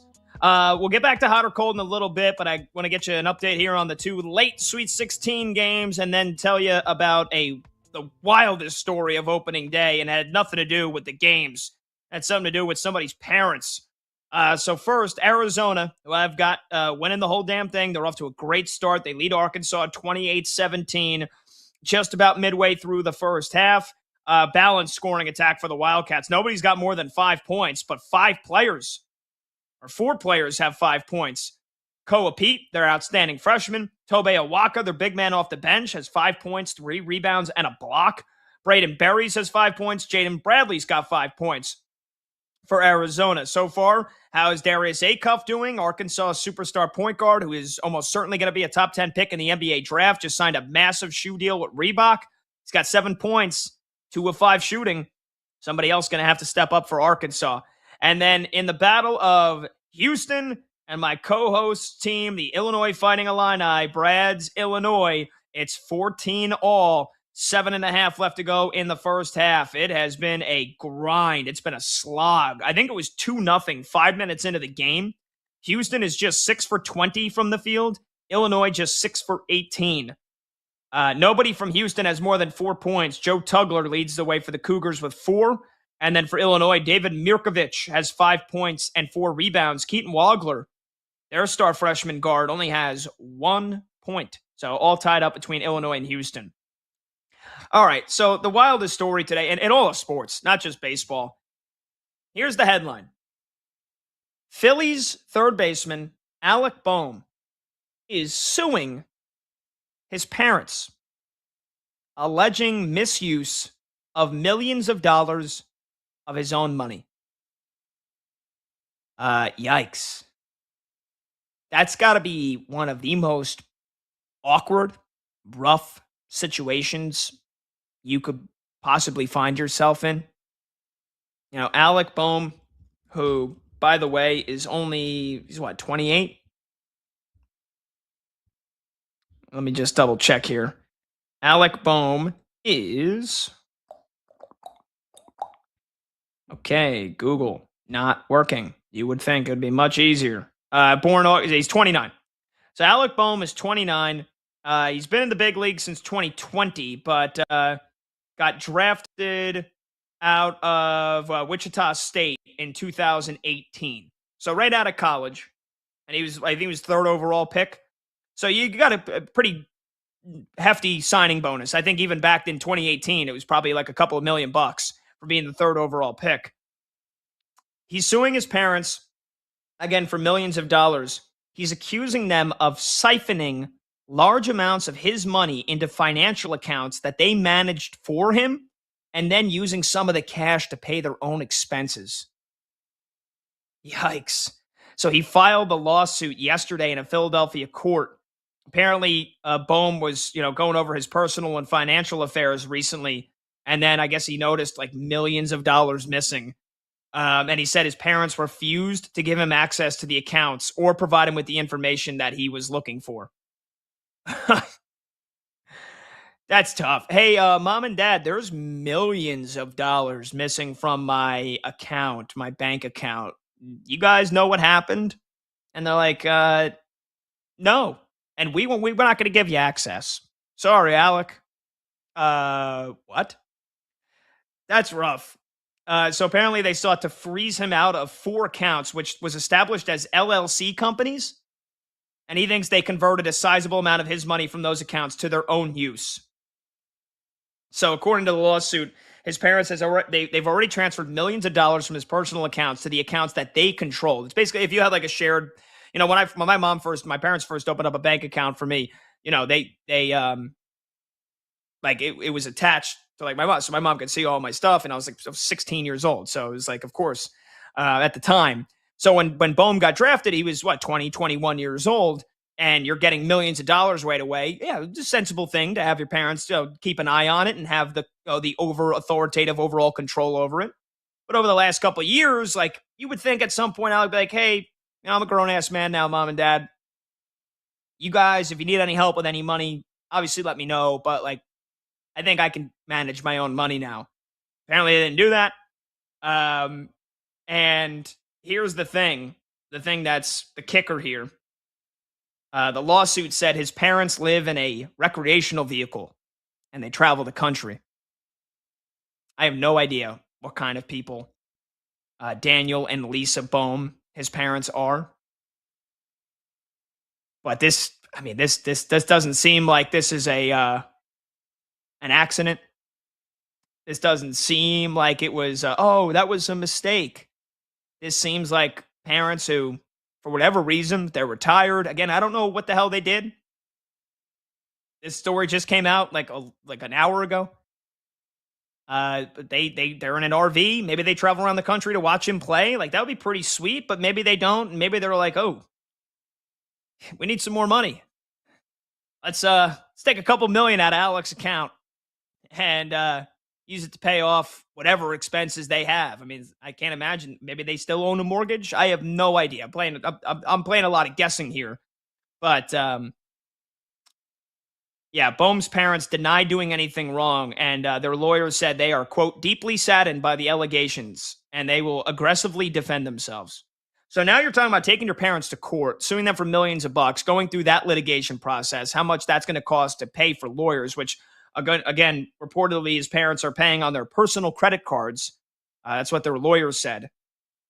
But yeah, the first of the accounts was opened in 2019, and his parents told Alec Bohm they assigned themselves a 10% stake strictly for administration purposes, and that Bohm was the true owner of all the LLC's assets. Here's the real sad part. The lawsuit also said his parents used money from the Alec Bohm Foundation to pay their expenses. That's rough. Combs, producer Brandon Combs, what do you do? If you feel like you have no choice but to sue your parents if they've taken millions of dollars from you, including from a charitable foundation that you started to pay their own expenses? That's a rough story, man. That's about as brutal and awkward as it gets. If your parents need help, you do what you got to do to help them. And that's what I think would bother me the most about this if I'm Alec Bohm is if you would have just asked, I'd probably just give it to you. Yeah. And this isn't a problem. The problem becomes when you're doing this and then I ask you about it and you don't want to let me see. Yeah. That's one thing. Now, here's the other thing. If you're paying somebody to handle your finances, like a financial advisor, 10% is the typical stake. And it's funny that you said 10% because while you're talking about this, I decided to look up Alec Bohm's contract and his career earnings. He's made $27 million in his career. 10% of that, $2.7 million. I mean, is that not a fair compensation for your parents that are handling your money? That's what you would have had to pay, if not more, to a financial advisor. I don't know the situation, and I don't know his relationship with his parents. Maybe there's something else there, which is why he's doing this. I mean, we talked about the Frank Thomas stuff last night, and it's just Frank being petty. Maybe Alec Bohm got grounded over the winter, and he's mad about it, so now he wants his money. Like, I don't know what the deal is there, but it's tough, man, because it's family, and you're supposed to be able to count on family. But I've also been in the boat where you can't always count on family. So I get both sides of this here. It's going to be interesting. It's just sad that it's got to play out this way. I always feel bad for players when they get taken advantage of by family, but I also get sad for when family matters have to be handled in this manner and come to light like this. Yeah, and out in the open. I mean, for the court, for everybody to know about, and this has been reported on. He did say he was addressed Reporters asked him about it after their opening day win today, and he goes, "I'm not going to address any personal matters." And I mean, he shouldn't. Like that's your family. You said that's family stuff. That's tough family stuff too. And yeah, we're literally just guessing here, and we're not trying to make haphazard allegations. We're just making educational guesses as to how this could have happened. Like, did his parents at one point ask him for some money, and then maybe he said no? And then they took the money out of the accounts, which, like you said, they said they would open up the accounts in 2019 when he got drafted, and they had a 10% stake. That was solely for administrative purposes. They said they were using some of the money for real estate stuff. So then I don't know, like the way that the lawsuit and the reporting reads is that they basically just like took the money from behind his back. And so if that is the truth, then that's tough. That's an awkward situation. Suing your parents for a couple of $1 million. Yikes. I would think there's got to be some kind of family court or family therapy you guys could go to before you had to sue your parents. But hey, you know what? No idea what that's. I tell my students at the media school all the time because they I have this conversation. They're like, I always have my friends and my family. Whenever they need something, I'm there for them. And it's just whenever it comes time for me, they're not there. And I tell them all the time, strangers support you way more than family and friends do. They just do. And it's a harsh reality. It's a harsh fact, especially in this business, man. I've got way more strangers that follow me on my social media than friends and family. And I got way more people that like and share my content and very few friends and family.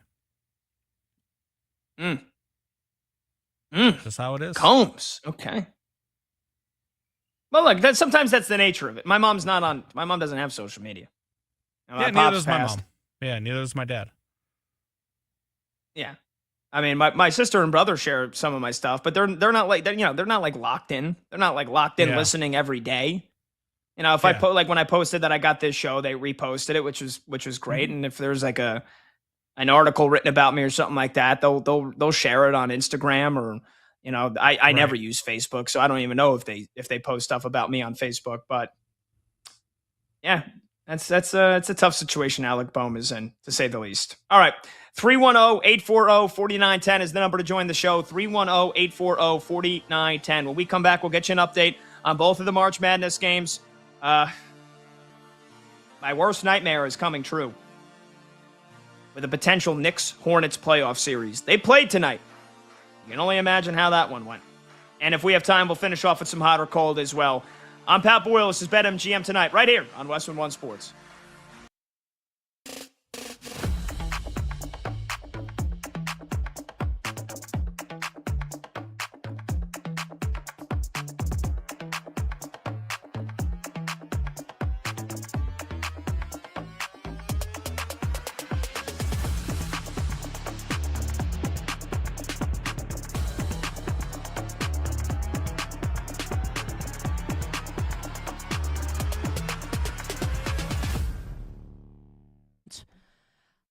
There was a lot of pretty awesome stuff there from Jeremiah, both in terms of the analysis of what's going to happen in the top 10 picks of the draft, and he thinks there's a clear difference between Sonny Styles and like Caleb Downs and Arvell Reese. He loves Sonny Styles.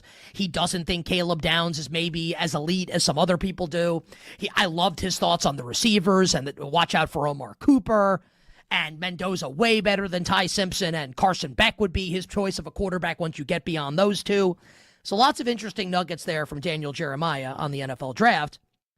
But none more interesting than that, the soundbite we just played you coming back from break. Because if you follow sports at all, that it's been a huge story thus far this week because ESPN's Dan Orlovsky has said that he thinks Simpson is better than Mendoza, which is, whether you agree or disagree, like he's welcome to his opinion. And Daniel Jeremiah did back him up and say, like they were texting about it last week. Like, I want to go on the record here. Like, not that, like, my opinion is the be-all, end-all. I don't think there's anything sinister going on here. I absolutely do not think that that's the case. But Orlovsky kind of crossed, and I don't mean this as a criticism of him, and, like, neither did Jeremiah. I'm sure that he talked to people. But I found it interesting, right? Where Dan Orlovsky kind of traipses over the line of, here's my opinion, to I'm now reporting something. Because, like, I can say, you know, spinach tastes better than pizza. That's my opinion, right? But if I say, hey, I talked to 100 people and 85 of them agree, like, probably not true, right? Opinion versus a report. So Orlovsky says, I talked to people, there are teams that believe this also. I want to, again, be crystal clear, because this is a sensitive point for people, right? I am not accusing him of lying. I am sure that he has spoken to people that believe that. I just don't think it's the majority. And when Daniel Jeremiah comes on the air, and he doesn't, Orlovsky's his friend. He's not trying to make Dan Orlovsky look bad. But look, he's going to be honest. He hasn't talked to anybody that said that. Very, very, very interesting, right? As this debate, it's not really a debate. Mendoza's going to go first overall. But this is something that's going to rage here over the course of the next month. So that was fascinating, right? Here's Dan Orlovsky telling you teams like Simpson better. And there's Dan Jeremiah telling us he hasn't talked to one team that thinks that. And the teams that he has spoken to don't think it's close in the evaluation between the two. Different people and different teams can think different things. I'm not accusing anyone of lying. I'm sure they're both telling the truth. It is interesting, though, what both of them have said. And it will be interesting to follow over the course of the next week. I want to punch home a point before we do some NFL news. Punch home a point that I made yesterday in the interview with Daniel Jeremiah, and he co-signed it to a degree. And I didn't know if he was going to. And if you go back and listen to the interview, the way that I phrased the question to him was, hey, like, feel free to tell me if I'm being hyperbolic or I'm being prisoner of the moment here, because I might be, and I acknowledge that. That once we get past Mendoza going first overall to the Raiders, this draft is wide ass open. Where you can look at mock drafts, right? And we still have some time. But you can look at mock drafts from all the reputable people that do mock drafts. Not like me when I used to like hit the bong and do them for Bleacher Report like a decade and a half ago. Not that.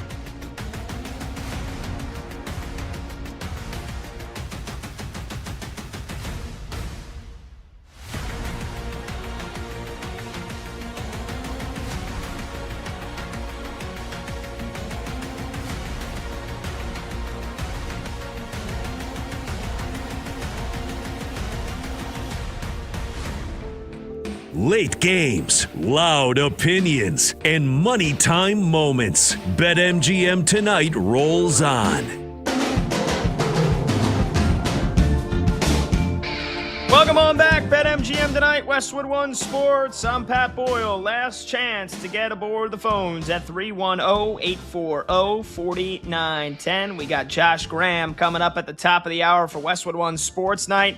He'll take you all the way to 3 a.m. Eastern, get you through this Arkansas-Arizona game, Houston, Illinois, the rest of Major League Baseball opening day, get you an update on the Dodgers and the D-backs in just a bit. Same thing with the Mariners and the Guardians because they are underway. But first, March Madness. Arizona is threatening to break this game wide open. Arkansas just cannot defend. They've turned the ball over only twice, Arkansas.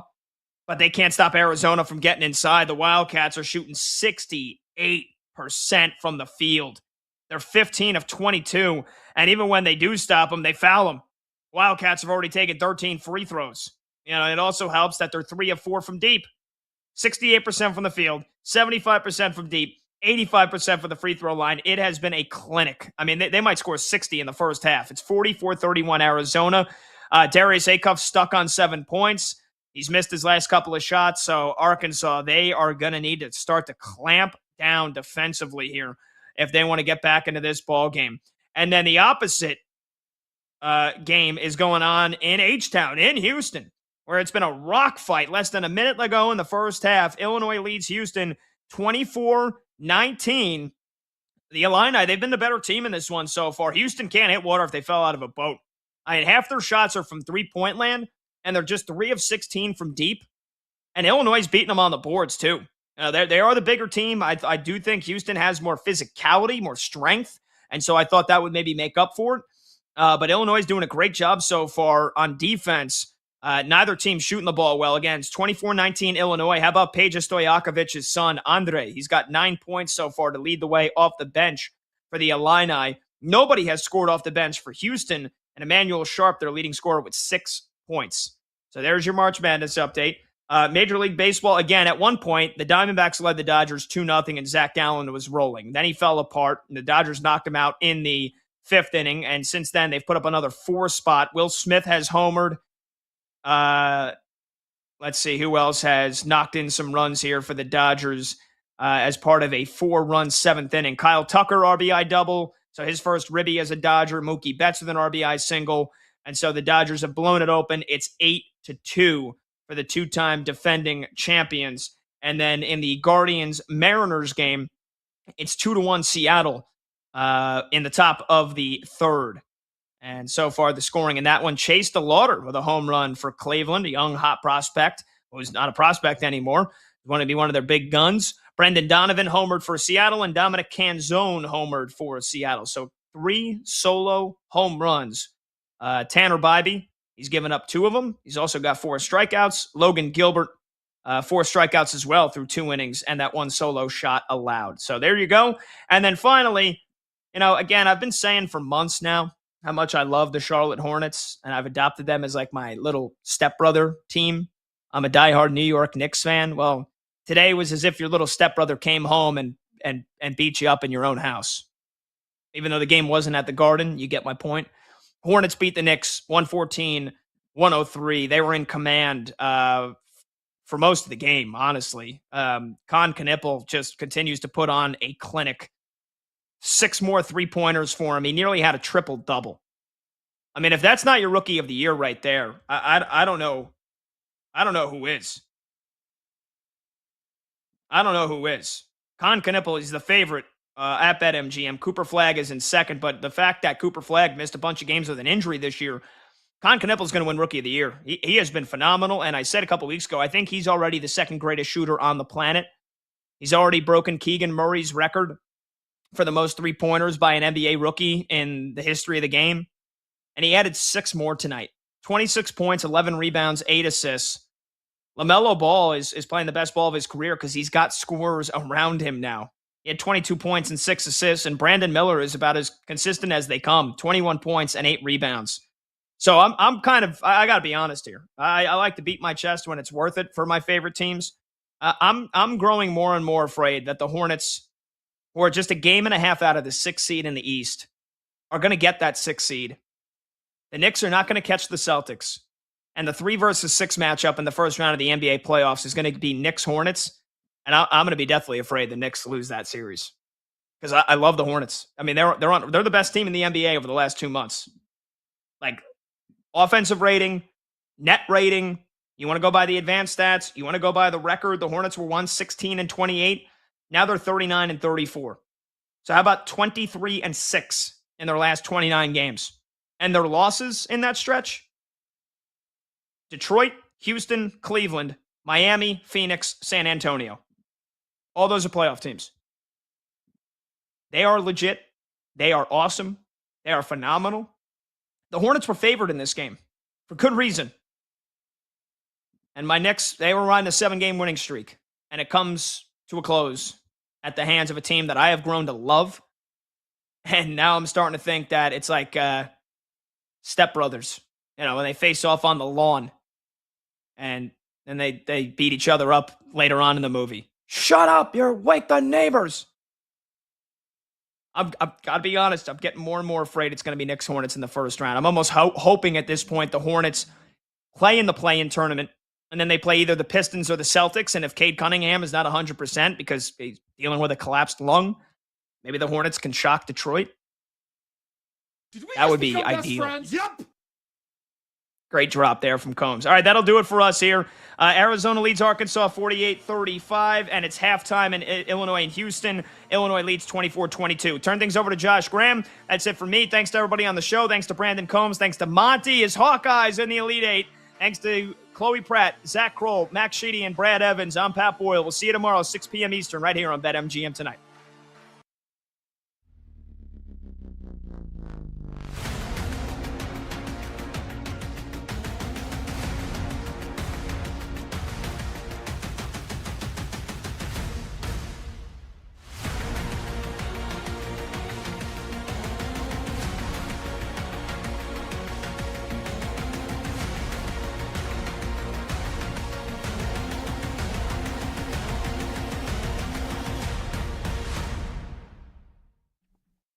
Fact number one, the NFC West has 3 teams that can legitimately win the Super Bowl this year. Fact. Now, obviously, if Matthew Stafford gets hurt, the Rams can't, but you understand what I mean, right? Assuming health to the principal players. Those 3 teams, the reigning defending Super Bowl champion Seattle Seahawks, the Los Angeles Rams, and the San Francisco 49ers, who all played on divisional weekend this year in the NFC playoffs, and 2 played on Championship Sunday. And the Niners weren't healthy at all and still made it to the divisional round. So that's a fact. 3 teams can win the Super Bowl this year: Seattle, San Francisco, and Los Angeles. Fact number 2. The Seattle Seahawks, as winners of the Super Bowl, as is custom, open the NFL season at home. Generally, that game is played on a Thursday night. But because the NFL is, and I love it more than anybody, because the NFL is exceptionally greedy, the Seahawks will now open the NFL season this year on a Wednesday night. Wednesday night, the Wednesday after Labor Day. And that's because the Niners and the Rams will play the first game of the season in Australia against each other on Thursday night in the United States and Friday morning in Australia. Think about that. Super Bowl contenders that play in the same division have to open their season on Thursday night / Friday morning in Australia. Not Los Angeles, not San Francisco, not Mexico, not England, not Germany, not Spain. No, Australia. While the Seahawks open their season on Wednesday night at home. So heading into week 2, Seattle has extra rest, and maybe they'll end up playing on Thursday night in week 2 to make this fair. That I don't know yet. And maybe the Niners and Rams, we'll see if one of them plays Monday night. I don't know how they're going to try and make this fair, but as it stands right now, this is a total screw job for the Niners and the Rams. A total screw job. This is like Montreal in November 1997. The Rams and the Niners didn't screw the Rams and the Niners. The NFL screwed the Rams and the 49ers.